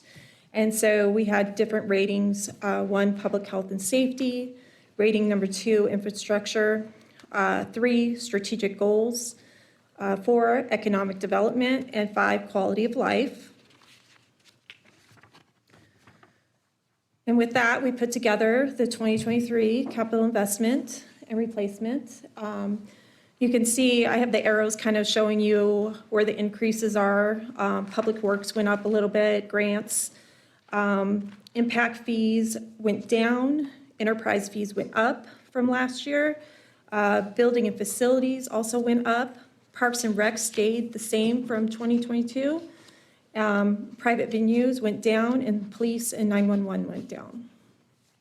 So the total capital investment we're looking at is $135 million. On that, the total there, where she has, back up one page, just very briefly, where it shows the grants going up 18.3. Some of that's ARPA, and some of it other infrastructure grants that we were applying for to help us flesh out the city's needs. But that's the biggest increase on there is the grants. And in this presentation, I don't really cover grants because he did his own presentation. He'll be covering that with everyone. So the next slide talks about the fleet, because that is a large amount.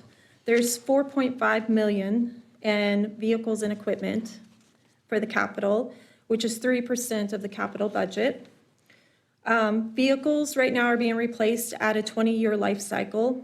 This is partly because parts just become obsolete and they're extremely hard to find. Mowers are replaced at end of life cycle according to the age and hours. Usually the small mowers are about 5 years, the medium to large mowers are about 10 years. Doug Adams does a great job tracking these vehicles and circulating them between the departments according to the condition, the usage of the vehicle, and the productivity of the asset. This budget also includes 7 transfers, so we're just taking one vehicle, reconditioning it for another department that might not be using it as much as the other department was or needs. Fleet also has in their budget 5.3 million set aside for the new fleet and streets building, and that's on page 496 if you want to reference it.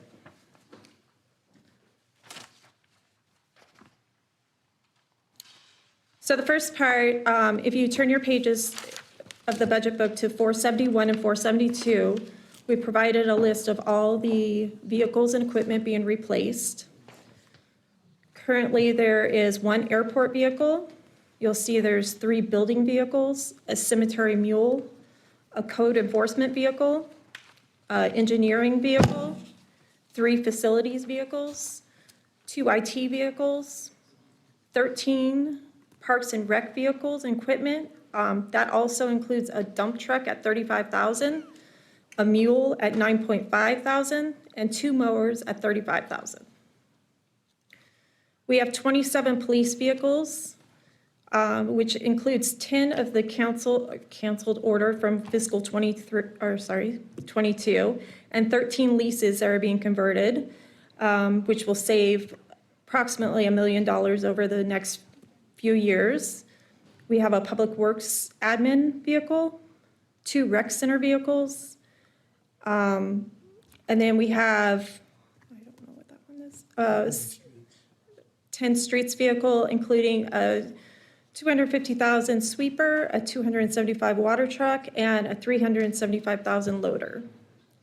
And then water, waste, and wastewater have 6 vehicles, which include $665 of a sewer cleaner and recycler, $400,000 sewer inspection van, and $300,000 in dump trucks.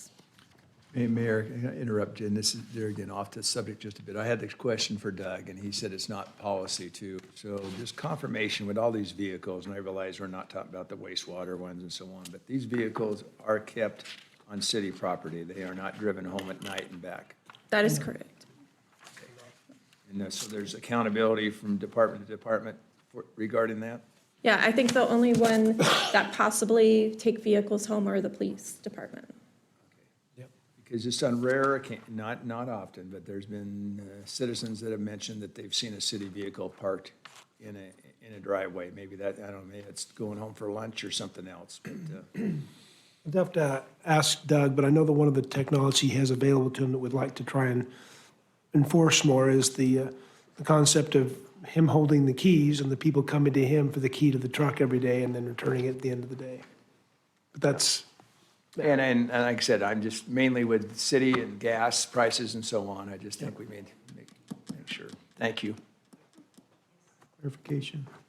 Rick, thank you. I just want to correct for the record, and I just confirmed with others that there are some employees who do take their vehicles home when they're on call.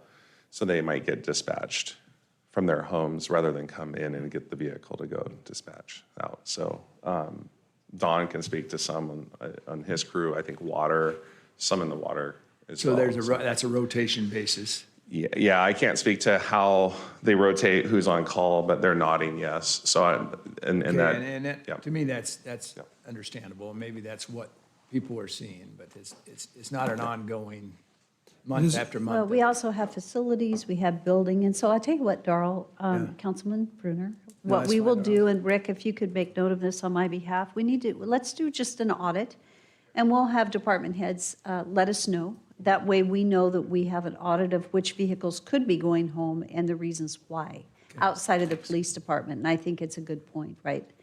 So, thank you. So, Mayor, clarification. Yes. So the police department, as far as what's the policy, taking the vehicles home? I thought that had been, I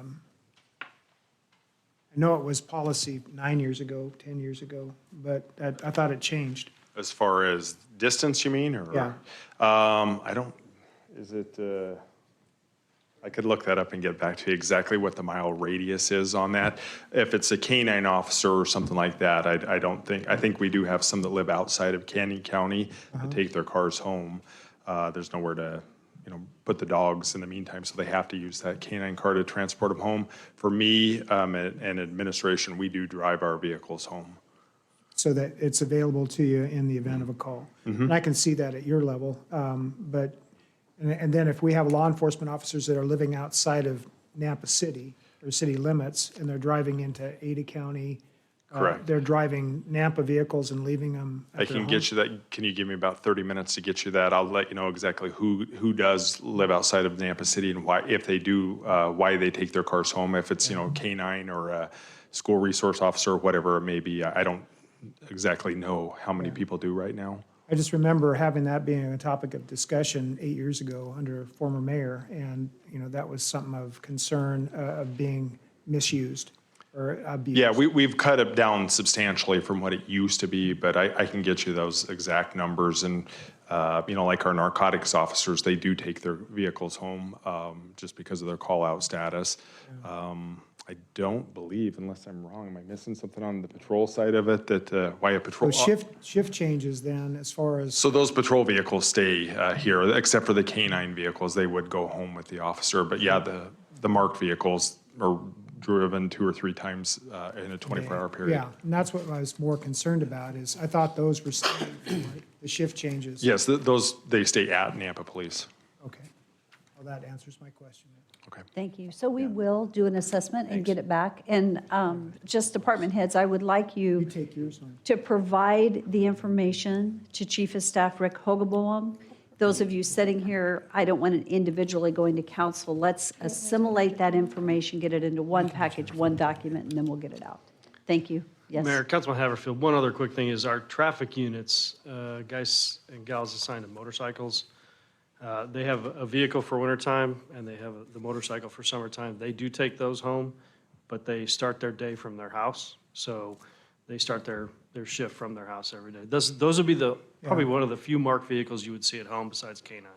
I just know that there was a thought process back then that a vehicle parked in a subdivision gave a police presence, in a sense, to the community around them, but it also meant it was a target for potential vandalism as it sat there as well. So, and I think the misuse thing was more of the potential for people living over even county lines, and then our vehicles being outside of our jurisdiction. So if you're going to check into it, just let us know. Okay. Thanks. Mayor Diane, sorry about the interruption. I just, no worries. I have to, when I think of something, sometimes I have to add. I have the same problem. Okay, so I'm sure you know where you were. Yes. Okay. Next page, we'll go over the general fund. And I think from this point on, Mayor, each of these pages will represent a fund that is actionable as a vote by council. Okay. So we can start with the general fund, then we go to airport and so forth, so. So in the budget book, that's page 473, if you wanted to reference. These will just cover kind of everything but the fleet vehicles. So IT hardware upgrades for out-of-warranty server at $38,200. Police 911 server upgrade to protect the police and 911 records at $152,030. Police and 911 radio console addition, it's an addition to meet demands, $110,000. Public Works admin office construction, changing one office into 2 for employee growth at $12,500. Utility. I'm just pausing. So this is a little hard because these are not in order of what's on this page. So I am searching on this page as you're going through. Is anybody else like doing what I'm doing where it's not tracking on the page and so we're not able to? So I had there's a couple that get combined, so police and 911 get combined. Okay, but let's go back to IT. So you said there's an IT hardware upgrade for $38,000. Okay, I That's the see first that one, line. 38.2. Okay, and then we went down to police 911, 152. And I'm not sure where that is.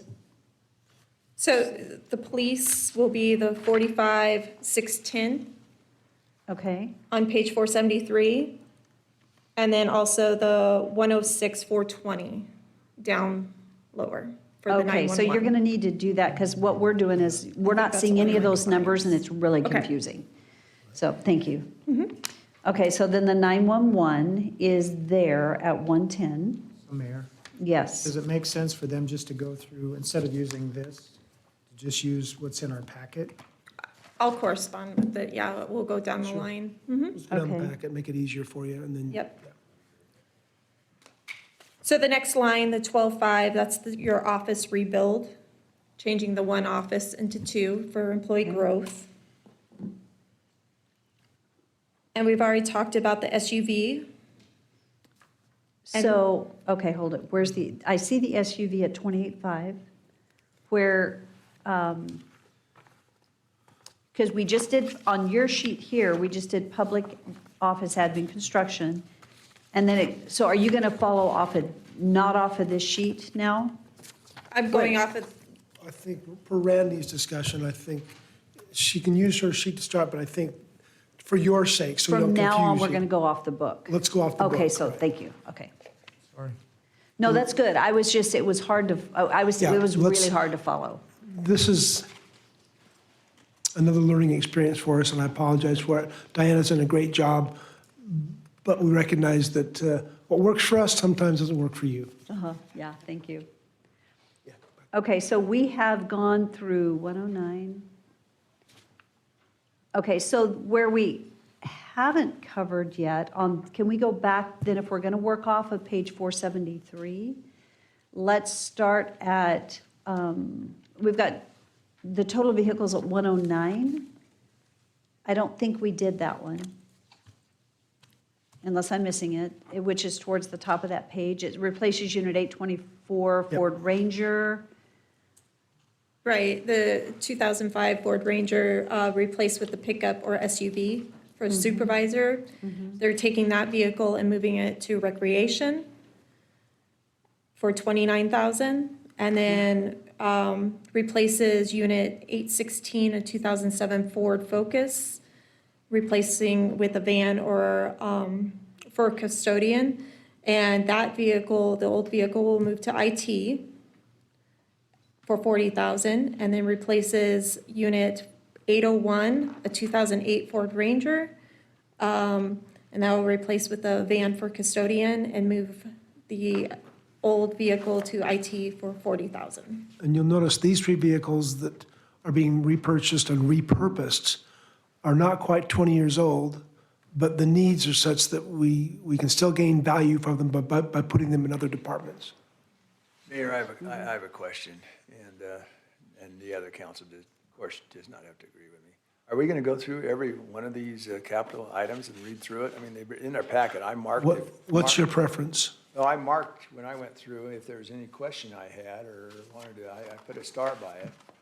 So perhaps, I guess, are we doing this for public information or what? I mean, perhaps we go back to the same precedent the mayor set with the operations budget, read the total, and ask if there are questions. Please. I Okay. mean, that's me. I don't want to speak for everyone. Let's do that. It's right here. I mean, it's been in our hands for over two. You guys have done such a wonderful job. First time we made the actual deadline, I think. Mayor, I Okay. would agree. Thank you. So I hear agreement, but I'm going to have a quick question. Because they're not spelled out on capital. So if I go through here, right here, we've got summary of capital request, general fund, and on page 474, we have a total. And that total is 465, so that would be the total budgetary approval for general fund capital. Is that correct? Okay. And then we'll do the same thing on street fund. Just, we'll follow those pages through. But let me clarify. When we're saying the total request for general fund capital is the capital being spent by general gov for general gov. We have other investments in capital that general gov is paying for that go to non-general gov departments, like the airport or cemetery when we buy them a vehicle. So there's a distinction there. I'll let you keep us straight, since you've got it. Thank you. You're going to need to keep us straight, just so we make sure Yeah. that the motion is there. So Mayor, Yes. so for clarification purposes, fleet is pretty much over all of the vehicles. Correct. But the vehicles are dispersed through these, okay. So there isn't a separate budgetary number for just fleet. No, there's no specific approval for fleet alone, other than the fleet org and its labor and internal costs. Right, because of the funding source. Mhm. Okay, so that said, back to Councilman Bruner's suggestion regarding the summary of capital requests for the general fund that are funded out of general fund. Did I say that correctly? Correct. Of $465,235. The items underneath that detail, do we have any questions? Okay. Are we funding roundabouts? Oh, my gosh. Would there be a motion? I'll make a Not on motion. roundabouts. I'll make it. I could see some. Potential money saved. I'll make a motion to approve the general fund capital request for $405,235. Second? It's been moved and seconded. Is there any discussion? That was just for the general fund. Yes. Yes, page 474. I got ahead. I was looking at roundabouts and if, You and your roundabouts. Roll call. You're getting excited, weren't you? Yeah. I save some money. Brunner. Yes. Chingula. Yes. Haverfield. Yes. Bauer. Reynolds. Yes. Rodriguez. Yes. All in favor, motion carries. So the next area is the summary of capital requests for the street fund. It begins on 475 and ends over on 477. The total is the $6,758,56 that we were talking about earlier. And I guess the question, council, do you have any questions about this particular fund? I really appreciate the fact that you guys have read. Thank you. Good job for reading through and being prepared for today. So, any questions? I could get to Where's the our mo- motion? get to the mowers. I have some questions. Okay, we need, Doug didn't even smile. I'll make a motion just to get going here. Total street fund capital request is $6,758,056. okay. So you move to approve that as Yes, I'm sorry, stated. approve. Okay, it's been moved. Is there a second? It's our turn. Second. It's been moved and seconded. Discussion. Mayor? Councilman Just, Haverfield. For clarification purposes, again, all of these projects have been already reviewed by council, approved at some point in the process to move forwards, and the number that's allocated for it is still within Yes. the budget. It Nothing, is, nothing yes. above and beyond. Nothing presented right now is extra to the budgetary totals. It's included. So Tom, I would like to ask you, do you have any comments regarding your streets? Nothing? Okay. Go ahead and come forward to the mic. Thank you.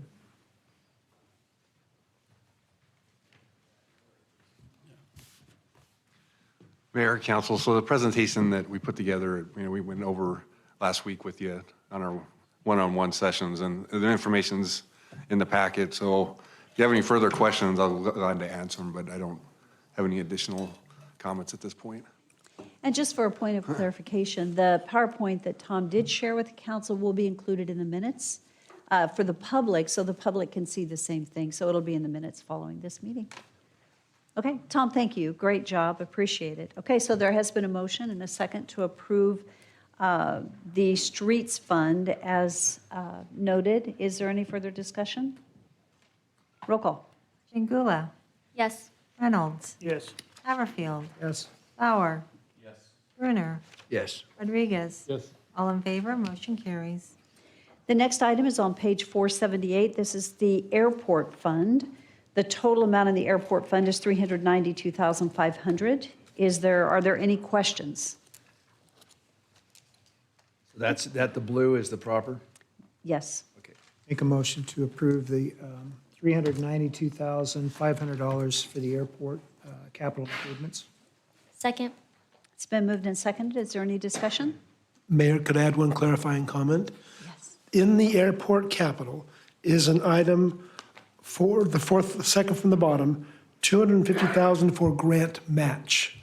That will tie to an item being presented later, of a $5 million grant that will come up later, but that $250,000 is a matching fund, just so there's a tie-in when we get to the grant.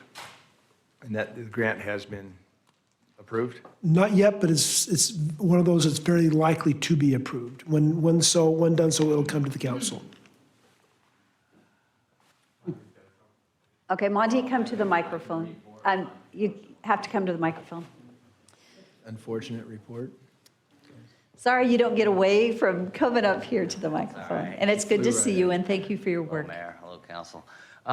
Yeah, the airport applied for a $14 million terminal grant under the BIL FAA program, their terminal program. It's a 5-year program. There's $5 billion. $1 billion is going to be given out per year. Just Friday, I got the preliminary list of the first year. we're not on it. And by looking at it, we're probably asking for too much money. And also, could probably use a little, how to put it nicely, a political, maybe, push. So we're looking at next year, we have 4 more years to put together an application again, so we'll do it each year. So now we're looking at maybe splitting it up as a design build project, since from looking at the other airports, we're probably asking a little bit too much money for the size of our airport. So we thought we could possibly next year ask for a design grant, get it designed. Once they design it, they'll build it. So Monty, we pull the match and we pull the grant, right? The grant, yeah, that grant's not gonna happen this year. So Mayor, Monty, I realize the cost, it's going up like crazy. So what's the total projection at this point in time for the terminal? It was 14 million. We may have to revise that down a bit by looking at some of the other grants that they've given out for similar airports.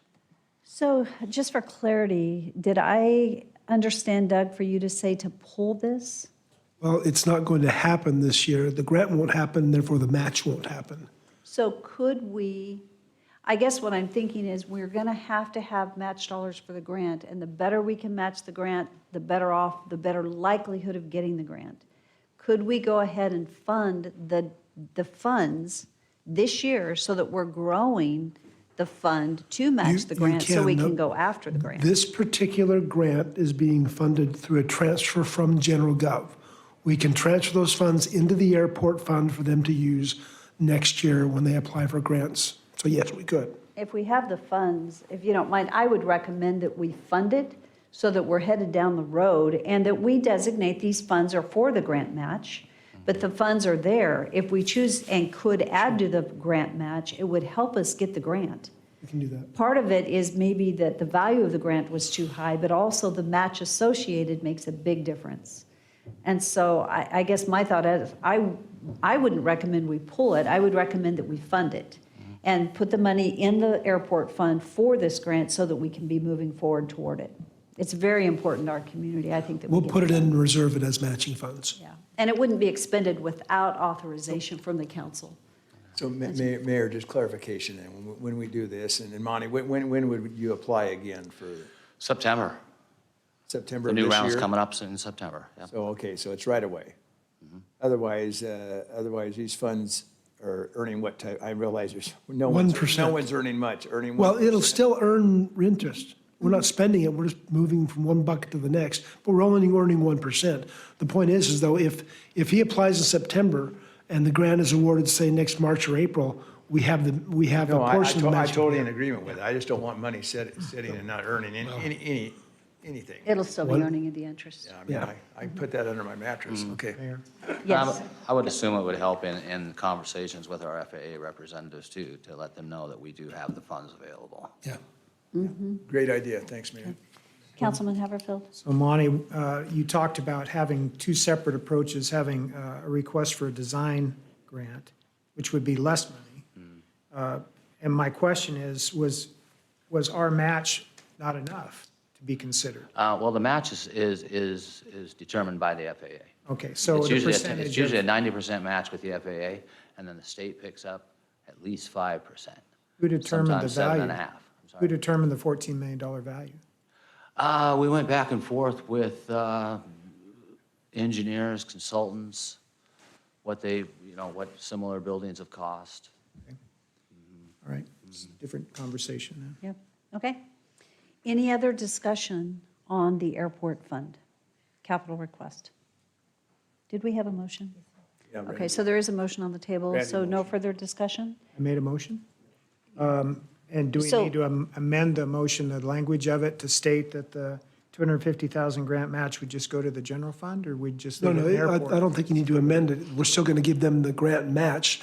We're just not going to expend the grant match until the grant's awarded. So my motion is for the full amount. Good.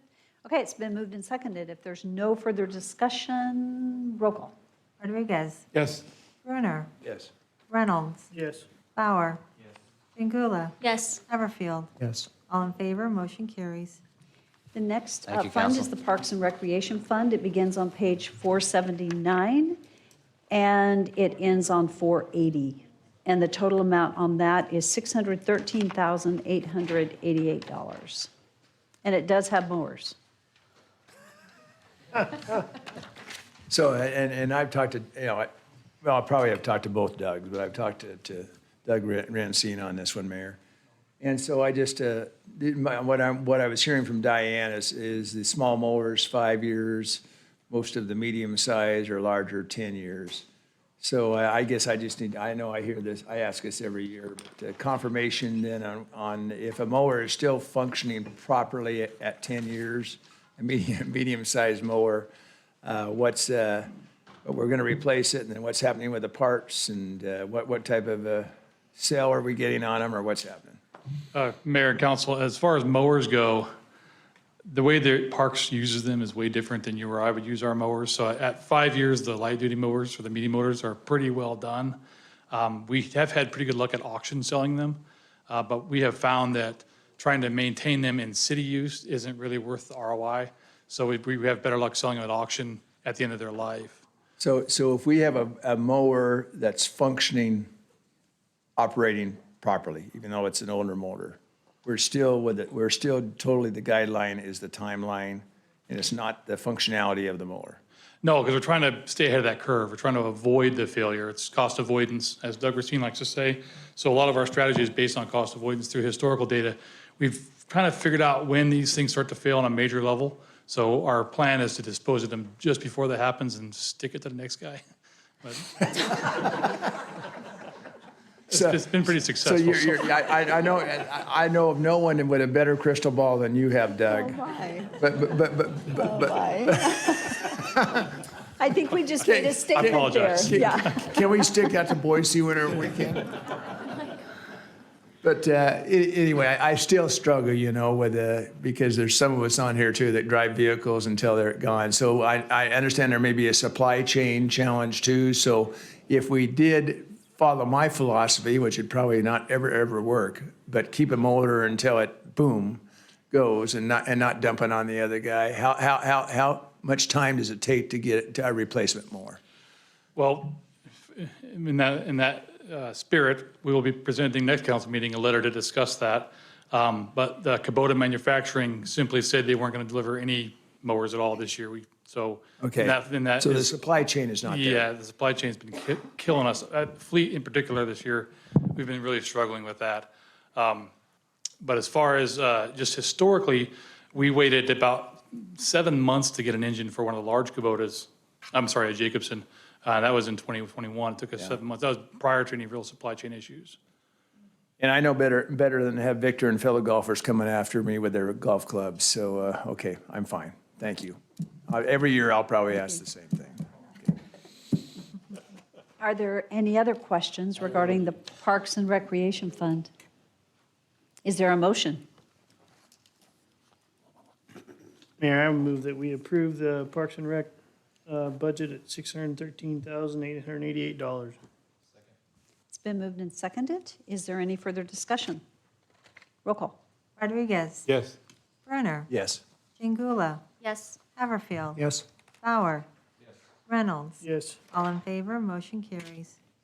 The next item is the Nampa Recreation Center Fund on page 481. The total on that is $705,200. And it is, it's very straightforward. Are there any questions? I move that we approve the Nampa Rec Center budget for $100,000 for fiscal year. 700. I'm sorry, $705,000. See, I tried to get away with it.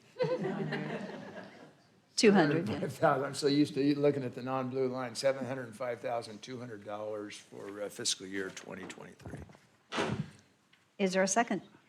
Second. It's been moved and seconded. Is there discussion? Mayor, question. Yes? Is Dennis? Darren? I'm sorry.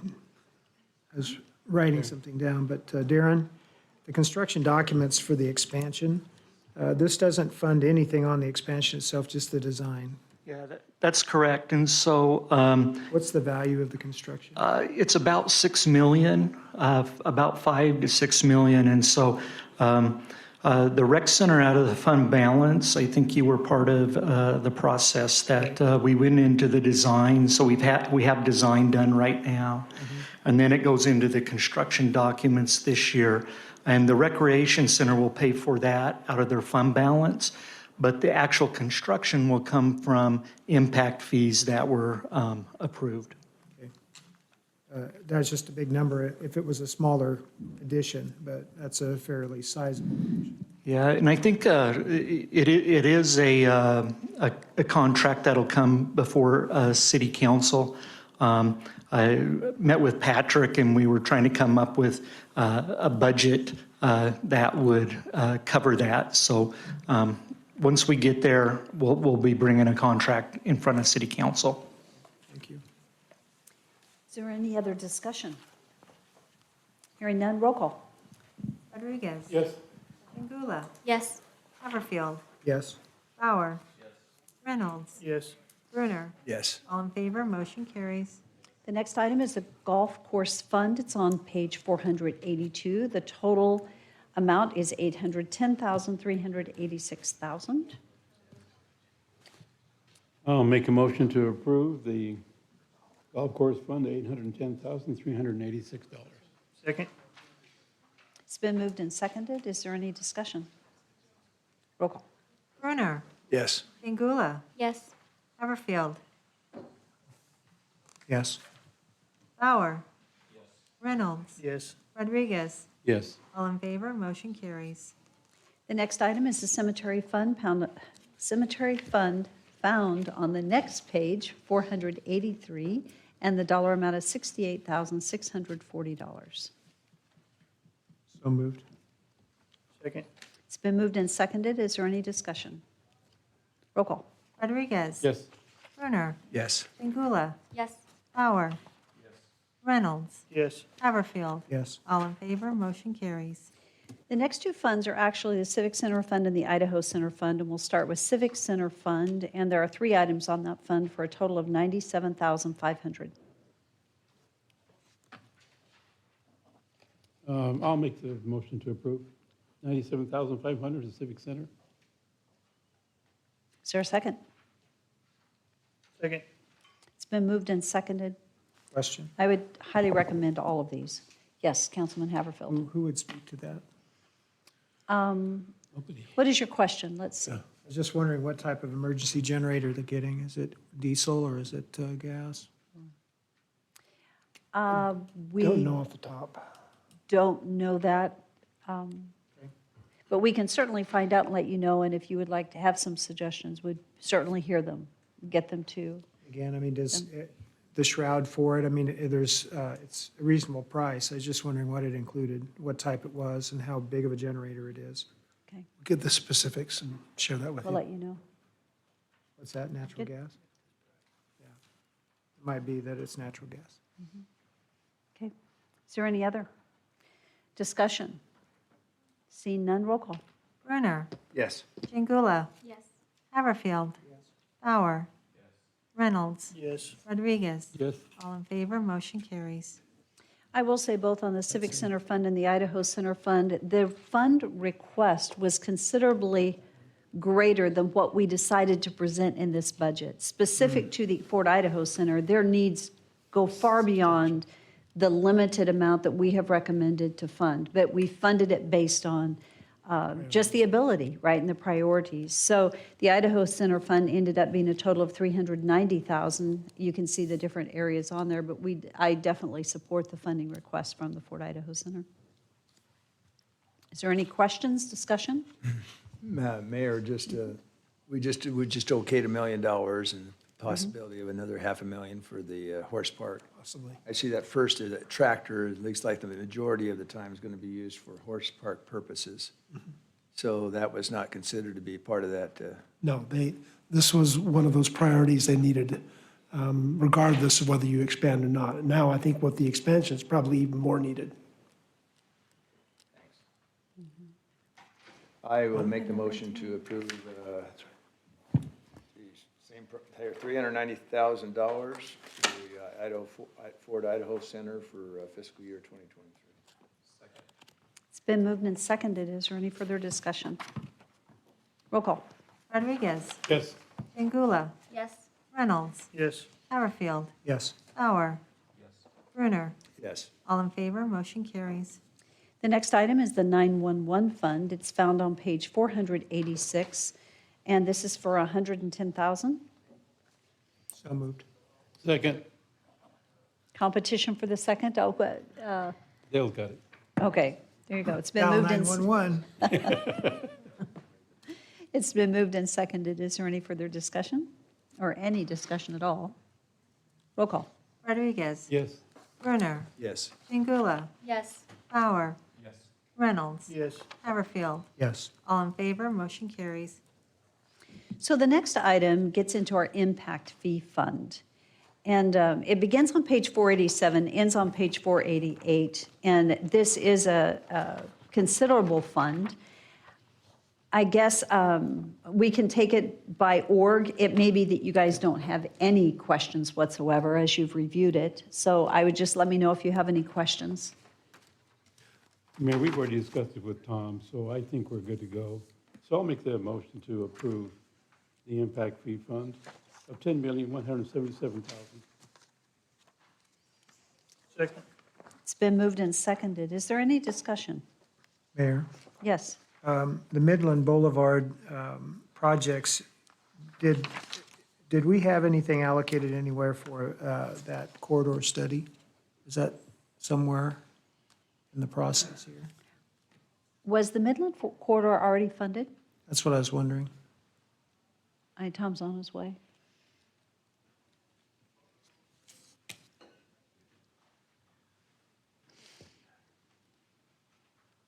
And I did notice that the Midland and Iowa roundabout rollover for Darrell Bruner's purposes was in here, and I'm glad to see that. It's the bottom of page 487 there for you, Bruner. Yeah, they're thinking about naming that one after me. Yeah. So Mayor, Council Haverfield, so if you look in that PowerPoint I gave you with the streets map, proposed projects, it's right there on there, Midland Boulevard corridor analysis, So is that a part of last year's budget, or is it a part of this year's budget? this year's budget. Okay, so where is it in our packet? Let's see, you might have to help me with on what page number it is on that, in our book here. So it is accounted for. It was Midland Boulevard corridor analysis. There's been promises. And that's out of impact fees? No, it's not impact Okay, fees, this this is is our impact streets fees, yeah. fund. Okay, and so that go is, back to since streets. that's Go back to not impact fees, this is impact fees, that's why we're not seeing it. Because it's not part of this budget approval right here. All I'm wondering is, did we get it covered elsewhere, or is it yet to come up? If it's not a part of this, I just wanted to make sure Okay. that it's covered somewhere. It's in the streets budget. Okay, So when we come back to the streets budget. okay. So quick question, the document that you're referring to is the document you shared with council that will be included in the minutes. That's correct. However, if we're going to reference that document, do you have hard copies for all of us for today? I didn't bring hard copies, but I do have I can share the slides if there's something we want to look at. Okay, which will be during the streets budget. So just be prepared to do that, so that Sure. if there is a question, we can go back and refer to that. Mayor, I have mine Thank if you you. need to make hard copies for other people. I've That- got one. I've got mine. Oh, okay. You've got yours? Okay, so you guys have them. Yeah, we While have. you're Okay. standing there, Yeah. And it's this budget, right? yes, Okay. it lists Midland and Iowa roundabout rollover. Is that a rollover in number, or is that just for people that happen to not take the thing too fast? There's a roundabout joke in there, I It's can it's on tell. several of these items, and I know Bruner will, but, Yeah, I can take So- those at 60 at no problem. yeah, Golf carts around it. yeah. So we're rolling over some of the dollars from the prior Okay. fiscal year. Just That's what wanted to that make means. sure. Yep. Thank you. We have one councilman that is prone to injury. When the chief has his blue and the reds going, I go faster even around Too much Gonna keep us information. on Bruner. our toes. Okay, so I believe we are still in the discussion phase of the impact fee fund. Right, but we're in the discussion phase. Okay, is there any further? Yes. Mayor, I just have a question. So is this the total number of impact fees we are collecting for this year? No, it is what we are spending. We generally do not recognize the revenues until we expend them. Okay. And Like, that we is on a collect them. certain page. I don't remember what page. Okay, that's why I was wondering why there was a $5 million discrepancy between last year and this year, but that makes sense then, if it's that versus collecting. Okay. Perfect. Okay. Any other discussion? Roll call. Brunner. Yes. Chingula. Yes. Haverfield. Yes. Bauer. Reynolds. Yes. Rodriguez. Yes. All in favor, motion carries. So the next item is on page 489. This is Facilities, Information Technology, and GenGov. So, and it is broken down, it ends on page 491, and it is broken down by the different segments, total facilities, total GenGov. Right. Anything you'd like to share, Doug? No, these are the funds that pay for this, as Councilman Haverfield's been asking about how we're funding and so forth. The funds that pay for this are almost entirely from the impact, not the impact fees, but the franchise fees for electrical, gas, and internet. Cable? That's on page 324 of the total, but that's what pays for these funds. Okay. For these projects, pardon me. So we have three sources of franchise fees. We've got the electrical, natural gas, and cable. Right. So this is and you're funding them all into one, which Right. is our franchise fees, and that's where this is the funding mechanism. And the franchise fees are primarily dedicated to general government capital needs. But we separate them from the general gov because the franchise fees are paying for them, not property taxes or shared revenues. Okay. Are there any questions on any of the different elements included in this budget? Mayor, make the motion to Accept the facilities, IT, and general gov capital requests for 2023 in the amount of $2,003,888. Second.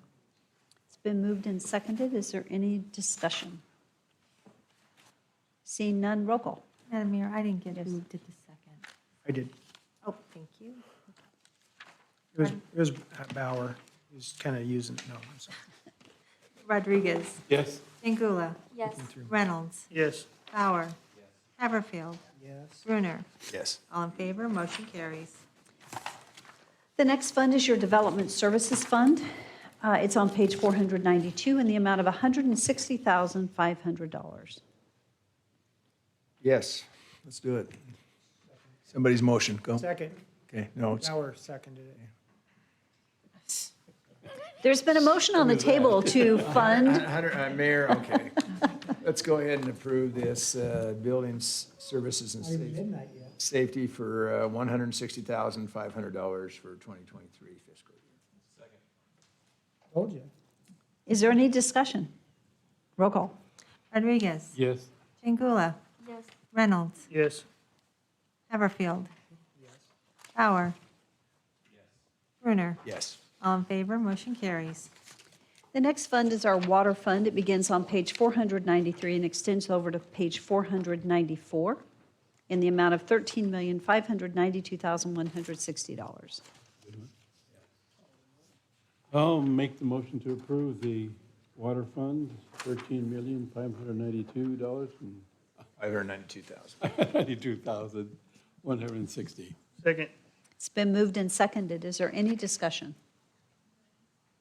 Roll call. Brunner. Yes. Chingula. Yes. Haverfield. Yes. Bauer. Reynolds. Yes. Rodriguez. Yes. All in favor, motion carries. I need to go back. So I'm just looking at these motions are the total water fund, not the total construction project. We're using the bottom number. Is that the wrong number? No, That's I think- okay? I think That's the right number? That's correct. That's the correct Okay, I number just for want to these. make sure. Thank you. All of a sudden I got nervous. When, oh no, did I just do it wrong? No, that's Thank you. the operational side. This one, Okay, so now we're ready for the wastewater fund on page 495 in the amount of $75,599,306. Move to go ahead and accept the $75,599,306 for the wastewater fund for fiscal year 2020. It's been moved and seconded. Is there any discussion? Mayor, Yes? I didn't see anything about naming rights, but that's okay. Digester in general, but Oh, my gosh. how much is all of this, Would you guys feed him? gonna ride that horse as long as I can. As far as the SRF loan, is all of this under that loan process? So is this for this flow-through dollars? capital, we are raising funds primarily from two sources for the wastewater treatment plant. The increases in rates of 16.9% per year and the DEQ loan. Through the end of FY '21, beginning of FY '22, we leveraged the rate increases to accumulate the $20 million contingency, which we have kind of locked away. So this expenditure right now, this coming next year, this $61 million, will be almost entirely from the DEQ loan, but a small portion may be coming from the rate increases. Since we've locked the contingency, we can now use the rate increases to pay. Thank you. Thank you. Is there any further discussion? Questions? Roll call. Rodriguez. Yes. Pingula. Yes. Reynolds. Yes. Haverfield. Yes. Bauer. Brunner. Yes. All in favor, motion carries. The next item is the Fleet Fund on page 496, and this is actually funding the new Fleet Street building out of Streets Fund. And this was So Deb- approved in the prior year budget. This is just because we're funding it ourselves instead of borrowing the money is why it's in there now. Okay, let's get her done. So move, $5,254,000 for fleet fund services for 2023. Second. It's been moved and seconded. Is there discussion? Question? Yes? Is this a bid number? Do we have a contractor lined up for that number? Jeff is working on the actual bid number. This was the original estimate they built with their third-party consultant. Okay. But I think, Pat, for your comment months ago, look at a steel building too to see if it costs less. And I think that's where Jeff's at right now. Okay, so this is just the upper end. Could be less. Thank you. And that will come before City Council, obviously, before it goes. Yeah. Okay? Roll call. Pingula. Yes. Reynolds. Yes. Haverfield. Bauer. Rodriguez. Yes. Brunner. Yes. All in favor, motion carries. On page 497, we have the engineering fund that just has two items on it for $40,500. Move. Second. It's been moved and seconded. Is there any discussion?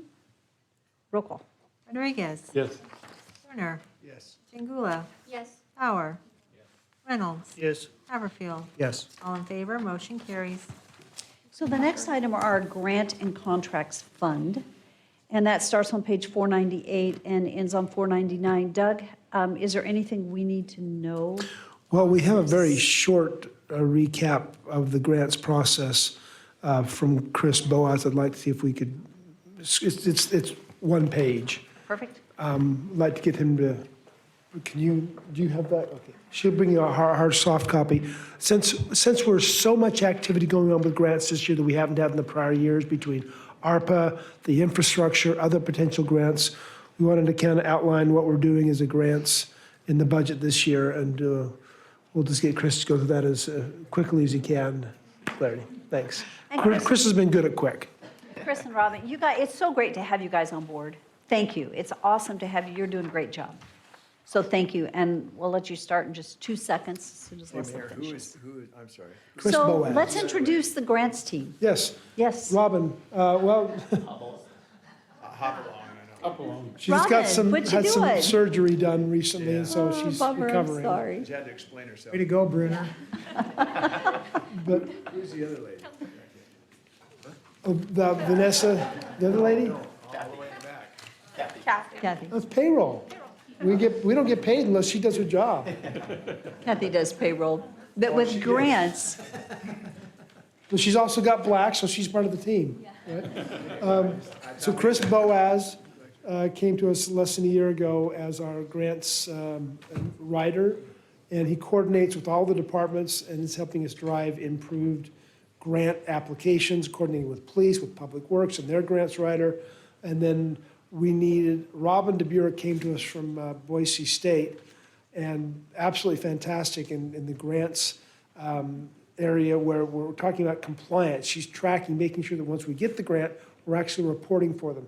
Since so many of these grants are federally funded, they fall up under a special audit program called the Single Audit Program, and we need particular intense accuracy on the grants. And so Robin is our key person there in making sure the grants are accounted for correctly. This is our grants team. So it was great because Robin lives in Nampa. We got to get her. She was looking forward to living and working in Nampa, and I got to work with Robin years ago, and it's great to have her on board. And Chris, you guys are both doing a great job. Robin, you want to further your education, MBA or something? Oh. You is right here in Nampa. Nice. I did, Too late. luckily I came Too from late. Boise State, so I finished my master's degree, but I did just finish a master's degree. Where'd you get it from?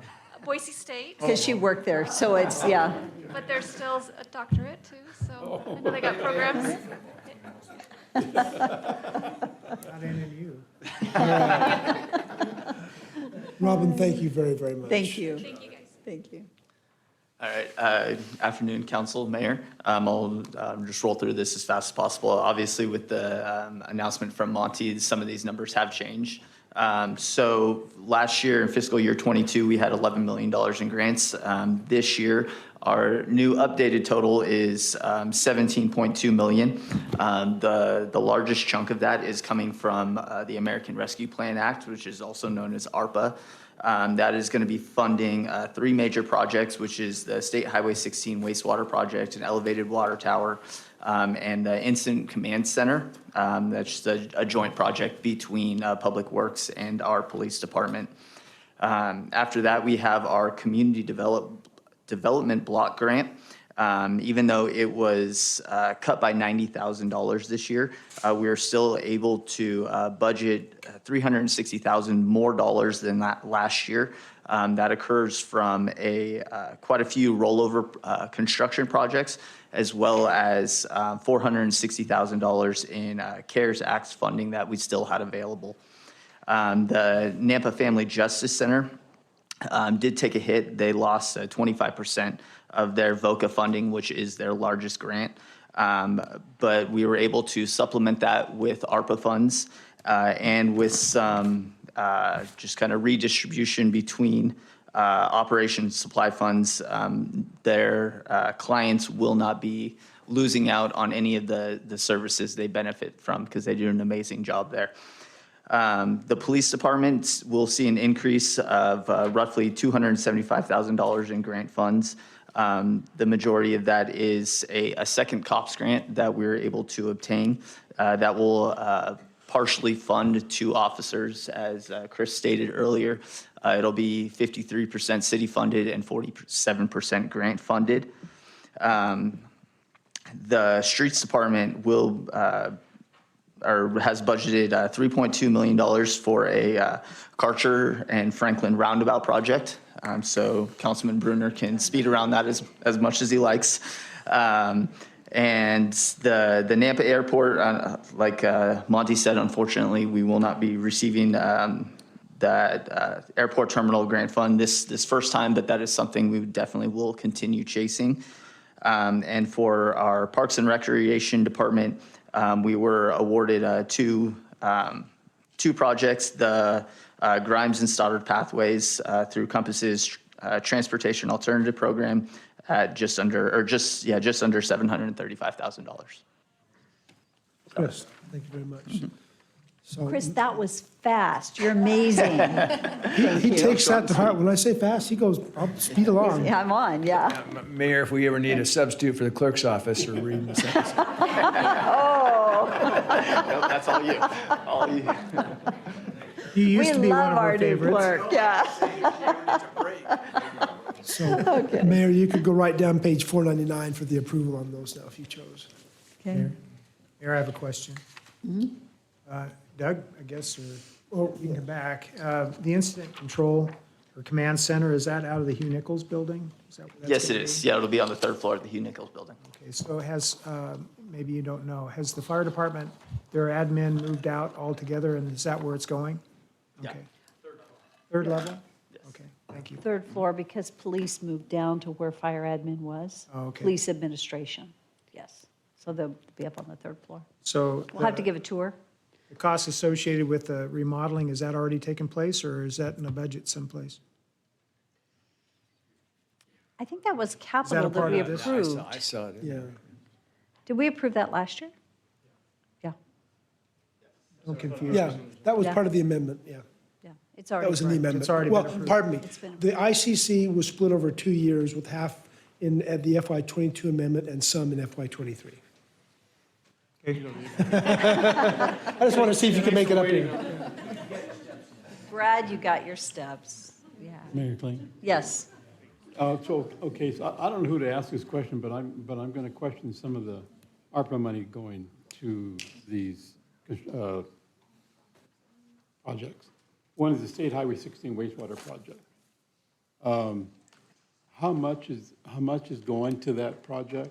And That's Chris can answer that one. So Okay. that is, we're considering it seed money for that project. So that will be, the State Highway 16 will receive $5 million. okay, and then do we have to pay that back or we don't? No, We don't.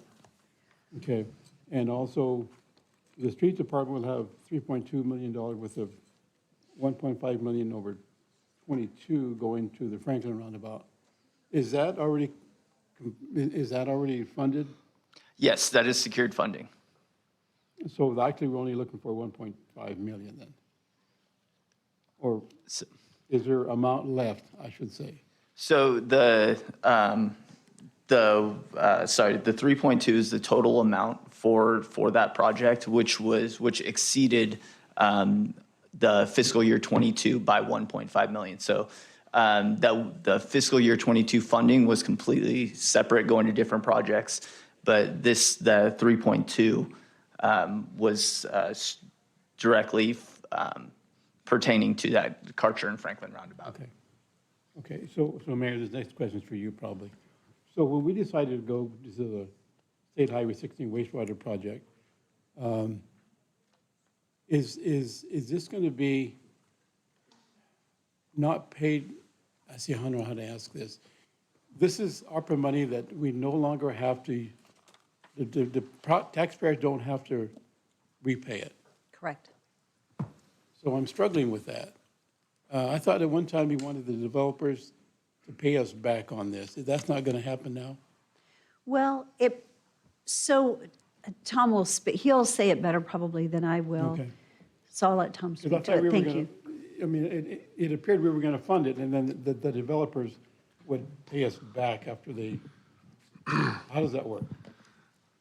Mayor, Council Rodriguez. So this particular project you're talking about, the gravity line, the sewer headed towards 16 is along the U-Stick corridor. Yeah, that's correct. It's in our impact fee list. So we have $10 million in there for the impact fee. So basically what we're doing is we're using the ARPA money to get it started, and then we'll fill that bucket back up with the impact fee. And we're recommending to start that process heading that way so we can keep up with the development in State Highway 16 coming in within a couple of years.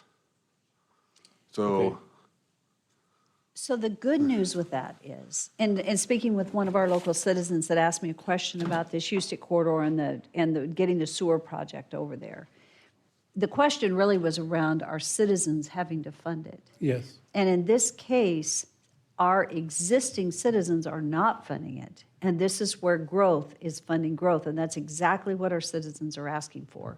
Because ultimately, it's impact fees, but we haven't accumulated enough impact fees, so we're allowing the use of ARPA dollars, which we can, because of, it's kind of complicated, but we can. And so we can use those dollars to, in some way, supplant, to get it going, and then you're going to have the impact fees come back in. correct. Which is, no, so I think I'm correct in saying, and correct me if I'm wrong, this is truly growth funding growth, and where our existing citizens are not bearing the burden of that expansion of that wastewater line. That's correct. Which is really important for development. Okay. Hopefully that makes sense. Thank you. Okay. No, I just No, wanted that thank you. clarification. Yeah. Thank you, good question. Okay, so we are on the Grants and Contracts Fund. Thank you so much, Chris, for that overview. I believe we're on page 498, 499 with a grand total. Do I use the grand total? No, we use the total Grants and Contracts Fund, because the grand total is everything, of $18,278,669. So moved. Second. It's been moved and seconded. Is there any further discussion? Seeing none, roll call. Rodriguez. No. Brunner. Yes. Chingula. Yes. Bauer. Yes. Reynolds. Yes. Haverfield. Yes. 5 in favor, 1 opposed, motion carries. Okay, so we're not done yet. There's a lot in this, in this whole capital section, huh? That's actually the end of the capital That- section. That It's is just the kind of- end? It repeats in different ways throughout. But that's, So that's, the that's it. capital block development grant, these other ones, these are other funds. So we're good? They're reflected elsewhere, they're approved, yeah. Yeah. The $135 million is the total presented in this year's budget. Okay. Okay, so then, right now, I think, Doug, we go back to item 3 on the agenda, is that correct? Streets. Okay, special revenue enterprise and internal service funds, and because we just went through all of these, the capital requests, we're going to be able to approve the budgets in total. In total. Awesome. Okay, so now we're going to go to streets, which is page 207. And I'll get back there in just a second.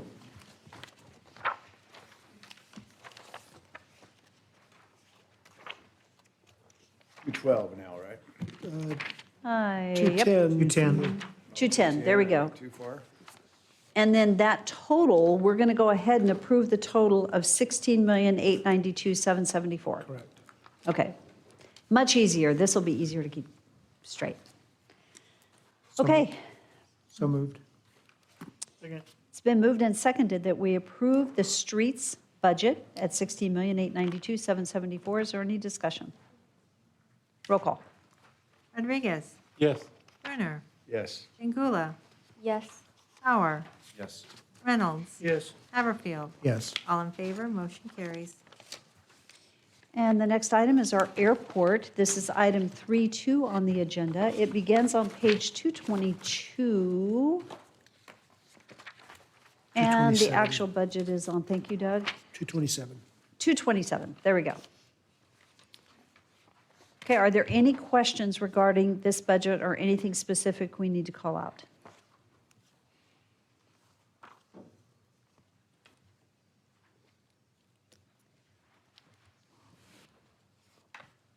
As straightforward as you get. Well, then I guess I'll make a motion to approve the airport fund of $1,045,779,000. Is that, thank you, it's been moved and seconded. Is that the correct number? Because we're going on total expenditures? Total expenditures. It's been moved and seconded. Is there any discussion? Roll call. Brunner. Yes.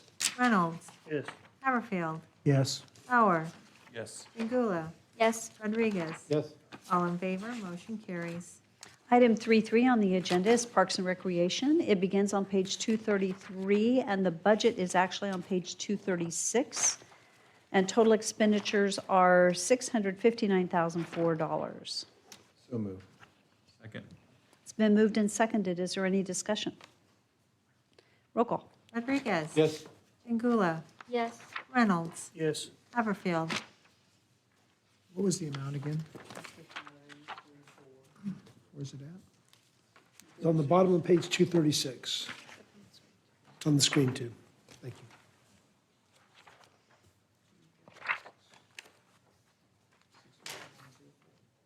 you. Yes. Bauer. Yes. Brunner. Yes. All in favor, motion carries. Okay, so we've already done the library. So that will move us to, and did we already do the cemetery fund? Was that in?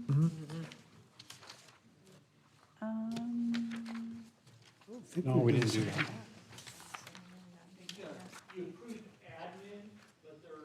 Special. That's the next one on So, 242 and 243 is parks. so I was just going past that. So we need to approve, even though they're not on here, we need to approve each one of those as a subsection of Parks and Rec on page Yes, 233. because the admin was a totally separate budget. These are, Would you do me a favor, just next year, have them noted on here?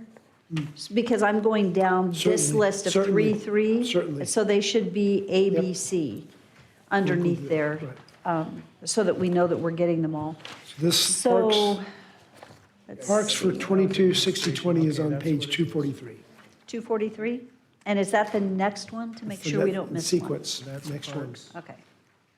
I'm sorry, there's just a lot of pages and Nope, we'll add it in. easy to miss it. Okay, so parks, and this is on page 243, it's $4,119,680 Correct. for the parks budget. So are there any questions regarding the parks budget?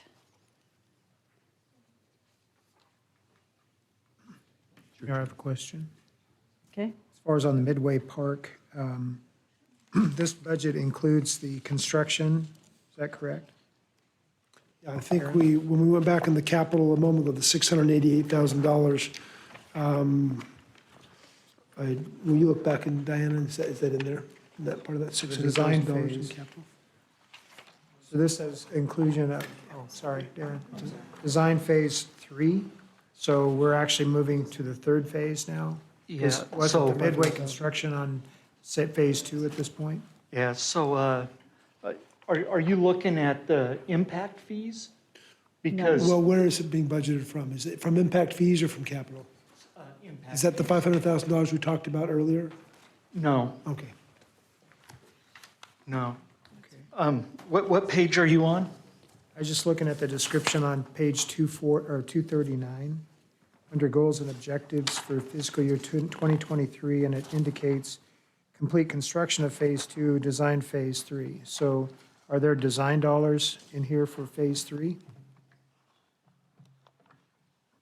Yeah, so that would be in impact fees, Councilman? So it's not in this Yeah, portion of the so the Parks and Recreation goals, we explain what our goals are for the Parks and Recreation Department. But because Midway Park is completely funded through impact fees and not through the general fund or the parks budget, those expenses are allocated only on the impact fees. Okay. Well, that's what's confusing, because it's here as a part of this portion that we're now looking at approving. Yeah, and I guess we could, in future years, put our goals for impact fees separately than our goals for Parks and Recreation, if that's helpful. So these are just overall goals in general for parks. Counselor, on page 487, the impact fees, it shows design fees of $350,000 for Midway and design costs of phase 2 for construction of $700,000. Those are part of the total impact fees we approved earlier, but that's, I think, what Darren is referring to. Yes. The one thing I would say that I was thinking about as I was reviewing all of this, and Darren, we've talked about it a little bit, where impact fees are funding the development of our parks, one of the things that I don't feel like we're doing a good job of is anticipating what the cost of maintaining those parks are. Because that's a general fund expense, and we've not really been increasing our employees, but we're increasing our parks. So it's going to make it difficult. We're going to come to a place, I think Doug and I have had this discussion. Darren, we probably haven't. I haven't a lot directly with you. I think maybe you and Doug have, but we have discussed this a little bit, that if we don't fund the maintenance for the parks, then we're building parks that we can't maintain. Just getting people to mow them, something's going to give, right? So we have had to do some increases of wages because we couldn't hire anybody to even mow the yards. and all the trails and everything. So we've gotten that with our wage equity done, which has been a lift. So that's a cost. But we are going to have to add positions at some point because we just don't have the staffing. So I think that's something we need to keep in mind when we build new parks and we fund them through impact fees. It's kind of like funding a fire station with impact fees, but then you can never afford out of general fund to staff it. It's the same principle with our parks, and I think we need to be mindful of that. So Mayor, just to follow up on that, if I may. So Darren, the staffing challenges, that's the reason why our overall, our contractual services are up about 200,000 from last year.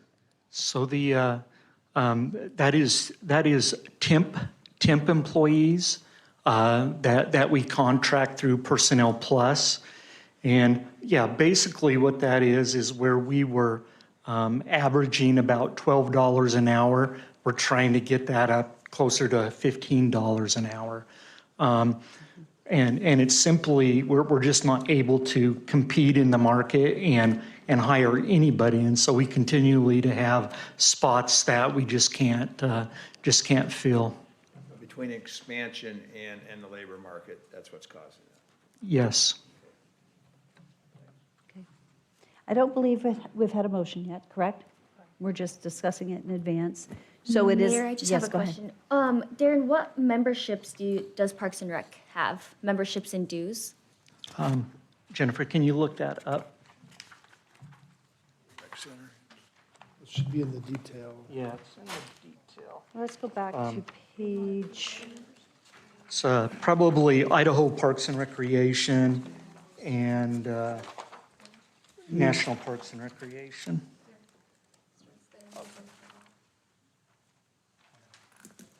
Do you have it, Cody? Yeah, I have it here.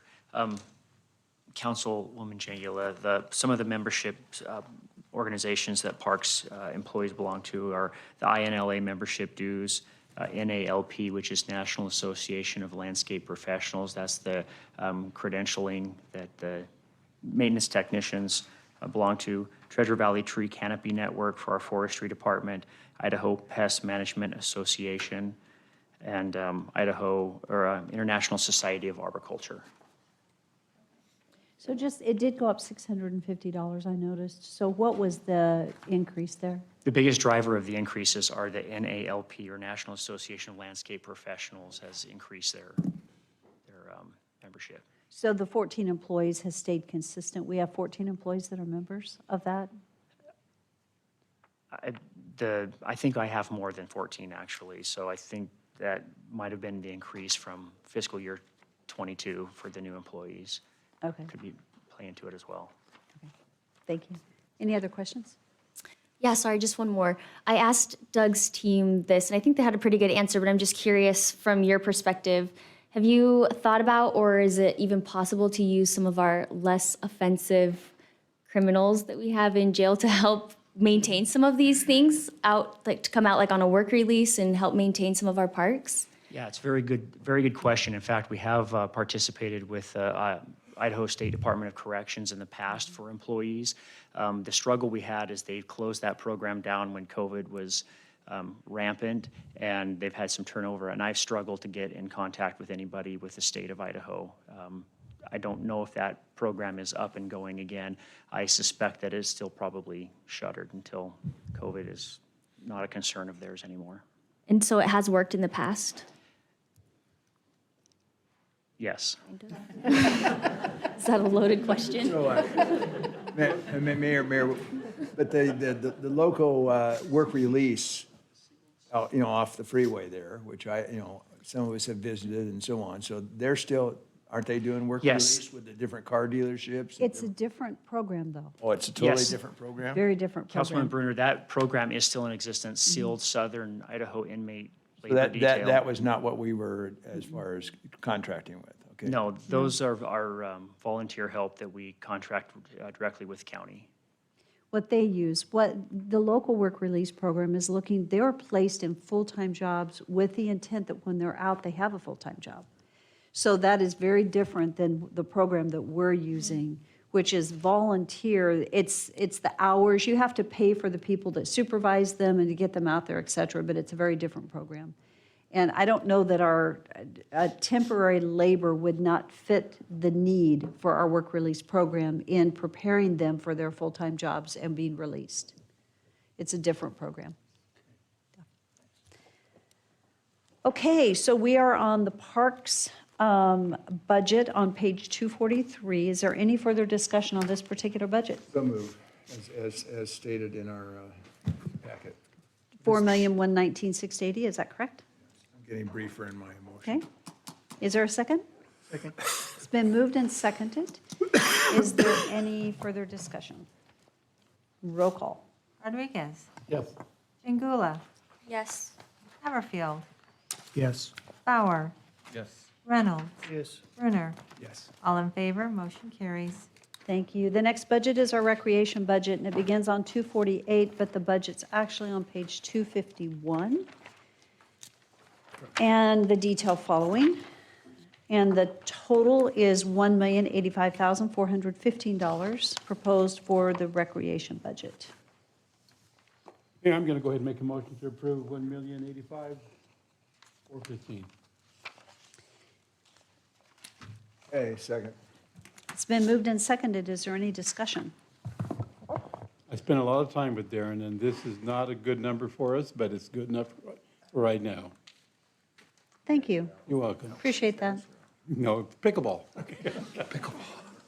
Okay. If there's no further question or discussion, roll call. Chingula. Yes. Reynolds. Yes. Haverfield. Yes. Bauer. Yes. Brunner. Yes. Rodriguez. Yes. All in favor, motion carries.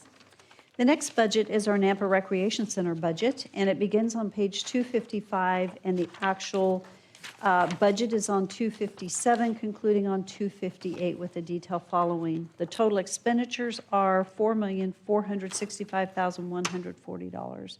And I would like to say our Nampa Rec Center is self-funding.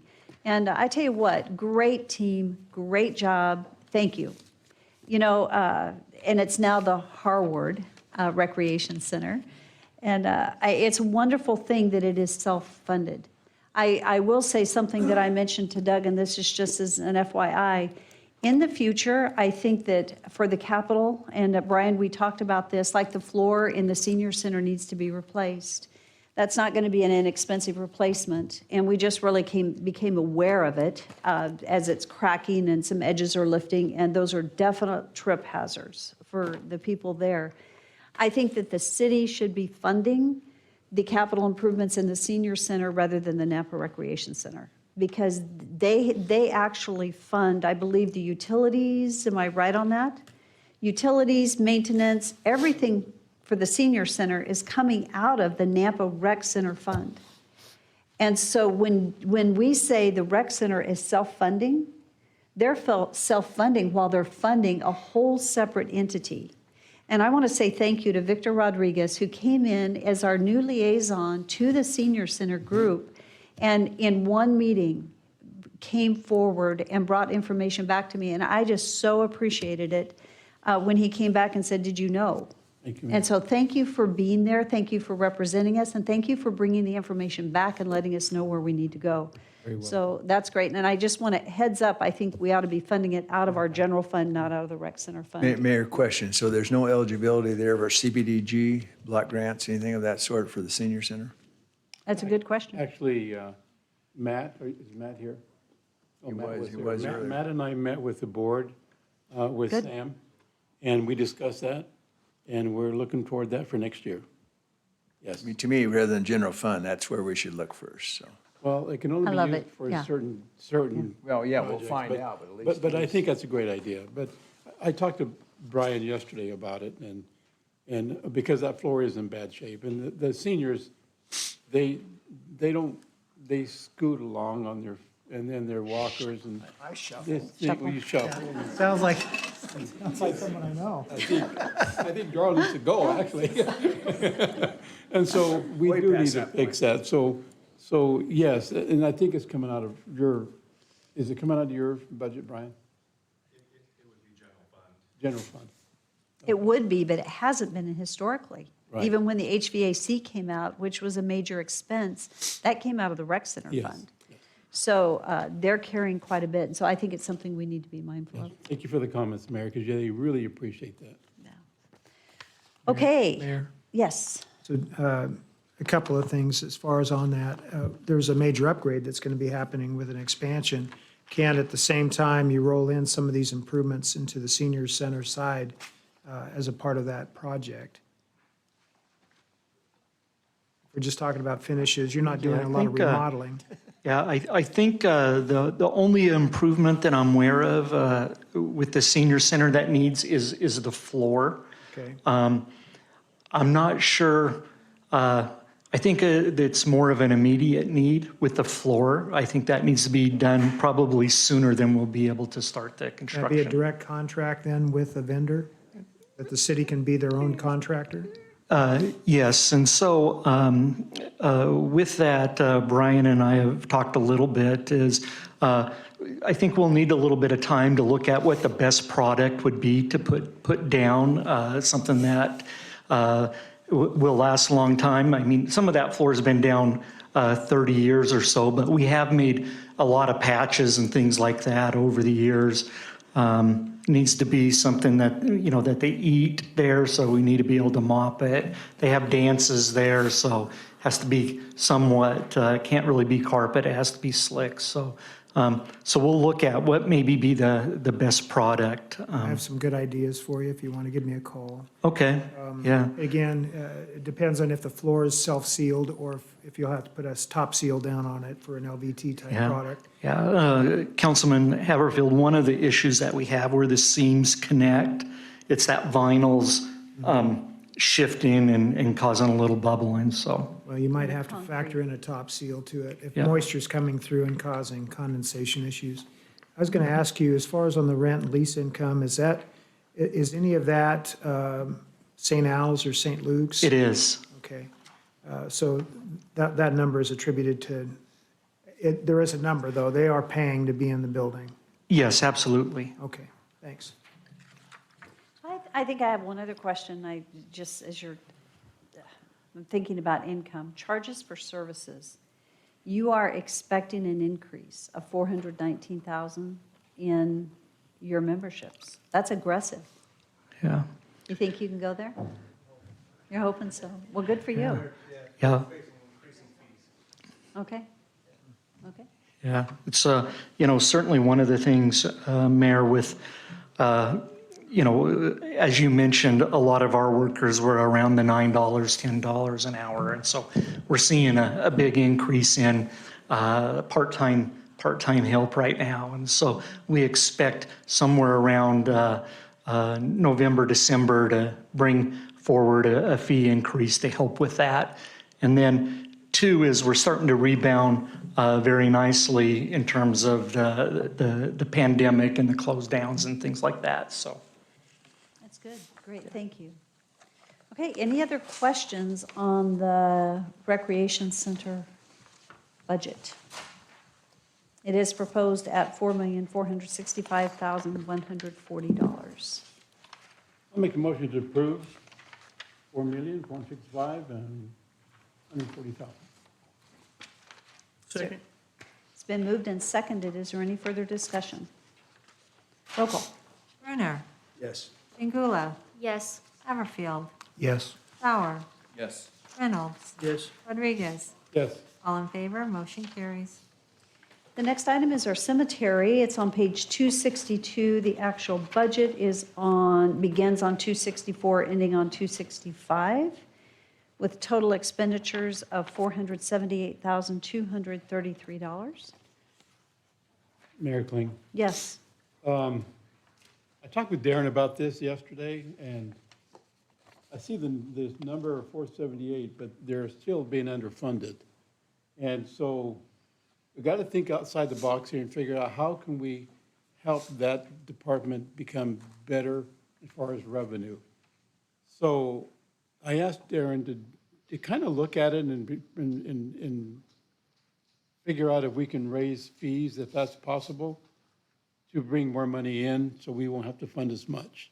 That's just my idea. I'm not asking the council or you, Mayor, to do that, but I think it would be benefit us to do that. Because when's the last time that we had That we Just had the this- fees adjusted. Just this past year. Yeah, Just well, this past we year. bring fees every year, but I'm not sure that we moved cemetery fees this last year, so. I don't think so. We didn't, we did the year before because I bought a cemetery lot. Oh, did you? Yeah, I so. did, and I bought it just ahead of the fee increase. So we did have a fee increase sometime, maybe it wasn't in fiscal year '22, it could have been in '21, but we did just increase fees But, in the cemetery plots. Inform us ahead of time at our age. Yeah. Well, they're available now. Get them while they're available, yeah. And I'm prepared.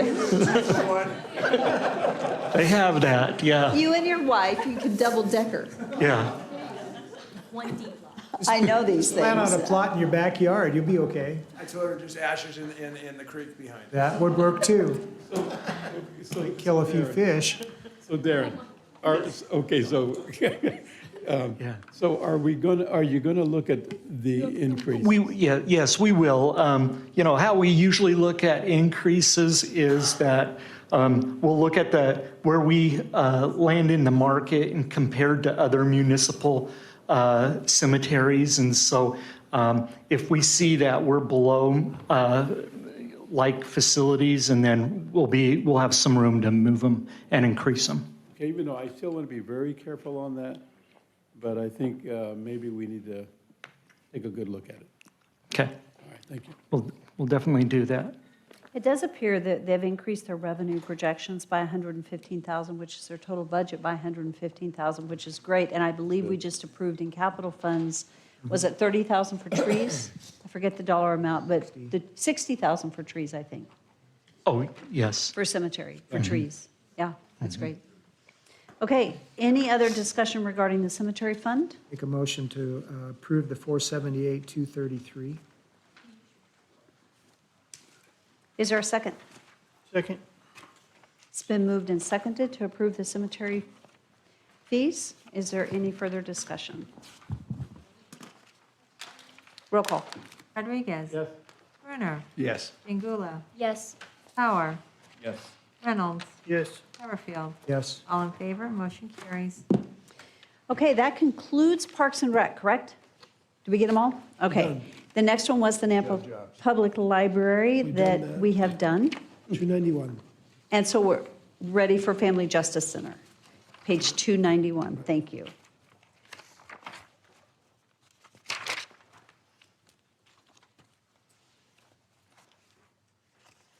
Taking me just a second to get to my page here. Okay. So the Nampa Family Justice Center on page 291, and it's both budgets, codes, 2510 and 2520. And is there only one, are these the only ones in the Nampa Family Justice that we're Just the approving two. right now, these I think two? Just the two, aren't there? For a total of 390,493? We can approve them both, is that what I'm hearing? Yes. Mm-hmm. So move. Second. Where's that number listed? What page? 291.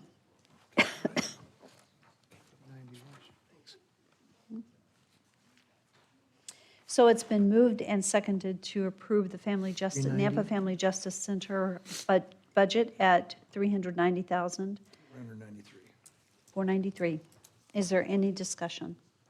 Mayor, just a comment on this. In this year and next year's FJC budget, there are monies coming from ARPA to supplement the grants that for a couple of years are falling off. So the budgets are a little lower, but in 2025, they'll come back up as those, well, hopefully those grants will come back online. But that's why you're seeing the decrease. We did actually approve the use of ARPA funds to supplement the VOCA funds. Did you already say that? I may Yep, be repeating That's what you. I, yeah. Yeah, so we have supplemented them in the meantime because it's extremely important that we have the funding available to keep the work going. So it's been moved and seconded to approve the Nampa Family Justice Center. Is there any further discussion? Seeing none, roll call. Pingula. Yes. Reynolds. Yes. Haverfield. Yes. Bauer. Yes. Rodriguez. Brunner. Yes. All in favor, motion carries. Okay, we're going to move to 3.6 on the agenda, I believe, yep, which is the 9/11 Services on page 297. The actual budget is following on 298. So again, is there any comment on this budget? Anything we need to know for the 9/11 fund? See none. Any questions regarding this particular budget? Stand for a motion. Moved. Second. It's been moved and seconded to approve the 911 services budget in the amount of $1,122,321. Is there any further discussion? Roll call. Brunner, Yes. Angula, Yes. Bauer, Yes. Reynolds, Yes. Haverfield. Yes. All in favor, motion carries with Rodriguez absent. We've been sitting here for about 2 hours. Could we take like a 5-10 minute break? You think that's a good time for us to just take a We're gonna quick be done bathroom by- break? And we may be done early. We're talked about canceling dinner, but I don't know if we can this late, so we may just have, eat right afterwards or whatever, because we're pushing through. You know what? I said it earlier and I'll say it again. Thank you, council, for the review that you guys have done of this budget. But you know what, Doug, the presentation made it so easy. I love even though I struggle with the capital and the operational, makes it fix that so one next easy. year. Well, but We'll it's fix- really good job, really good job. And the front pages, I mean, those are heavy lifts, even updating them. Yep. Heavy lifts, but good job. Yeah. It's helpful. Yeah. Okay. Recess, 5 minutes. We'll try to be back.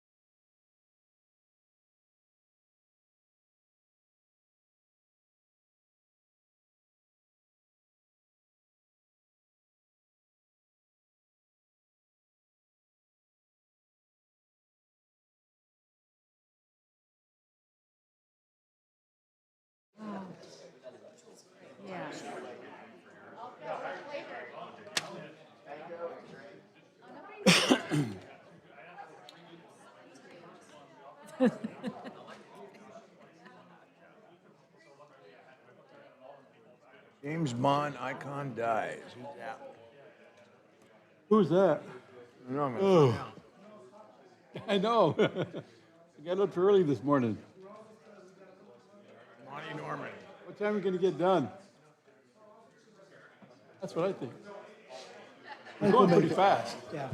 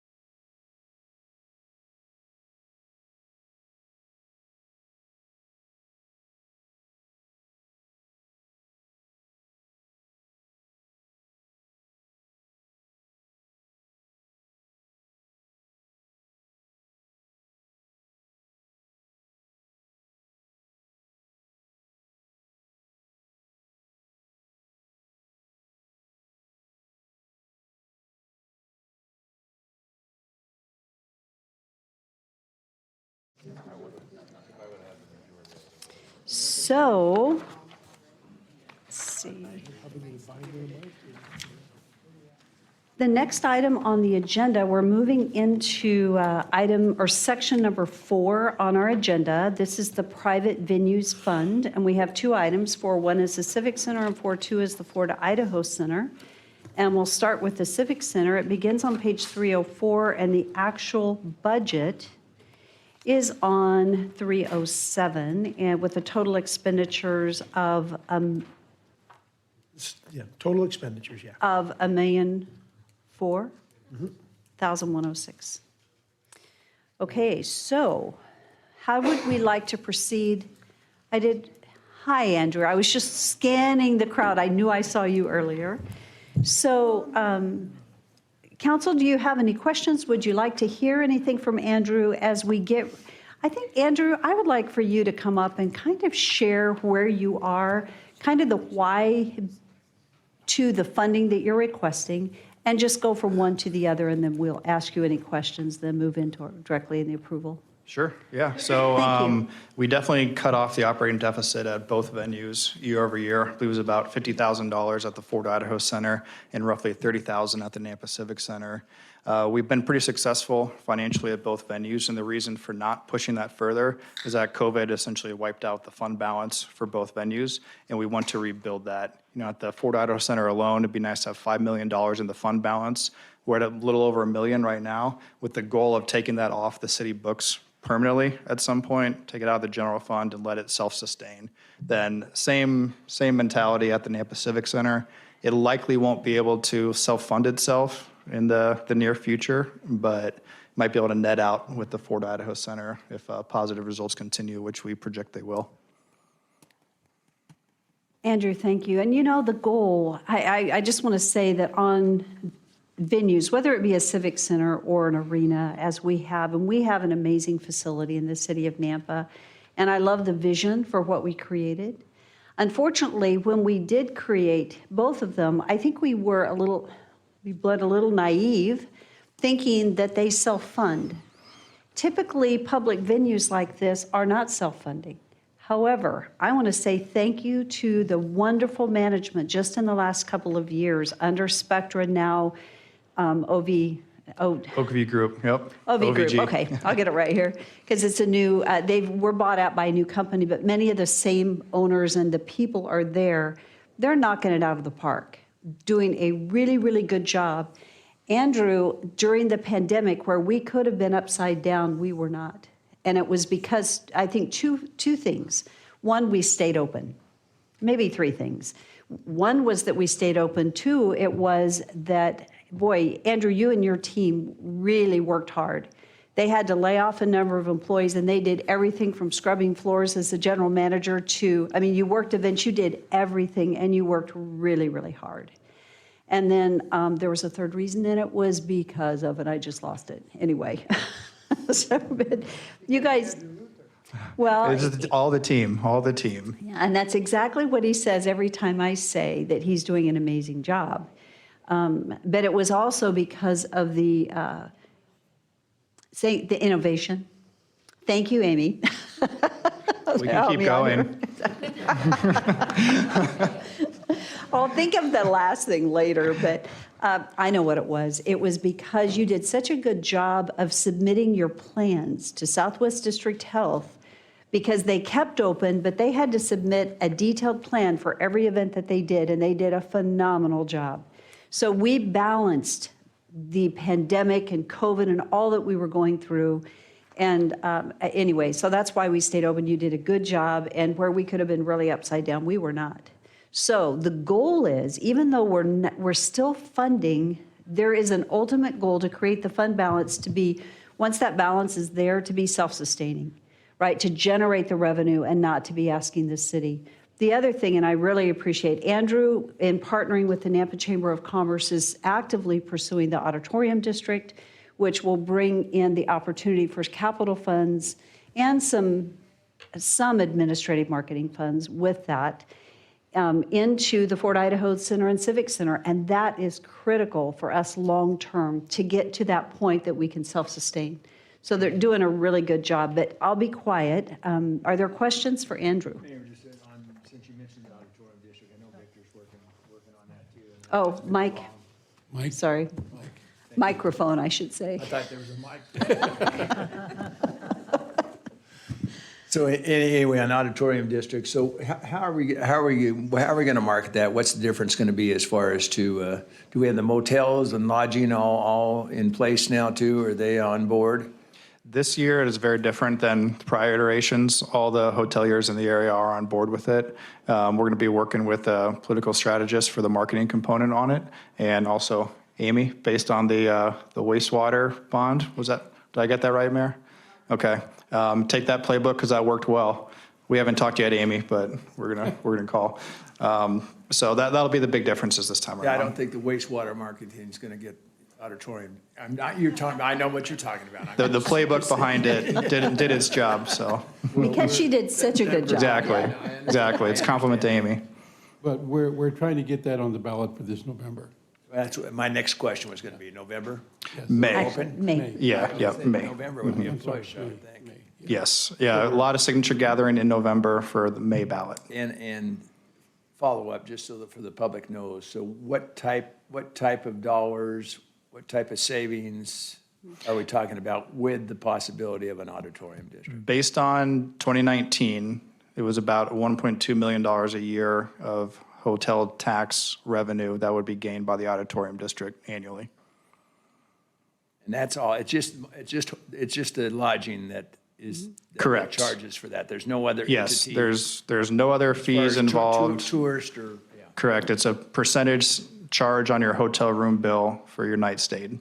Okay, and final question, totally off the subject here, but there again, since we had the horse park folks in here, there's nothing in this budget that at all affects the horse park, or it does affect the horse park?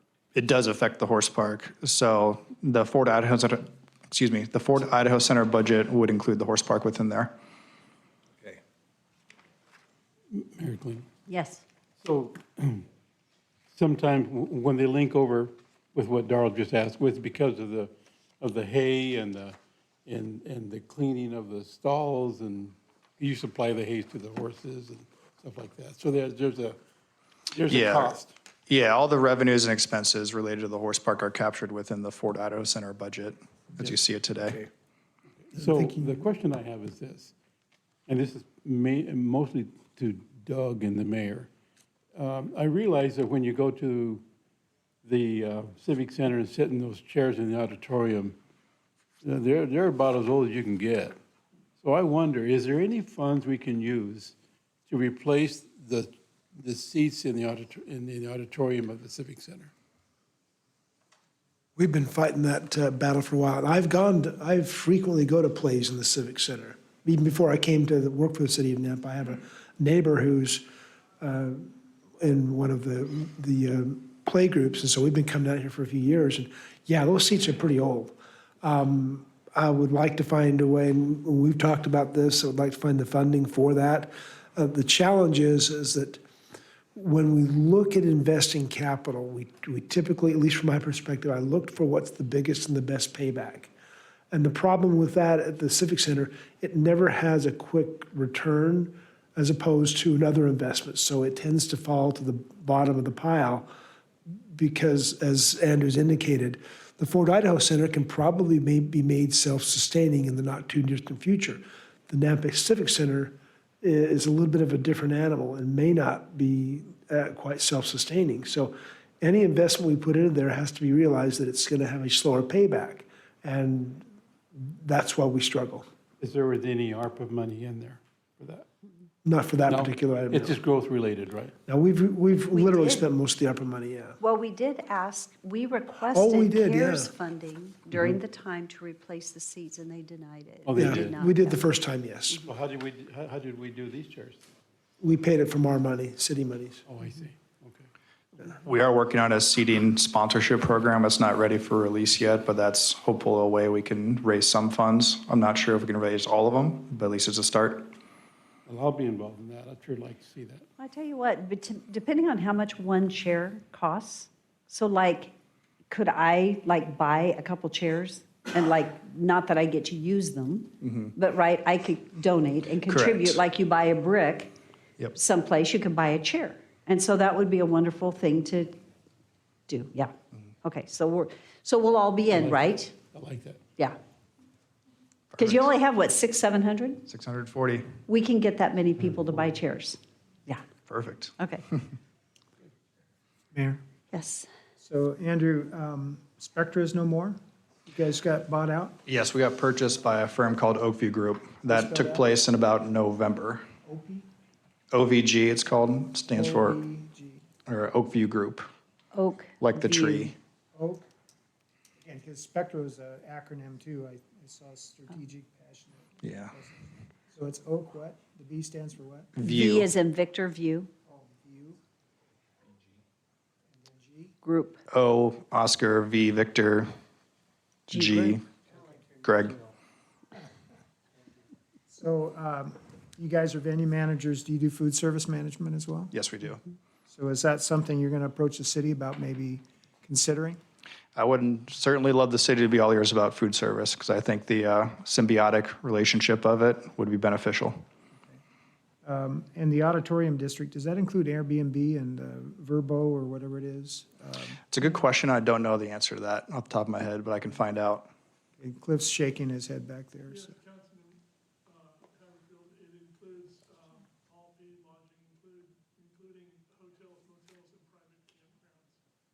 So the answer to that, could you repeat, since you're on the mic, I'll let you repeat his answer. Yes, it was Airbnb, VRBOs, RV campgrounds, and is there anything else? So all lodging? Correct. Not just hotel rooms then? Yes. Hotel motels. And then to the Civic Center, as far as the money that comes out of our general fund to help it to stay solvent, how much of this is attributed to that? How much comes from the city? Yeah. It's down to about 300 and, I believe operating was like 330,000. actually, the Civic Center has $97,000 of capital support and, here's everyone, Andrew? I believe 330,000 for operating, then 97 of capital. Actually, Doug, I think we need to know those numbers so that we know what we're approving in this budget that is funding the Civic Center. Right. Rather than their, so are we funding, because according to this, if we were to make a motion, what we need to approve is what the city is funding to support both the Civic Center and the Fort Idaho Center. The net transfers in line under revenues, it's $478,000. So that is what the proposed, That's both capital and the operational expenses. so net transfers in 478,982 is what actually the motion would be to approve the city to support that budget, the Civic Center, in the amount of that dollar amount? Theoretically, within the realm of our budgeting system, the entirety down to 1,000,004 is what we receive because they transmit the financial results back to us. We still own the entirety of the financial results. It's just that it's broken down into two segments. What we, oh, I guess I went dead. Oh. Okay, so he's getting it? Okay. So we'll pause just a minute so that we've got it on record. So I'm just thinking about, well, we'll pause. I'll be quiet.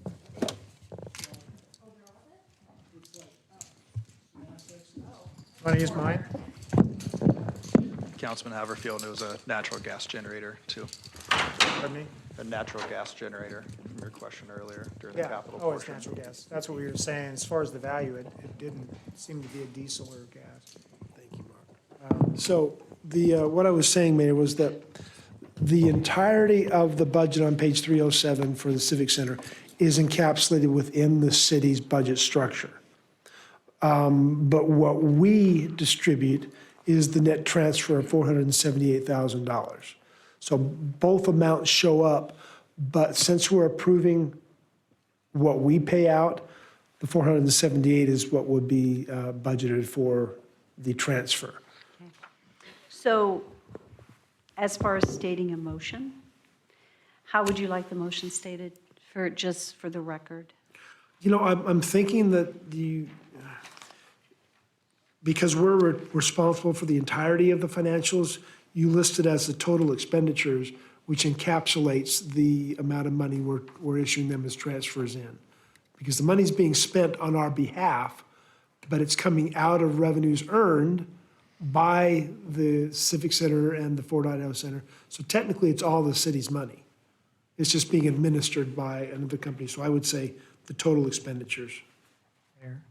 Yes. So can I simplify my question and just say, yes, we have operating expenses that we're helping to administer. What is the shortfall amount of income versus cost?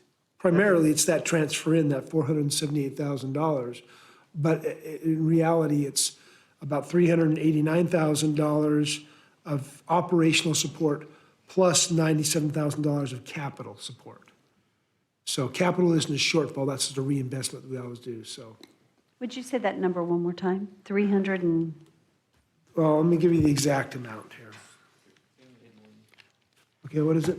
It's 381,482. That's the operational support. 381,482? Okay. And then 97.5 Is the capital. for capital? Right. Okay.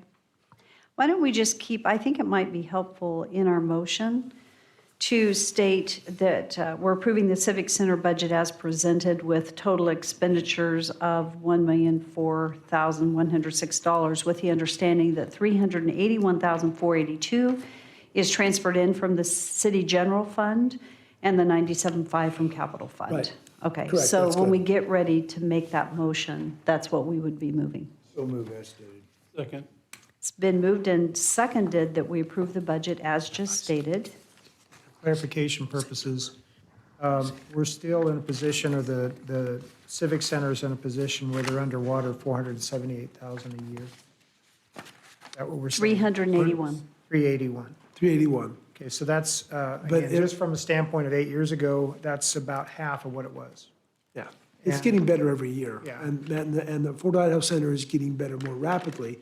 But what we're not really reflecting here is what Andrew referred to is they're trying to recover from lost funds from the COVID and build their cash reserves so we can invest in the Fort Idaho Center and take them off the books. And that's not, that accumulated cash reserves isn't really being reflected here. I mean, we're tracking it, but we're not reflecting it in the budget because we want to accumulate it in order to spend it on larger capital projects. And from one councilman's perspective, again, the idea that both of them could be self-sufficient is the goal. Exactly. And Andrew and I have talked, I know the mayor's talked about it, and the key here is capital investment. It's a for-profit enterprise, not a, if you want to grow a for-profit enterprise, you got to put money into it, and that's where we got to be. Naming rights of the civic centers that ever been considered? Oh, yeah. It Fort definitely Idaho has. Center. Yeah. Mhm. It definitely has. We had some talks earlier this year, just was a little too early for now, but I think there's an option in the future. Yeah, I'd like to hear that. I mean, that would help shave that down. And so when we get to the Idaho Center, we can talk about that amount at that point. Yep. And I'll help you fundraise for those chairs. I'll be the first one to donate for chairs. Yeah, so we should just go there. Perfect. I think we can do Do we it. know how much they would be? No, but As even much if as you want to they're, give on a certain amount. Where's that gavel? Yeah. Start auctioning those off. Have you looked into it, though? Yeah, we have. We think there'd be a couple different like classifications and different options and maybe frills that come with it. So not quite final yet, but there'll definitely be a base layer, a mid layer. and What, gold and seats and a down higher front layer. and the bronze ones in the back or something? We can get really creative on it, which is the beautiful thing. How or many you could give nothing. 640. Just a little thing on the back of the chair, Mm-hmm. so that there's nothing lost. You don't gain anything other Right. than just the fact that it's the intrinsic value of I'm part of that. Sometimes that's enough. Right. Yeah.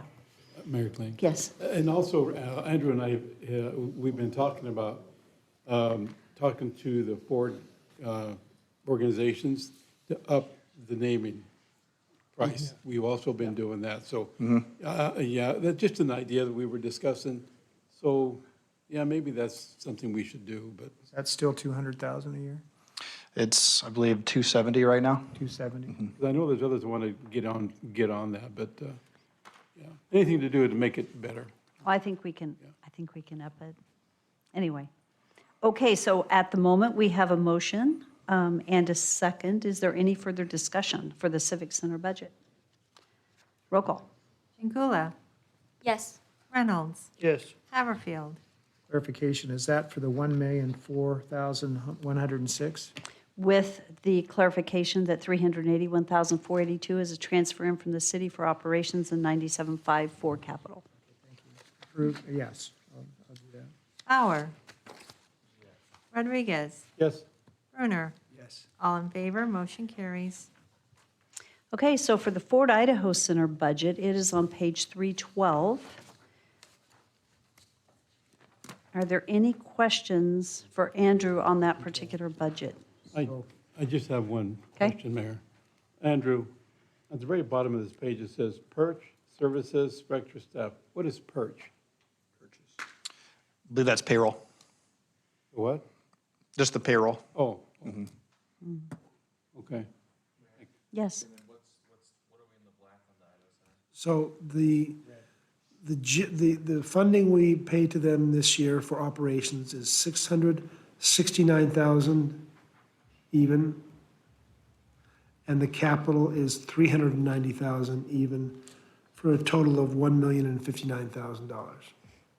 660? 669,000, 669,000. 390,000. Okay. 1,059,000. On your net transfers. Okay. So what's the, what's the balance? I mean, is that the true balance? Well, that's how much we're paying this year. I Okay, put it in understand. perspective. This year, we're budgeting 1,059,000. Last year, we budgeted 1,378,000. Yeah, I see that. So we're still subsidizing. We're still subsidizing. By $1 million. I want to get out of the subsidizing market, and the way to do that is them building cash I reserves. and I us- thought we were less than that a year ago. How much of that is capital? I think we need to go 390. back to last year, though. 390,000. This year's 390, but how much last year was capital? It was like 720. No, pardon me. Last year's capital was, well, I think it was a little bit. Right about 600. Yeah, about Yeah, $600,000. I thought I was seeing under, so that was just that, though. I Yeah. thought we were seeing under 700,000 as far as subsidizing last year. But that's. It was a little more than 700,000 Well, it last year. I says think. here it Yeah. would have been when one. I can calculate it exactly. You take 1,378 minus 660. Minus 660? Yeah, you're just subtracting the two numbers. Somebody, That would have been the subsidizing? huh? That would have been our subsidizing? So what did that So, equal? and so I'm still, it's being real slow at 320 today. So what's our subsidizing this year? Thought you just said. 718, 260, 718, 621 is last year's, This year is 669. 669. So we're about 50,000 better, give or take. And that's what you said as you began, was about 50,000, even though we're putting more into reserves. Right. I refer most often to the operating budget, and in the current fiscal year, the last two, it's been a 599 loss, and going into this current, or this next year is a 550 loss. So it is stepping down gradually. And the operating budget, I believe, pre-2014 at its highest was 1.1 deficit, and that didn't include capital or other funding mechanisms that SMG had previous to us. 6 years ago, we were at least at 1.5 subsidized. Oh, yeah. Yeah, it was high. Okay, Councilman Bauer. Yeah, like realistically, how far do you think we're from the zero budget? Maybe like 5 years? I think probably closer to 10. Now, if. Depends on the we capital had- input too. If we could work out a system whereby, similar to what we're doing with golf course and fleet, where we loan money and get it paid back, you can accelerate their profitability. It's just, it's an equation that you can calculate. You know, you generally have an idea of what the ROI is. They probably got the experience. If I put $1 million here, $2 million here, I'm gonna get this back. And they can probably calculate with a pretty high degree of accuracy of what that is. So the question is do we have the capital to fund them? And that's probably not the topic for this meeting, but I think it needs to be a topic of meeting soon to get them self-sufficient. Well, I tell you what, the auditorium district is key. You know, when I came into the chamber, and my goodness, that was 10 years ago, first thing when I joined the venue management committee was asking them about going after the auditorium district, and everybody was like, they couldn't because they had just lost it. And they said, no, they were burned out. But I think back, and even if it was 6 years ago, that's $6 million that we would have today if we had been actually collecting the bed tax, as it's called. So it's unfortunate that we haven't, but it is critical. The city cannot advocate, we can educate, just the same as the wastewater bond. We can educate, and we need to get behind it and educate. We cannot advocate, but we can educate. That's why, Amy, you did such a good job of that differentiation. And so we're going to figure out how we as a city can support in the chamber and the venues. And Andrew, they're doing such a good job, so Mayor, it's important. if you want to read the content, I'll approve this again. Okay, so the Fort Idaho Center budget, if we approve it with total expenditures of $5,519,337, recognizing that $669,000 is being transferred in from the city general fund for operating expenses and capital at $390,000. So moved. Is that correct? Thank you. Second. It's been moved and seconded. Is there any further discussion? Roll call. Rodriguez. Yes. Angula. Yes. Reynolds. Yes. Bauer. Haverfield. Yes. Brunner. Yes. All in favor, motion carries. Thank you, everybody. Thank you, Andrew. Okay, so number 5 are the grants in the contract fund. So let's see. I think, Mayor, we actually did that. We did that. So we did, well, we didn't do Mayor's Team Council. Oh, no, I'm sorry. We didn't do we didn't CDBG, do- we stopped. Yeah, we did So that is on page 438. So we'll flip over to 438 and start with.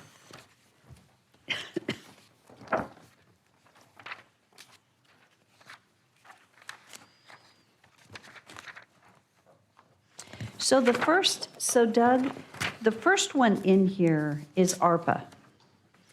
So it's not listed on this sheet. The first one, so the very first one is 437, and then we step into CDBG. But do we need to approve ARPA? That is the very first budget in here?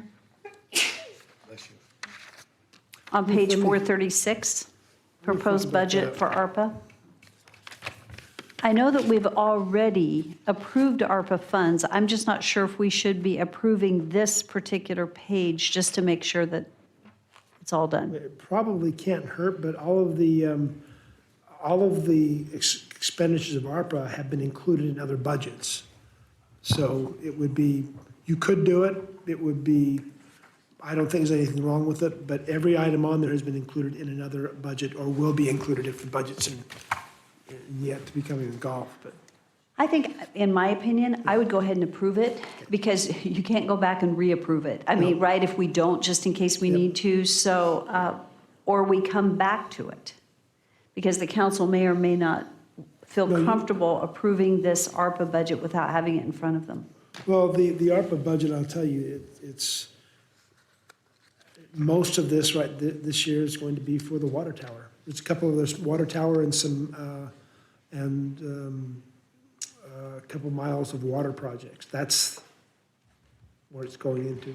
So regular salaries are the, is the regular salary your position? And That's in the ARPA and part funds? of the grants position we hired for Public Works. We only have one salary in there at $53,727. I know there's more than that, but in this two, but particular this is- budget, Yeah, but because it's two positions, grants and my admin. that are partials that equal the 53 total. I think we should be, I think we need to approve this. Can we talk briefly about what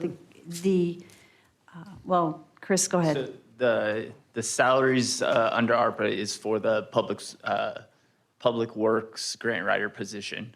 Okay. And then we also have Vanessa's positions, the finance admin. And then we also have two partial positions for FJC, one funded at 0.7 and one funded at 0.5. We do have 50,000 for the emergency manager funding. So where is that covered in this year's budget? The 50,000 that's set aside? That was in the, okay, maybe not, but we put the $50,000 in the amendment for FY '22. And I think the intent was to do that for 2 years. It was, and so And it I- was FY '22 and '23, but I don't know I'm thinking where it that is. that possibly might be something we haven't included in here is that particular function for ARPA for next year. Unless it's in the, where are we paying that money out of, actually? Is that coming out of the police? Because that position is, yeah. What's that being paid? It's not coming out of police. It was from 280, the police grants. Police grants, Um, With all the officers in there, I don't know. It's not in there. Okay. All right, that could be a miss on my part of getting it for next year, so we can add it in. If you approve it, because that's 50,000 per year is what we had planned on. So could I ask a question? I'd like to come back to this. Could somebody go do some quick work on this and tell us what those numbers are going to be? And how we do that, because it all has to balance. What do you mean? My going to be? concern is it doesn't balance if we start changing something on the fly for the totals, because we have a total dollar amount for ARPA. We don't want to exceed it. It's already included in the total ARPA spend. It just wasn't reflected in the budget here. So we had $5.8 million of budget in FY '22. We have 8.7 here. We have a total of 17.5 to spend. That leaves us 3 to 4 million left that we have not yet budgeted or allocated. So if we add the 50,000 to a contractual services line, then, and contractual services is an audit. Okay, and then we've got, it says, right now, the contractual services at 7,500 says single audit in the detail. So we would add 50,000 in the contractual services for the emergency manager function and work. Okay, And you'll still be, we'll add that in. It won't. okay. And I can explain to council what that is, which I'd be happy to. So then we would just increase the total expenditures by 50,000. So it'd be 8,700,000 and what, 72,733. Okay, but do we need to come back to this, or council, do you feel comfortable approving it? Or do we approve it at the end after we've approved it in the individual budgets? Well, I'll just make a motion and see how it goes, Mayor. Okay. Do it now. 8,722,733,000. 772. 7072, right. Mayor, can you, there needs to be a second, I'll be second. Can you state where the $50,000 is going? So we allocated, when we went through the ARPA project earlier, when we talked about it with the budget amendment, 50,000 for 2 years, and that's to work on, to continue our emergency plan. And so Ed Hewitt began the original emergency plan. We're finishing it. And this section of it is the community engagement side. And so we've been meeting on a regular basis with key leaders, the head of food banks, faith community, the schools, for emergency preparedness out in the community and how to connect. And a good example would be in the event of a power outage, and that we're without power for however long, that we have a communication system, that we're doing an assessment. We're going to be finding out, and it's something we need, is every HOA, the contact list for HOAs. We know who's got food banks, who's got generators. So I totally support the Civic Center with a good generator.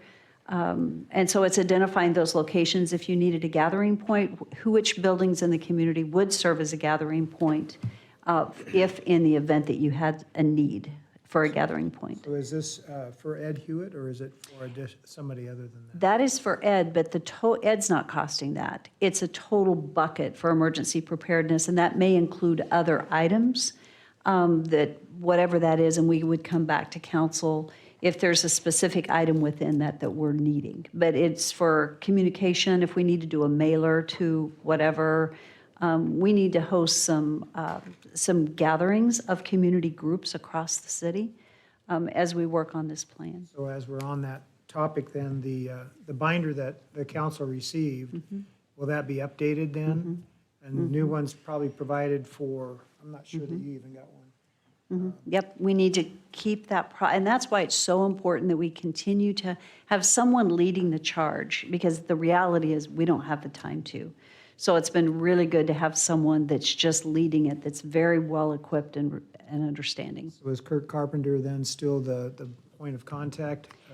Not necessarily. Kirk was, because of his role during a pandemic. Depending on the emergency, the lead may be police. It all depends on what the emergency is.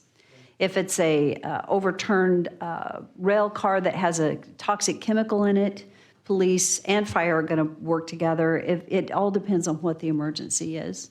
If it's something like a power outage, everybody's going to have to come together. And really, there could be social unrest because of it, because if there's no gas, right, all the stores get overrun, whatever, then you maybe end up with altercations.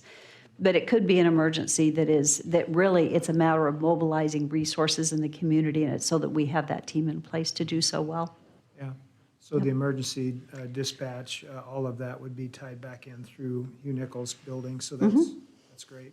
Yep. And there is police representation. Don Beck is sitting on that plan on behalf of the police so it's a good group. Okay. Yep. Okay, so there is a motion and a second to approve the ARPA funds as stated in the budget at $8,772,733, which does include the increase of that $50,000 for the emergency position. Any further discussion? Roll call. Brenner. Yes. Chingula. Yes. Reynolds. Yes. Bauer. Yes. Haverfield. Yes. Rodriguez. Yes. All in favor, motion carries. Thank you. Okay, so CDBG.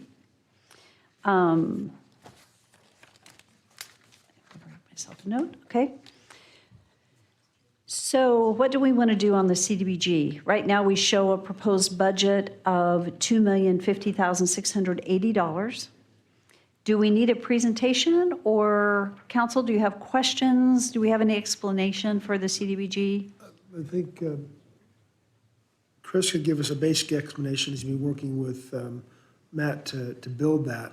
And so it's up to the will of the council. Okay, do you want to give us just a quick overview of what we're doing on, is Matt, oh, Matt, I could not see you. Matt I is didn't here, see you back there. I thought Matt's not here. So, Matt, do you want to give us any highlights? Basically, this is all coming before us, and we've had a lot come before us. Okay. Right? Can you explain the process just a little bit? Yeah, Mayor Kling, Council. I guess for the sake of this particular budget presentation, annually we receive an allocation from HUD. This coming year, it was $699,000, give or take a few. And then any prior program year funds that were unexpended roll over to the next program year.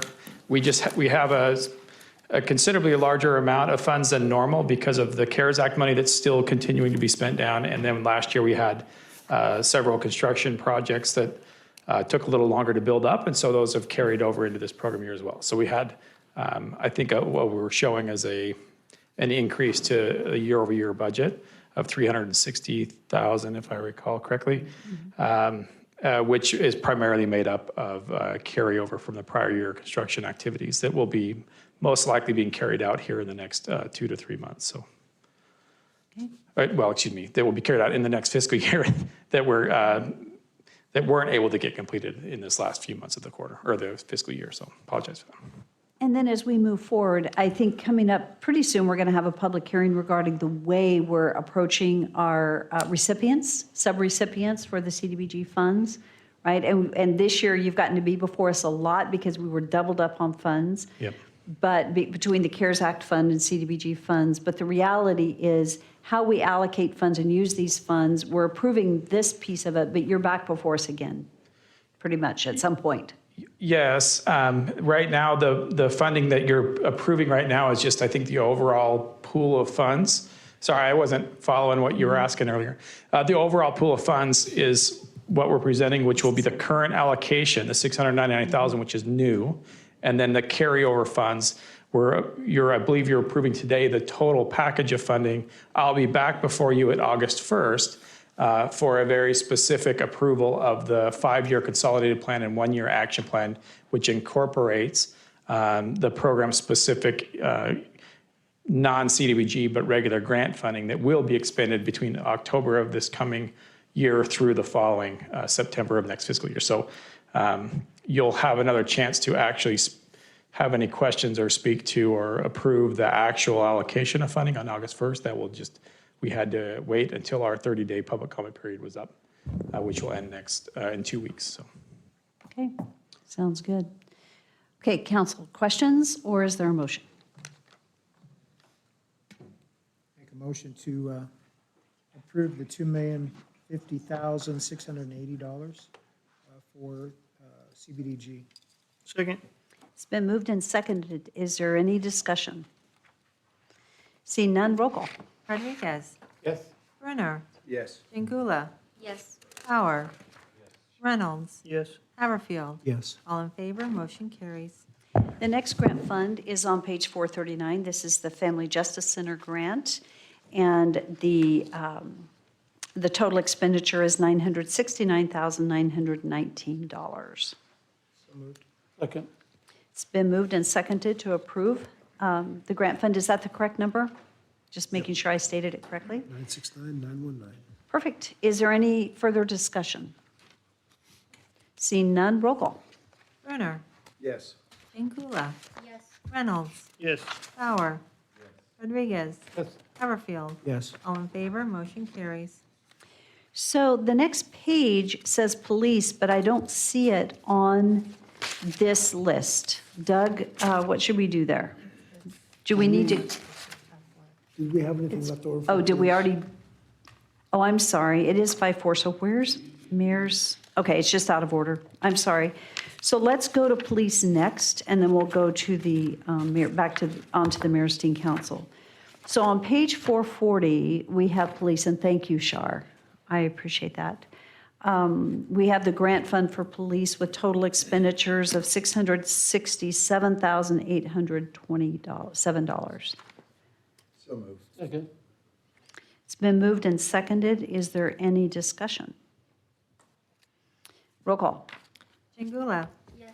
Reynolds. Yes. Haverfield. Yes. Bauer. Rodriguez. Yes. Brunner. Yes. All in favor, motion carries. So where's, okay, so I guess we've got all others, but I think we're just going to go through them. Right. Main Street is nothing for this year. The airport on 443, that amount will probably pull because we're saving the grant money, or the match money, but this grant has been rejected. Okay, so what would you like, do you have a new number? Yes, so there's still $270,000 of grant funding that will be used to fence the south side, but that was approved under the capital budget. Are you on, and you're on airport? Yes. Right, okay, so do we need to adjust the grant revenue from the 5,271,000? Can you give us a new number that we need? It is $270,000. That's it? That is it. Just that was it? I'm sorry, that was so simple. I just was like, really? Okay, so that's it? That is it. So 270,000 even Even. is our new grant approval, which is the fence. So we'll go ahead and do airport, and I would stand for a motion to approve the grant for 270,000. So moved. It's been moved and seconded and thirded. So if there's not further discussion, roll call. Rodriguez. Yes. Brunner. Yes. Reynolds. Yes. Bauer. Ingula. Yes. Haverfield. Yes. All in favor, motion carries. So, Madam Mayor, can I have a yes. Point of order. I'm a little confused as to where we are on the agenda. Well, I'm going through the book, but I haven't found the mayor's, so because the order of the book is different than what's on here, that's what I'm struggling with at the So moment. the mayor's teen council is on page, well, it starts on 447.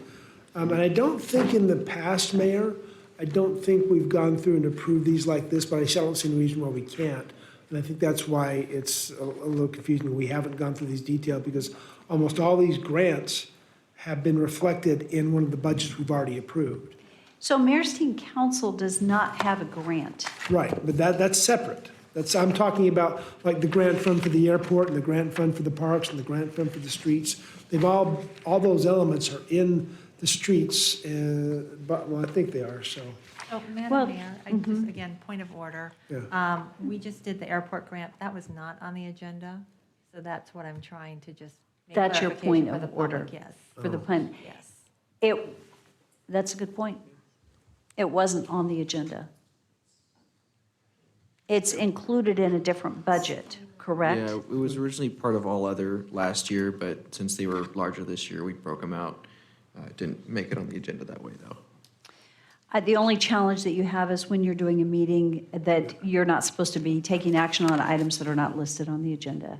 But it's probably fine because it's a workshop. And, you know, I was reminded earlier, and this is just for the public, this is not the final decision on the budget. This is a preliminary workshop. What we approved today, we cannot increase the budget, but we can decrease the budget. This will be brought forth to the public in August with a public hearing, at which time it'll be finalized. So this is not a final, this is a preliminary workshop, knowing that this is what we are taking forward to the public for the public hearing. So, Mayor, a Yep. couple questions, if I may. So do we need to be taking action on these grants since they've already been included in the? I would say that it's probably best to follow the mayor's pattern here of approving them, just to make sure we haven't missed anything. Okay, by- number two, and explain to me again what happened on the Main Street. We don't. well, that's what, we need to go back to that. Candidly, Main Street is not a grant, and we have already approved money to go to Main Street, so I'm not sure why it's in here. It's on, we probably could have taken it out. We left it in because we had FY '22 and FY '21 actuals that were resident in the system. And if we take it out of the prior year, it doesn't makes our prior year data not match.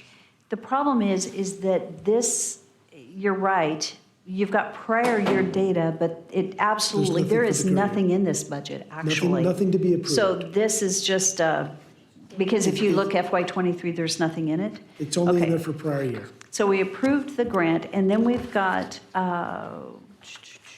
streets program, but we already approved that. Is that correct? Did we technically approve this or no? Did we No, approve let's go- streets? We were on streets, yeah. Okay, streets is not on the agenda. And It's- neither is grant fund for I parks. think what Chris has referred to last time, I think we put these into one big bucket all of last year. I don't recall exactly how we approved them. Grants are a little bit of a different animal.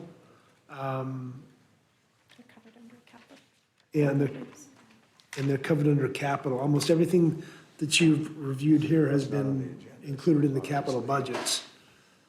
Because Did we approve these grants through our capital budget just a few minutes ago? We Yeah, did? the only expenditures are capital for these three. Okay, so we approved these as a capital expenditure via grant, so we don't need to approve them again. They're already No, approved. that's what I was saying. Okay, You could if you wanted to, but you'll be duplicating effort. go ahead. Again, I a have- takeaway for next year. Clarity. Madam Mayor, just a point of order, just for clarification.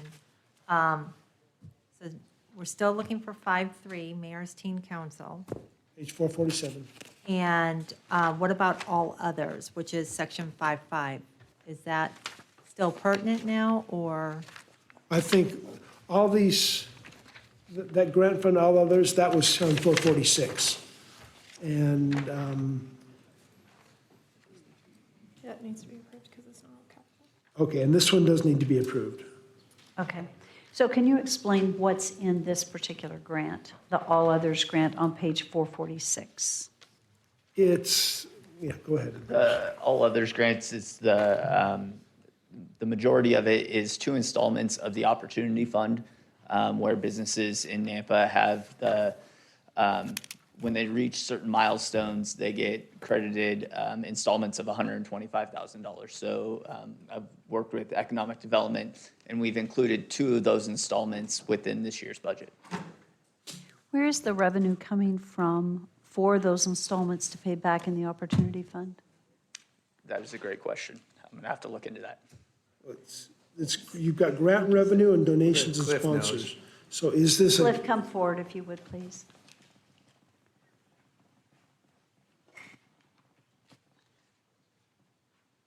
Madam Mayor, members of council, those are payments from the state of Idaho through Canyon County that we come for Stowe and now District 208. Okay, so there's no expenditure out of any of our general fund or anything else? The revenue is coming from the state We to are- transfer in, We are a pass-through entity. a pass-through? Okay. Thank you. Okay, so subrecipients are 250,000. Our grant revenue is 253. Donations and sponsors. What is in donations and sponsors? I just realized, I don't think this has detail, correct? And I'm sorry, no, it doesn't. Chris is looking it up as well. Both Chris's are looking it up.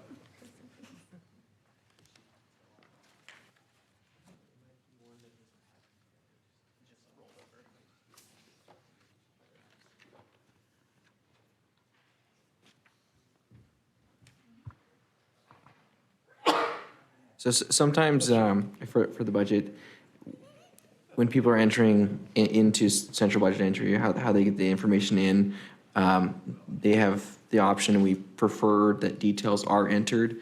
But you can just enter a flat number in to an account. So this might be one of those cases, but I will confirm. Who submits the information for this particular one? Could we ask them? I don't know who that, Problem is, this is like the all others. This is kind of the so it's going to be a bunch of different orgs, most likely. So, Could be quite a number of small ones we're grouping together. which would be fine. So I think mainly for us to move forward, it would be the clarification that these are not general fund dollars. Not general fund That are, dollars. because it does say donations and sponsors. And so we know that the revenue does not, the expenses don't exceed the revenue, and we know that the revenue is truly donation sponsors, other entities, and the state is the one sending. So there are no general fund dollars No general associated. funds, no tax dollars, nothing coming from Okay, us. so then the question for council, would council feel comfortable to approve this particular all others grant with the information that you have provided? Sure. That was a yes, okay. So would you move that we approve the grant fund to all others at $371,905? So moved. Okay, so Dale Reynolds and Councilman Haverfield. And is there any further discussion? Roll call. Rodriguez? Yes. Brunner? Yes. Jingula? Yes. Bauer? 371, yeah. Mm-hmm. Haverfield? Yes. Reynolds? Yes. All in favor, motion carries. So we're going to go back to 5.3 on the agenda. It is on page 447.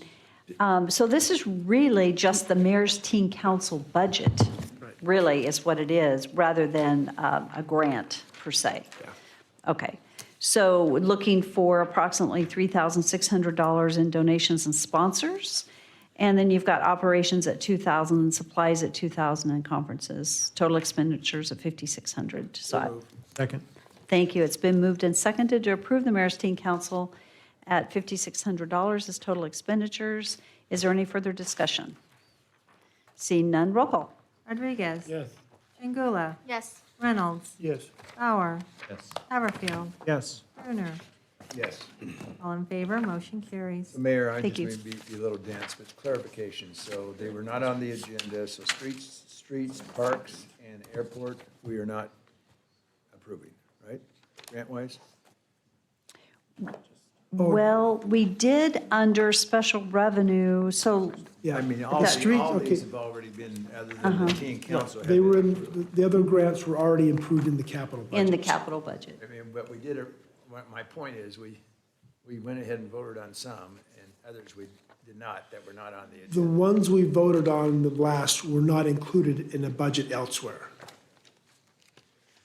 I thought the original ones, you said were ARPA, et cetera, were included. Well, I don't think you can go wrong with having too many approvals, but you can definitely Right, go well, wrong I'm if you just don't have saying, enough. because it doesn't matter to me, just consistency standpoint, I just want to make sure we're not missing something here. So we do not need to approve the three that were not on the agenda. No. Okay.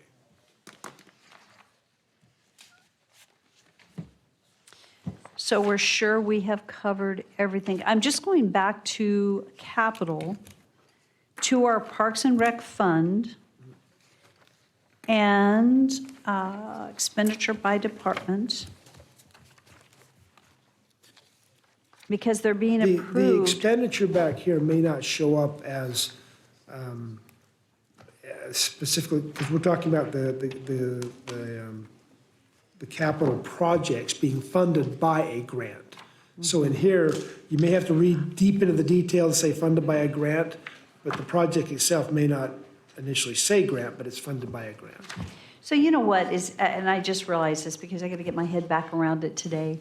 So if you go back into the capital improvement budget in the back, Yeah, you see it listed again, but it's listed in a different format. yes. That's what, so if we're looking at that, and I'm looking to say, okay, I didn't approve that, actually, we did, because Yeah. we approved it in all these other budgets. And it's So- just, this is a different format in our book. That's So what he's what- been saying. What we Yeah, need so to it's just a do- little confusing. What we need to do is, and we talked about this in the break, we need to trim some of these things out so you don't have this duplication of information. And Ed covered every single base you could think of, and he put everything in the kitchen sink plus a few extras, and so we just need to trim some You of need to it. remember, you don't need to work that hard to confuse me. So the good news is our debrief, Leslie or someone capture this piece of it. We'll debrief and we'll get those changes made. And actually, the changes we will see in our budget book that goes to public hearing, because there will be some updates to the book, so. Some we will check. Yeah. Okay, so we have gone through everything on the agenda. We are now to Section 6, Development Impact Fee Fund on page 317. Is that correct? Let's go there.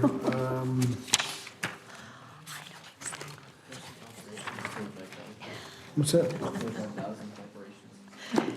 Sitting outside. Virtually all of this has been approved except for the $25,000. If you're looking at page 318, the $10,177,000 we approved in the impact fee development budget by project. And it has them all broken out by fund and by project. So we included that one, but we hadn't approved the contractual services because it was an operational cost of $25,000. So what page is the development, was the, So let's go. So page 317 says development impact fees.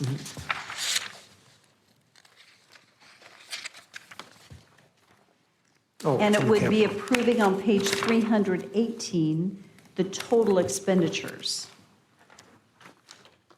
So these are the approved impact fees for parks, police, streets, irrigation. Right. So I'm trying to find the page. In the capital section, It's 318. no, different I'm page. sorry. In the capital section, there was a page that listed the impact fees totaling $10,177,000 by fund and by project. And we approved that, 487 is where it's at. So, Can we go ahead just out of principle because it's on the budget? Go ahead and reapprove that we've already approved? I know that we did in the impact, the summary on page 487, right. 10,177,000, it's a little different number. We It's the- approved 10,177,000 and this is 10,202. And No, it's because of the capital 20 expense, yeah. It's because of the $25,000. I see it, in yep. Contractual services. What So is- from contractual services, so should we just, because it's on the agenda, we've already approved it, I would like to stand for a motion to approve it as presented, is that okay? That's redundant. We don't need to amend the initial motion? Actually, it's, we approved the capital expenditures at 10,177,000. Which they were, so we're just adding the 25,000. Yes, in operating expenses, yes. Is that correct? I'm sorry, I was talking to my team. We wanted to make sure that we got the $25,000 approved. The $10,177,000 has been approved. Those were the impact fees. But the contractual services, which was an impact fee analysis of $25,000, is what needs to be approved to complete the process. Okay, so,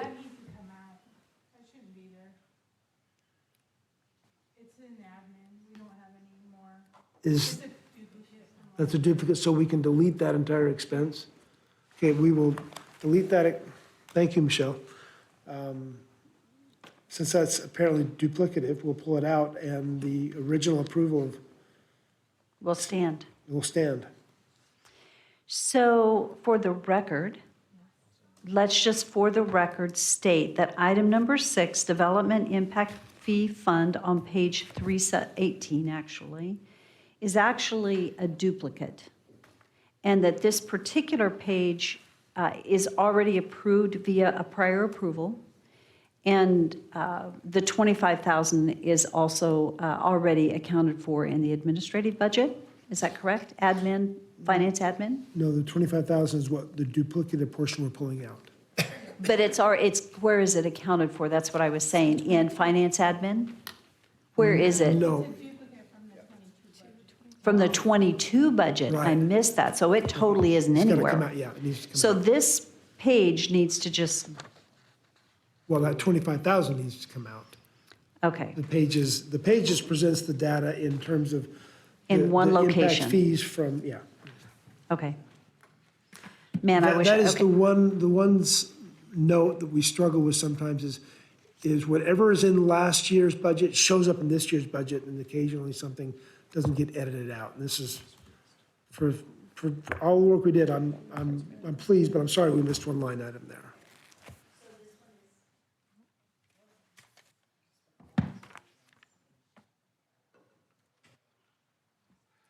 Okay, so this one is approved as previously stated earlier Yeah. in the budget. Right. Okay.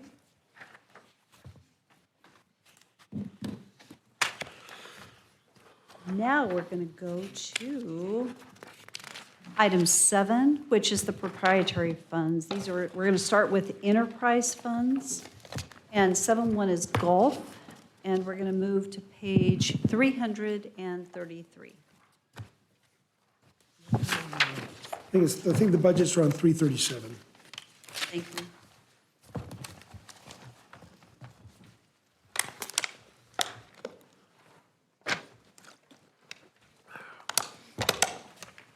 So golf, the proposed budget, the bottom of the budget is on page 336, 337, with total expenditures equaling $4,535,276. Is that the dollar amount that we're going to approve? Correct. So are there any questions? I will say for the golf division is, obviously, it's a self-sustaining fund. And we have a great golf course. And we're really blessed in the city of Nampa to have 2 golf courses, Ridgecrest and Centennial, well-managed, and they're a great asset to our community. And it is awesome because over the years, they've kind of ebbed, not ours, but golf courses in general have ebbed and flowed in their being self-sustaining. And we have done excellent. Through COVID, they did excellent because it was outside and a lot of people were playing. We're continuing that trend as a very desirable location to be. And so I'm very proud of our golf courses and the work that's been done with them. And they are self-sustaining. Mayor, may I follow up on that? Just, my understanding before was that Ridgecrest was somewhat, what is self-sustaining and enough where it covers for Centennial. Is that still the case? Is Centennial not quite breaking even, or do we have those? Darren, thank you. They're both doing great. I know they're doing great, I'm just Yeah, Councilman Brunner, certainly Ridgecrest brings in more money. It's a golf course that we can receive a higher fee for just because of the layout and the challenge of it. I guess it would be, Ridgecrest would be more profitable. Most years, Centennial at least breaks even, depending on what capital improvements that we need to make. Operation-wise, though, it covers its operations. Okay, But so it is totally covering all operations. all of operations, and we do track the expenses and the revenue from each golf course, but at the same time, we kind of operate them as a unit too. Okay, so, and just, I mean, golf I know is so popular, I realize COVID did affect it, so what type of growth are we having in the golf market? In terms of revenue, I'm talking about just number of rounds, or we haven't, are we keeping, I'm not gonna get on to you like I do VRT, okay? Yeah, Do we have any data as far as like the number of rounds from year to year, et cetera? yeah, so I'm trying to remember the amount of rounds. I think Centennial had 43,000 rounds last year, and do you remember what? Just under 58,000. Yeah, that includes the How many of those are Victor? 2,000. All right, man, so we're talking about over 100,000 rounds. Yeah. Mayor Kling. Yes. But Darren, also though, not only just playing golf, but the cafes are doing just awesome. And they're selling a lot of drinks and a lot of food, and, I mean, Ridgecrest leads that, by the way. It's surprising to me.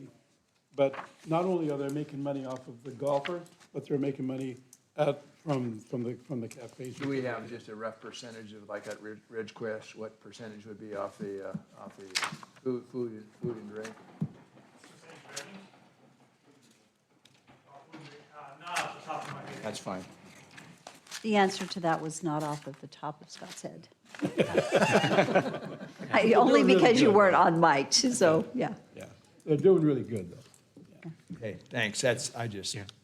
Overall, I think our golf courses comparatively have done really well in comparison to other municipal golf courses. And we project to have maybe them under city Yeah, ownership within months. By Yeah. what, in months? Yeah. I guess September.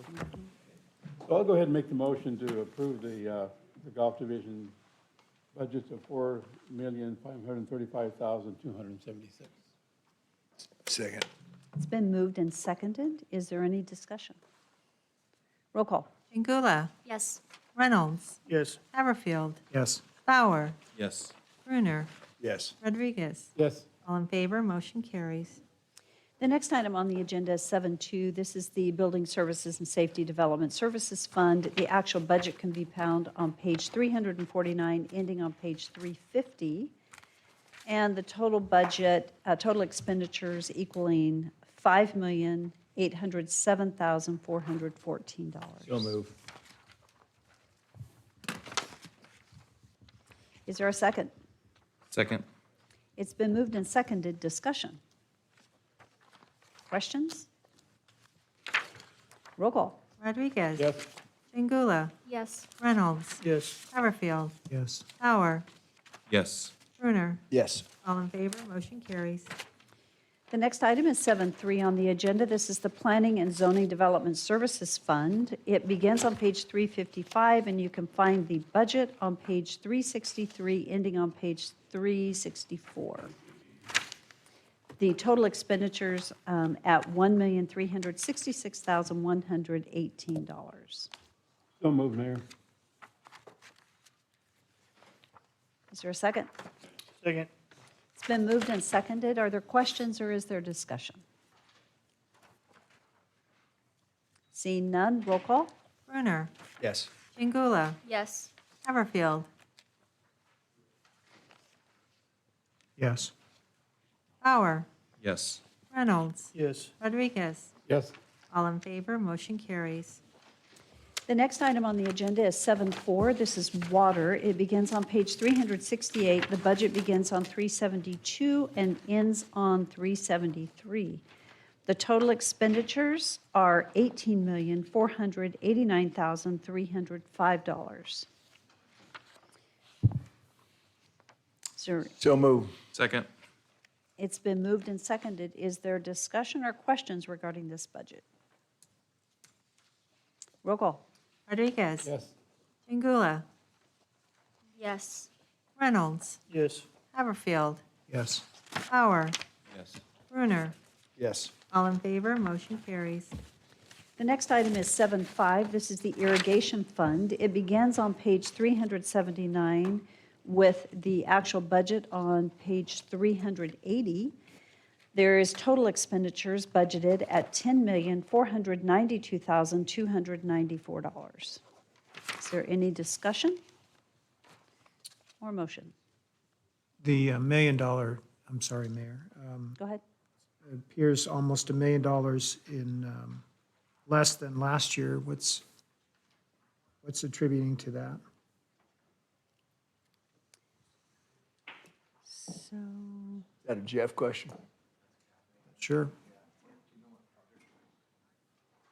I mean, that's not a bad thing. It's just, $752,000 It's the is capital expenditures. okay, so it's just capital expenditures. Thanks. So move. Second it. It's been moved and seconded to approve the irrigation fund at $10,492,294. Is there any further discussion? Roll call. Chingula. Yes. Reynolds. Yes. Haverfield. Yes. Bauer. Yes. Rodriguez. Brunner. Yes. All in favor, motion carries. Item 7.6 is the wastewater fund. It begins on page 383. The actual budget is on page 386, 87, and ending on page 388. Needless to say, wastewater has a big budget at $90,857,543. That is because of our wastewater treatment plant. The operating expenses obviously are lower than that, but yeah, our DEQ loan proceeds are at $63 million. So discussion, questions, or motion? I'm going to make the motion. I'm going to go ahead and repeat the figures. So it's $90,857,542 for wastewater. Second. And I'll make a Yes. comment too, that I think the team that's been assembled for that project is doing exceptionally well. Progressive design build approach has been proven to be very successful and hit the market right at the right time. So we're in a really good position. You know, thank you for saying that. And I tell you what, we put together our design review committee. And Randy and Darrell, thank you, along with the others, Carol and Hubert and Larry. Yeah, and Hubert's not on it, I think. Hubert's not, it's just Larry and Carol. Larry and then. And then a number of others amalgamated. and different. They have been so faithful to meet over such a long period of time, and they are the review team on behalf of the citizens of this community to ensure that we're making wise decisions. Thank you for the commitment, because those are 7 a.m. meetings. There's maple bars, I understand. Well, Jeff has continued, I understand, even though I was not at the last one. Okay, Jeff, yeah, maple bars. Digester naming, that's very nice. So, you know, though, that team, and then I will say the executive committee, there's another meeting that takes place, and Jacobs, Brown and Caldwell, you know what, that's who we've brought in to lead this, and they have done an outstanding job. Jeff, you've stepped in at this point. It's excellent. I am so proud of the process on this, because this is a massive investment for our community, and it's really, really important, but protecting against overruns is critical. And I'm just so pleased, I'm so proud of the team that has invested their time to ensure that we're being good stewards as we move forward. So a big thank you. And Mayor, the folks that work out at wastewater on a daily basis, I mean, they do not Oh, yeah. nearly get enough. It's true. Enough accolades or credit, so. Now there. partnering. And he's such a quiet spirit, so. Andy, you're right, and I'm so sorry that I did not recognize you, because you guys do an amazing job. I tell you what, the entire Public Works team will pause right here and say, the engineer, all of Public Works, you guys do such a good job in all regards, whether it be fleet or whether it be engineering, streets, water, stormwater, environmental compliance. It's just a team of people that are getting out, getting it done. As a full-service city, this city has a lot of work happening, and Tom, under your leadership, you carry a lot, and it's been crazy busy, hasn't it? Very, very busy. And even Daniel's doing a great job.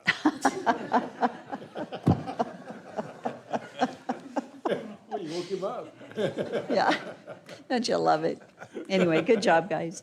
So I believe we have, yes, go Mayor, ahead. and again, the partnering with private industry too is exceptional with the reuse potential. That's again, a tremendous ROI on investment. People want to be a part of that. And the betterment to the community and the water reuse potentially. Yeah, and Mayor, and just follow up with what Councilman Harrison said, we just need to keep reminding the folks on the reuse, the recycling. I think that's something we need to toot the horn of the wastewater folks and so on, how that's going to be used. I know that was a big, you incentivized that a lot and really pushed. And so just keeping people aware of when that's going to start happening and so on, and the savings from that. And as soon as you start giving accolades, I just realized we didn't do it with planning and zoning, we didn't do it with building, development services, parks. So I've just got to pause facilities. I mean, you could go internal services, you know, HR, IT, finance. We have, in the clerk's office, yeah, right there. We have a great team that leads this city, and we are truly blessed to have the people sitting in the seats that they're sitting in doing the work that they're doing. So a big thank you. Yeah. With that, we have a motion to approve the wastewater fund and a second. Is there any further discussion? Roll call. Rodriguez. Yes. Pingula. Yes. Reynolds. Yes. Bauer. Yes. Haverfield. Yes. Brunner. Yes. All in favor, motion carries. Then 7.7 is environmental compliance.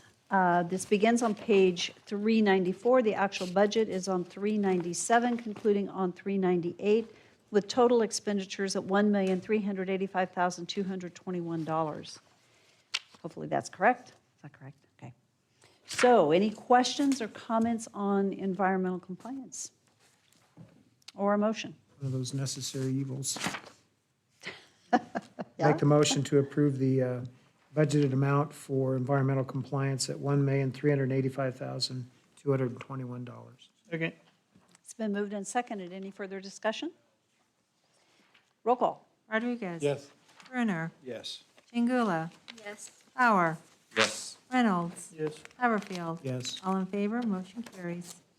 So that concludes our our enterprise funds, and now we're going to move into our internal service funds.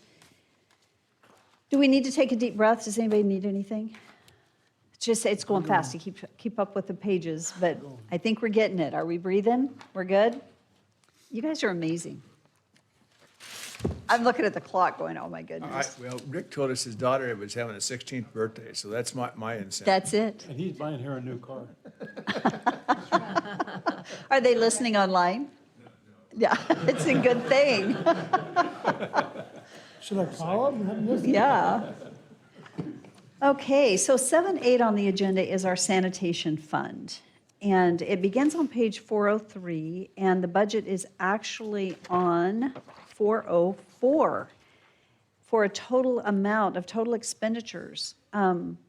This is interesting because it's so short, but it's so big. So at $14,657,389. Is that the correct expenditure to be voting on? Okay. So most of it is services, right? You've got your revenues and then your expenses. Payment Any to Republic. comments? The one comment at the bottom, the interfund transfer out, the $1.8 million is the leftover that gets transferred to streets for their investment to repair any damage done by the garbage trucks to the streets of the city. Thank you for that clarification because it's an in and out. Okay, is there a motion? I'll make a motion to approve the sanitation fund, $14,657,389. I'll make a second with, what's the approximate percentage of the contract increase?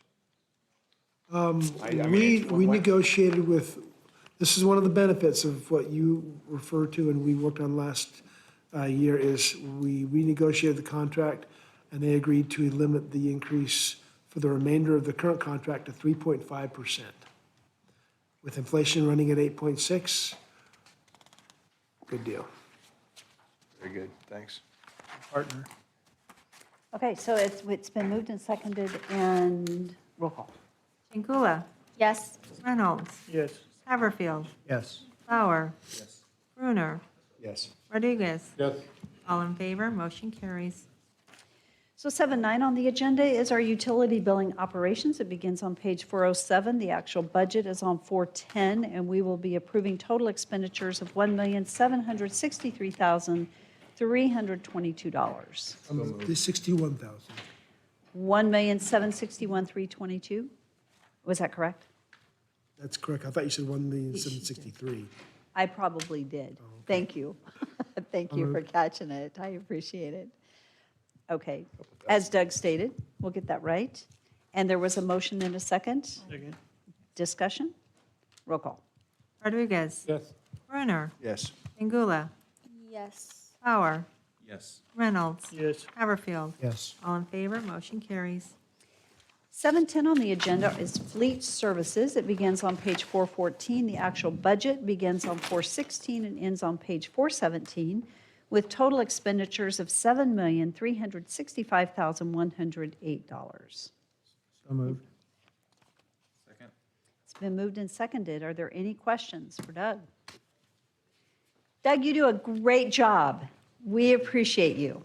Thank you. Mayor, just, Doug, I probably should understand this. Give me the difference on the cost of goods sold and parts. What's causing that to double? I had a little asterisk by that. Council, that increase of 299,000 you're referring to? Right, the 300,000. That is a direct result of inflation. We've been getting It's just slammed. total inflation. Some of our parts are been 100% inflation. Okay, so we need to do a shout out. Thank you, Joe. Okay, all right. Or Brandon, or whatever. He goes by both.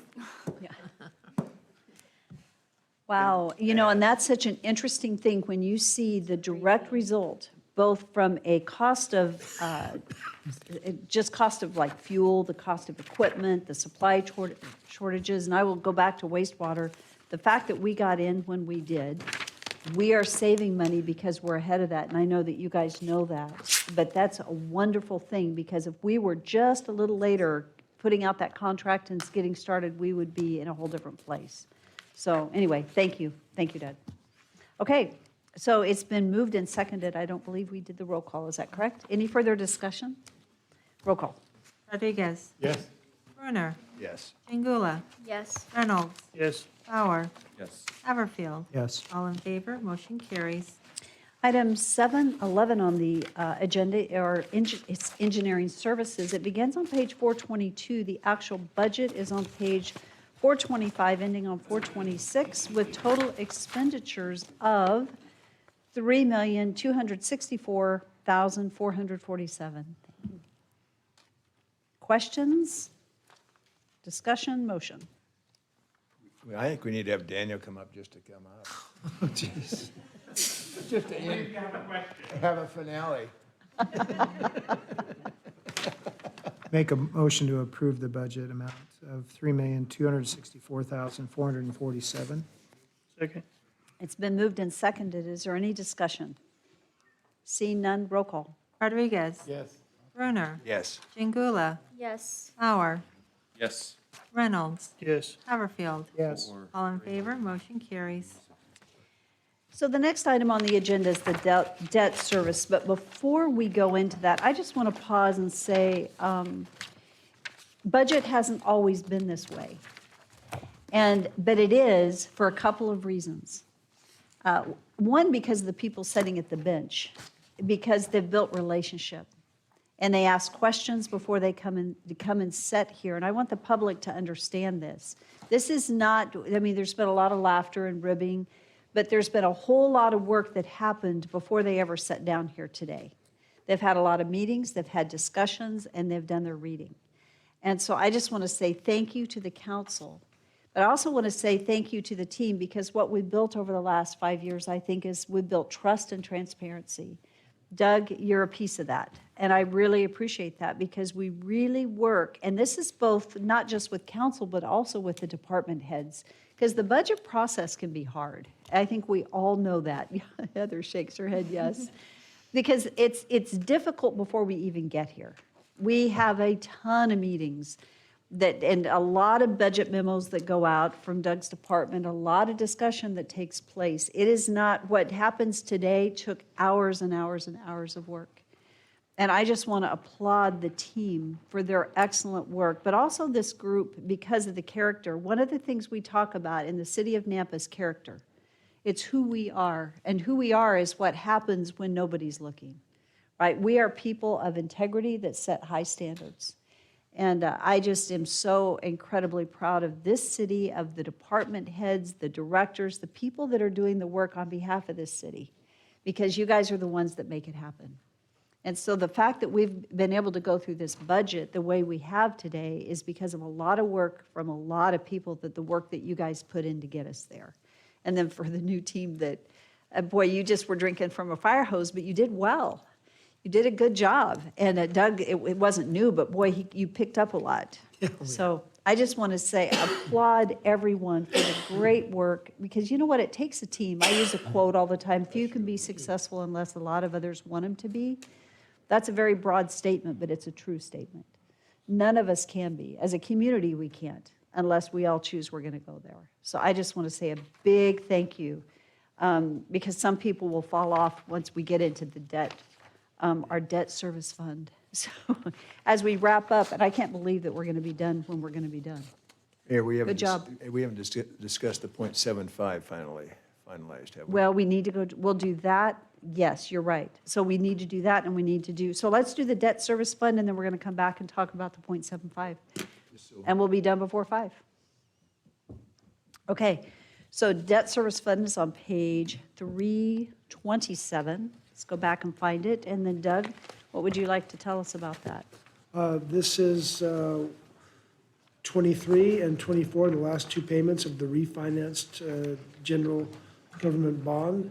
When we get to next year's budget, I think Michelle's told me we've got some fund balance left over to use, but this year, second to last payment for the FY '23. I'll pay one in FY '22, and then this is the budgeted second to last payment.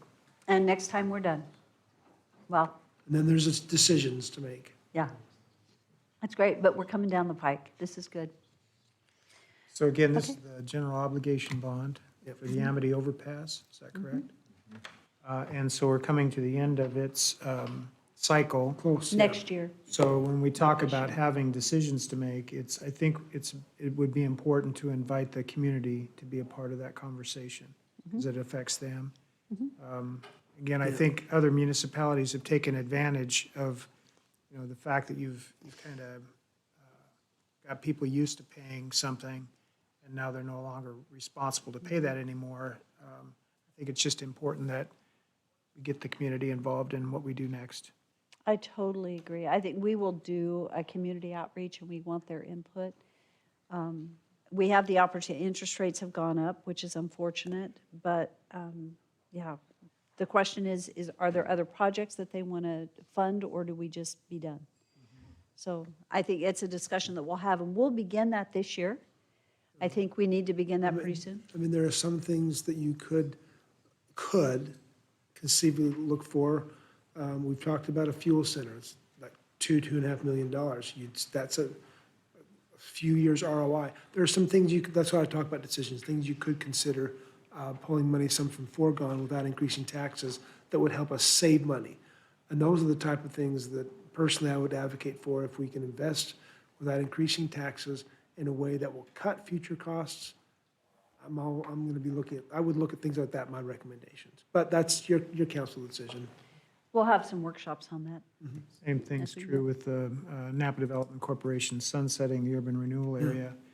That money will then become available to this body to be able to put into law enforcement, different things that haven't been able to so far. That's true. So, Mayor, Doug, what was the initial cost of this bond? What did it pass? I don't recall. Michelle, do you recall the initial bond? It was some $30 million or something like that?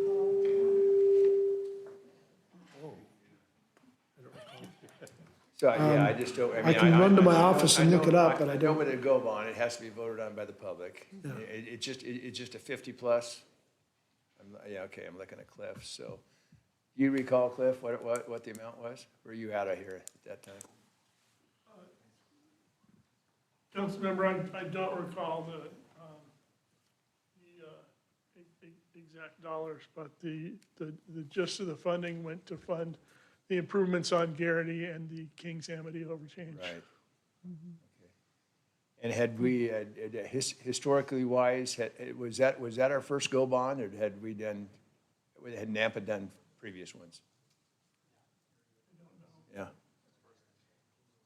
Good questions, and when we step into a workshop, we will have answers to all those Okay, questions. thanks. When we step in, because we will bring this back before council, in the coming, probably in the fall. Yeah, and I'd be curious what the vote was like too, on that, what, it was 60-40 or, I just remember sitting at the railroad track with traffic back in the day, before the bridge was in. Yeah, so all the voters, at least on that side of town, turned out, huh? Yeah. For sure. Okay, so the motion for this would be to approve the general government debt service of $2,671,588 as presented. So moved. Second. Any further discussion? Roll call. Chingula. Yes. Reynolds. Yes. Haverfield. Yes. Bauer. Yes. Rodriguez. Yes. Brunner. Yes. All in favor, motion carries. The last item that we had, touched on this morning was at this budget, as we have, and if team would just real quickly make sure we have everything approved, make sure we didn't miss anything. If you guys could just double check that. But what the council asked us to do was to present a budget at 2%. And so this budget, as you have approved, is a 2% budget. What we have found and discussed briefly was if it so pleased the council that we add a 0.75% that I believe is 200, and is that 83 or 72, Doug? 283. 283 is what I think it is. 3/4 of a. $273,187. 273, I don't know why I have 283 in my head. So 273 is what 0.75% equals. If we did that, it would be, it goes back to the discussion about budget capacity, because that money rolls over. And if we approve it this year, it will also allow $273,000 the following year that we will need to add to in order to fund the grant that we have already applied to, that we're stepping out of for the police officers that have already been hired. So we do need to fund that grant and would like to begin going there. So the question, what's the discussion and what is the will of the council in beginning now? I'll just say we can either stay at 2% or we can step up to fund a debt that we have or an expense that we have coming. Mary, I need clarification. So this grant, once we give it, I thought it was 400 and stuff. What's It's the- 435. 400 what? Well, there's actually two, or do we have three COP? We have two COPS grants accepted and one we've applied for. The payoff or the payback when we start absorbing the cost of these employees, police officers, will be in 2024. And it's, I think it's $435,000. So what I'm getting at with figures, we're talking about this rollover for 2 years, so that's 546,000. Right, but it's not, oh, yes, correct, for the So rollover, what yes. I'm trying to get down to is why are we asking 0.75 and not a lesser amount? It is not, it is 273,000. It does not Yeah. accumulate double. Well, That's only one-time money, 1 year. So you can't add it because it doesn't double like that in the gut. So explain to me. well, in the roughest terms, when the grants fall off, we'll be incurring roughly 450, and it'll probably grow as more grants fall off, 450,000 per year in additional costs per year. We're talking about adding $273,000 per year. If we add it this year and we budget it in as a reserve to hang on to, it's in our base. And next year, so we get $273,000 this year, we wouldn't spend. We would get $273,000 next year. We would combine those two to pay for the grants, but that's still going to leave us short every year, $273,000 versus the $454 we're paying at the $424. So while the first year it does kind of accumulate for years 1 and 2, it will still fall short every year thereafter to pay for it. So we're putting a Band-Aid on a, It's reoccurring Yeah, revenue. but if we don't put a Band-Aid, I've still got to pay it. I understand, but that gets us by the first, Yeah, by in this is not the end-all solution. This is why, 2024. yeah. I'm actually kind of mixed on grants now that we're having to pay for them. Because all it does is it gives you free money for a year, 2 years, maybe 3 years or partial, but you have to budget for them long-term. And if you're not planning on adding that money into your budget to where when it falls off, it's funded, you can get caught short. And that's the concern right now, is that we could get caught short on those. So the combined, I know I've said this before, but the combined reality is if the economy softens and doesn't crash, we're still going to go likely to a scenario where income increases are flat. Somebody give me the 0.5%. What is that amount? 0.5% of the budget? 0.5, yes. Well, 364 is 1%, so 186 or 186 is 0.5.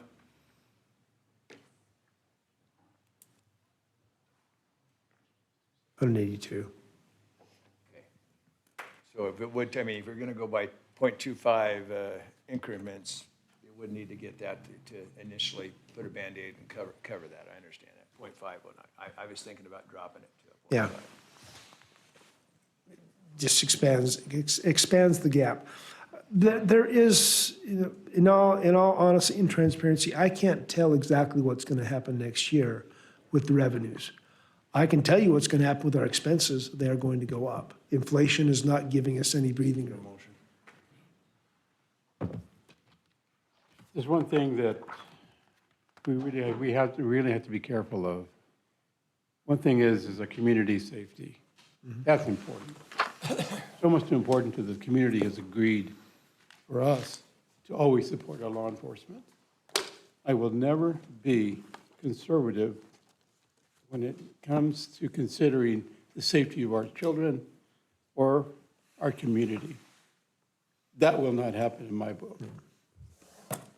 Therefore, I will just let it out. I'm going to make the motion to increase our budget by $273,181.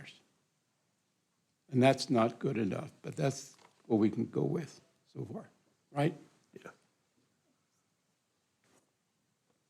273,187. Yeah, 273,187. Put that in a reserve. Put that in the reserve, right? 273,187? Is that what he said? Yes. In a reserve and not to be used this fiscal year. Budgeted for as a contingency, but not to be used. That's correct. I amend that motion. Is there a second? Let me, Think hard. Easy, it's an easy answer, gentlemen, ladies. Madam Mayor, just clarification. So that's taken 0.75%? I'd second that. let me discuss, just a quick discussion. And you probably already explained it, Doug. So I realize we, back to, I can't just let the VRT go. So even though we did not fund the VRT, we did keep that amount for mass transit. So if we do not utilize all that amount, whatever that amount was, $373,000 or whatever, is any of that portion of that amount could be used in this way? If you feel that the city can get by without a mass transit system and incur that cost, then without increasing the burden, you could use those monies to other purposes. And this would be one of those purposes Mhm. as a contingency fund. You And could. I'm not saying, Right. I'm just saying if we don't use the full portion of it. Right. But on the other hand, if you choose not to do a mass transit system and you do the 0.75%, you're covering the cost, but not, again, it's a little bit of a Band-Aid because our revenues are going to fall off more than our expenses. Expenses will still increase more than the revenues. So it becomes problematic either way you go, but we do have options and things to discuss, and I think that's what the purpose is, to look at the options and And as discuss the it. mayor has said several times, this is not a final, but, it's Yeah. not where we can increase it. We can decrease. Good. I guess I'm just, at this point, it's more perception. I'm totally, we're not talking about a ton of dollars here or whatever the case is, and I want to take care of these things. But I think I'd be more to vote on a 0.5 contingency at this point in time than the 0.75. Maybe find a few more dollars. So, quick question, Rick or Doug, do you have what the cost is to a citizen if we take 0.75%, $273,187, and you'll need to come to the microphone? What is the actual dollar amount? Nine something a Let's see, year. 1% is $9.76. It's $7 and Like something. $7.50. I'd have to do the So math, it's- but it'll be in that range. Less than $1 a month Yeah. is what it would be costing our citizen. It would cost us to help ensure that we're funding our police officers and that we're not shorting them, because if we don't fund the grant, that means we lay off officers. And I have So to make this is cuts important to somewhere budget else. capacity. So I think, Mayor, part of the question is if you, and I'll be a little uncharacteristically blunt, if you don't want to fund the 0.75 as is your collective right, are you going to be wanting to come back next year and authorize some degree of a cut somewhere? And I don't know that we need to, but that's a distinct likelihood that would happen. It's binary, it's either or. It really this speaks to, and I know people, I probably will get hate mail over this, but budget capacity, you'll hear it from me again and again and again, is critical. Because if we don't have budget capacity, when the costs go up and our revenues go down, what we're creating here is that we have an opportunity to create budget capacity to fund the grants, the police officers that we've hired through these grants. If you don't have it, what happens is when we have attrition, we're not going to be able to fill positions. And so like right now, we're down 16 positions. Well, if you think about it, if it's 4 officers, we may have to say, I'm sorry, you're not going to fill those 4, right? And so instead of not moving forward with police officers and funding them, we would actually be having to cut our force back. That's the scary thing. And so I'm not for increased taxes, but right now we have $6 million, over $6 million, that we have disclaimed that we have not used, that we could have in tax capacity, which is totally amazing. And it's great for our citizens. And our levy is going down incredibly. The challenge that we face has to do with property taxes, has to do with the homeowner's exemption and the fact that it's the funding allocation between commercial and ag and who's carrying what. But budget capacity is important for our police department if we're going to have police officers in the future. Mayor? Yeah, I mean, it's silly, but it's like important to the public. That 3%, for whatever reason, is important to them. Darrell, I like the 0.5 idea, but even though it's not that much and it's at least not digging us a hole, we did 2.5 instead of 2.75. At least it's a little bit of not as big of a hole. And then I do think we're gonna have to either make cuts other places or the rollover or something. That's my comments earlier, is we gotta. Yeah, and I can only speak for myself, but we're gonna take care of the police. We're gonna find a way of doing that. So if we have to, cut 100,000, I mean, we spend millions all the time. We can find somewhere. Cut 100,000 here or someplace. I mean, I think we can be, especially with these smart people down here, I think we can figure out how to do that if we so need. Well, I think one of the things that I was thinking about was taking it from VRT, at least some. Yep. And so that wouldn't go back on our tax rolls. But I think we have to look at the bigger picture. So concerned about 3%, we've never taken that, but right now we're up against the wall, and I'm very concerned. I will never defund the police, never. And I know you all don't want to either, but we've got a position where we have to take, and I'm just. Victor, would you support a 2.5%? I think that's just a little bit better message to our public. That's, once you get 2.75, that's just kind of. Well, 2.5 and 2.75 is what, 70,000? Yeah, give or take, yeah. Yeah, something like that. 80-something. We have a second. We can call for the vote. If it doesn't work, we'll try something else. Did we have the second? Yeah, we did. You did? Yeah. Okay. Dale? So Mayor, So- I have some questions before we go to the vote, if that's all right. Just for clarity, can you, Doug, can you tell us what the actual budget we're approving so far? Is it, I'm looking on page $290 million and 29605, 289. 29605, 290.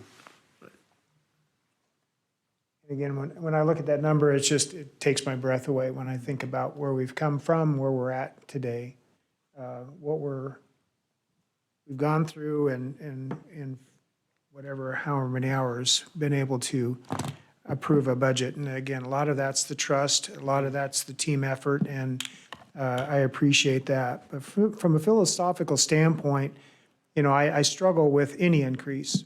First 2 years I was on council, we took no increase and still got flack because the one individual said, well, you didn't take a decrease. So it's like, okay, what else could we have done? Actually, I was looking at some notes I wrote down. A 2% is 728,000, which equals $19.50 a year increase, which is an increase. However, the net effect is a tax decrease because the 728 we're taking, we're not taking, $931,000 of what we lost from HB 389. right, that in the past, actually a we would have decrease. had that 938 in our budget, and then we would have on top of that. So in essence, there is a tax decrease when you were- because we're not even taking. Prior to HB 389, I completely support not taking the 3% because it is decreasing the burden. Here, in all honesty, and please me, I'm just stating the factuals here. The impact of HB 389 is taking money out of our pockets, and not taking the full 3% is taking additional money out of our pockets, not adding to the total tax burden.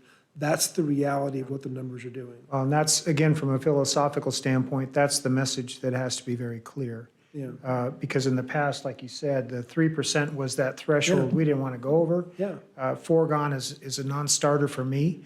I'll never go down that path. I'll step off council before I would vote for something like that.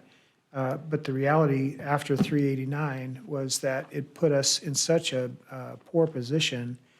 It created a new reality. Right. But again, I mean, when you look at the overall budget, what we're approving, what all is going on in this city at this point in time, it's an incredible situation that we're dealing with. But I would have a hard time approving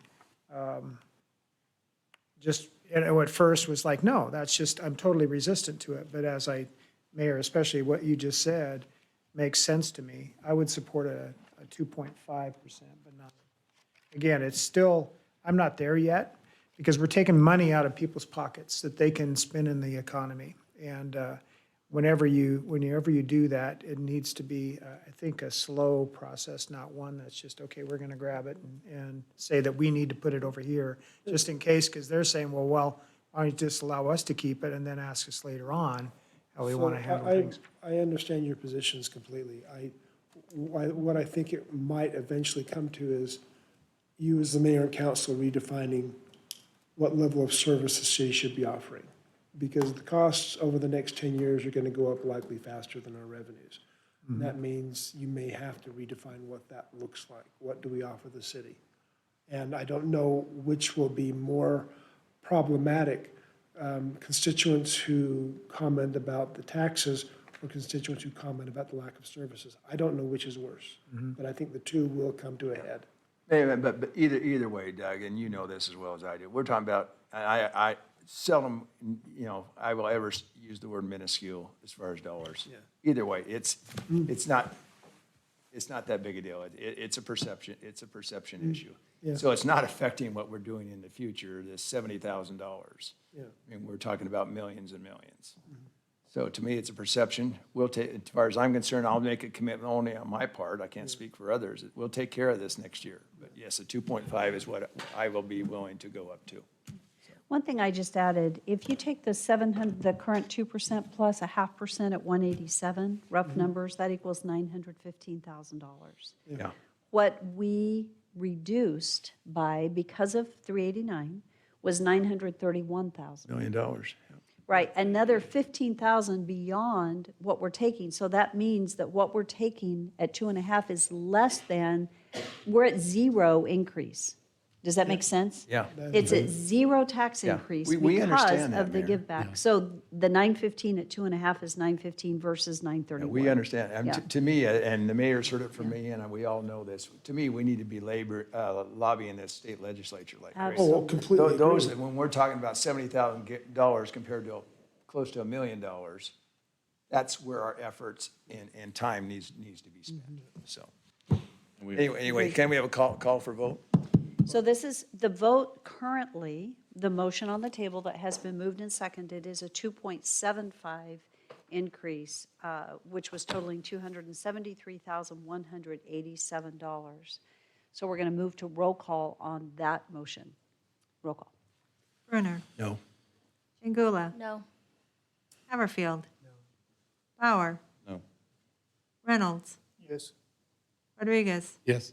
Two in favor, four opposed, motion fails. Mayor, new motion, 5% as far as in the reserve contingency for this year. Second. Okay, it's been moved and seconded to go with 5. Is there any further discussion? And we will take care of you, please. Promise. Maple bars all around. So for clarity, the motion is that we're going to, our final budget will reflect a 2.5% increase with that 0.5% dedicated to fund the shortfall that we will have on the COPS grant. Set aside for that. Okay? Then we got to find that revenue somewhere else.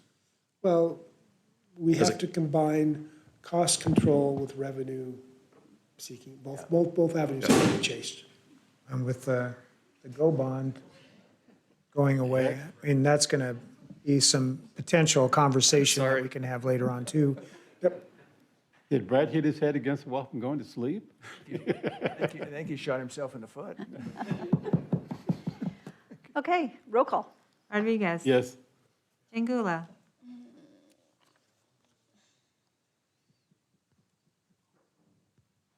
No. Reynolds? Yes. Haverfield? Yes. Bauer? Yes. Brunner? Yes. 5 in favor, 1 opposed, motion carries. Okay. Just to clarify, is there anything, have we covered the budget in its entirety? Yes. You think we haven't missed I'm not aware, have we anything? missed anything, team? A new land speed record too for this. Yes. You know, this is the fastest. Yes. Mayor, I just one question before we adjourn. I want to know what the four of you are going to be doing tomorrow. I might be considering a coma. I guess two. Are you going to take a day off? No. No? Okay. Yeah. Yes. Okay, so with that, I would stand, if the budget is completed and there's no further discussion or anything needed, I would stand for a motion to adjourn. So moved. Second. All in favor? Aye. That's your quickest second. We are adjourned.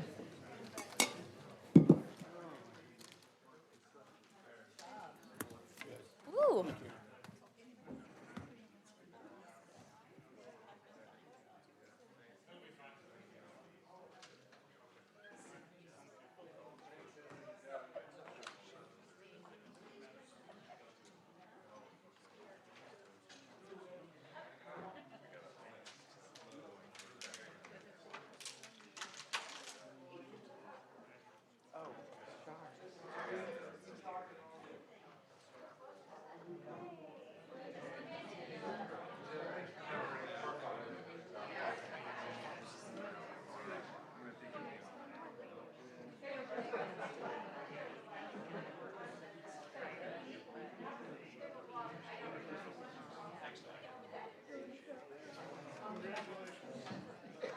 For whatever, huh? Thanks, you too.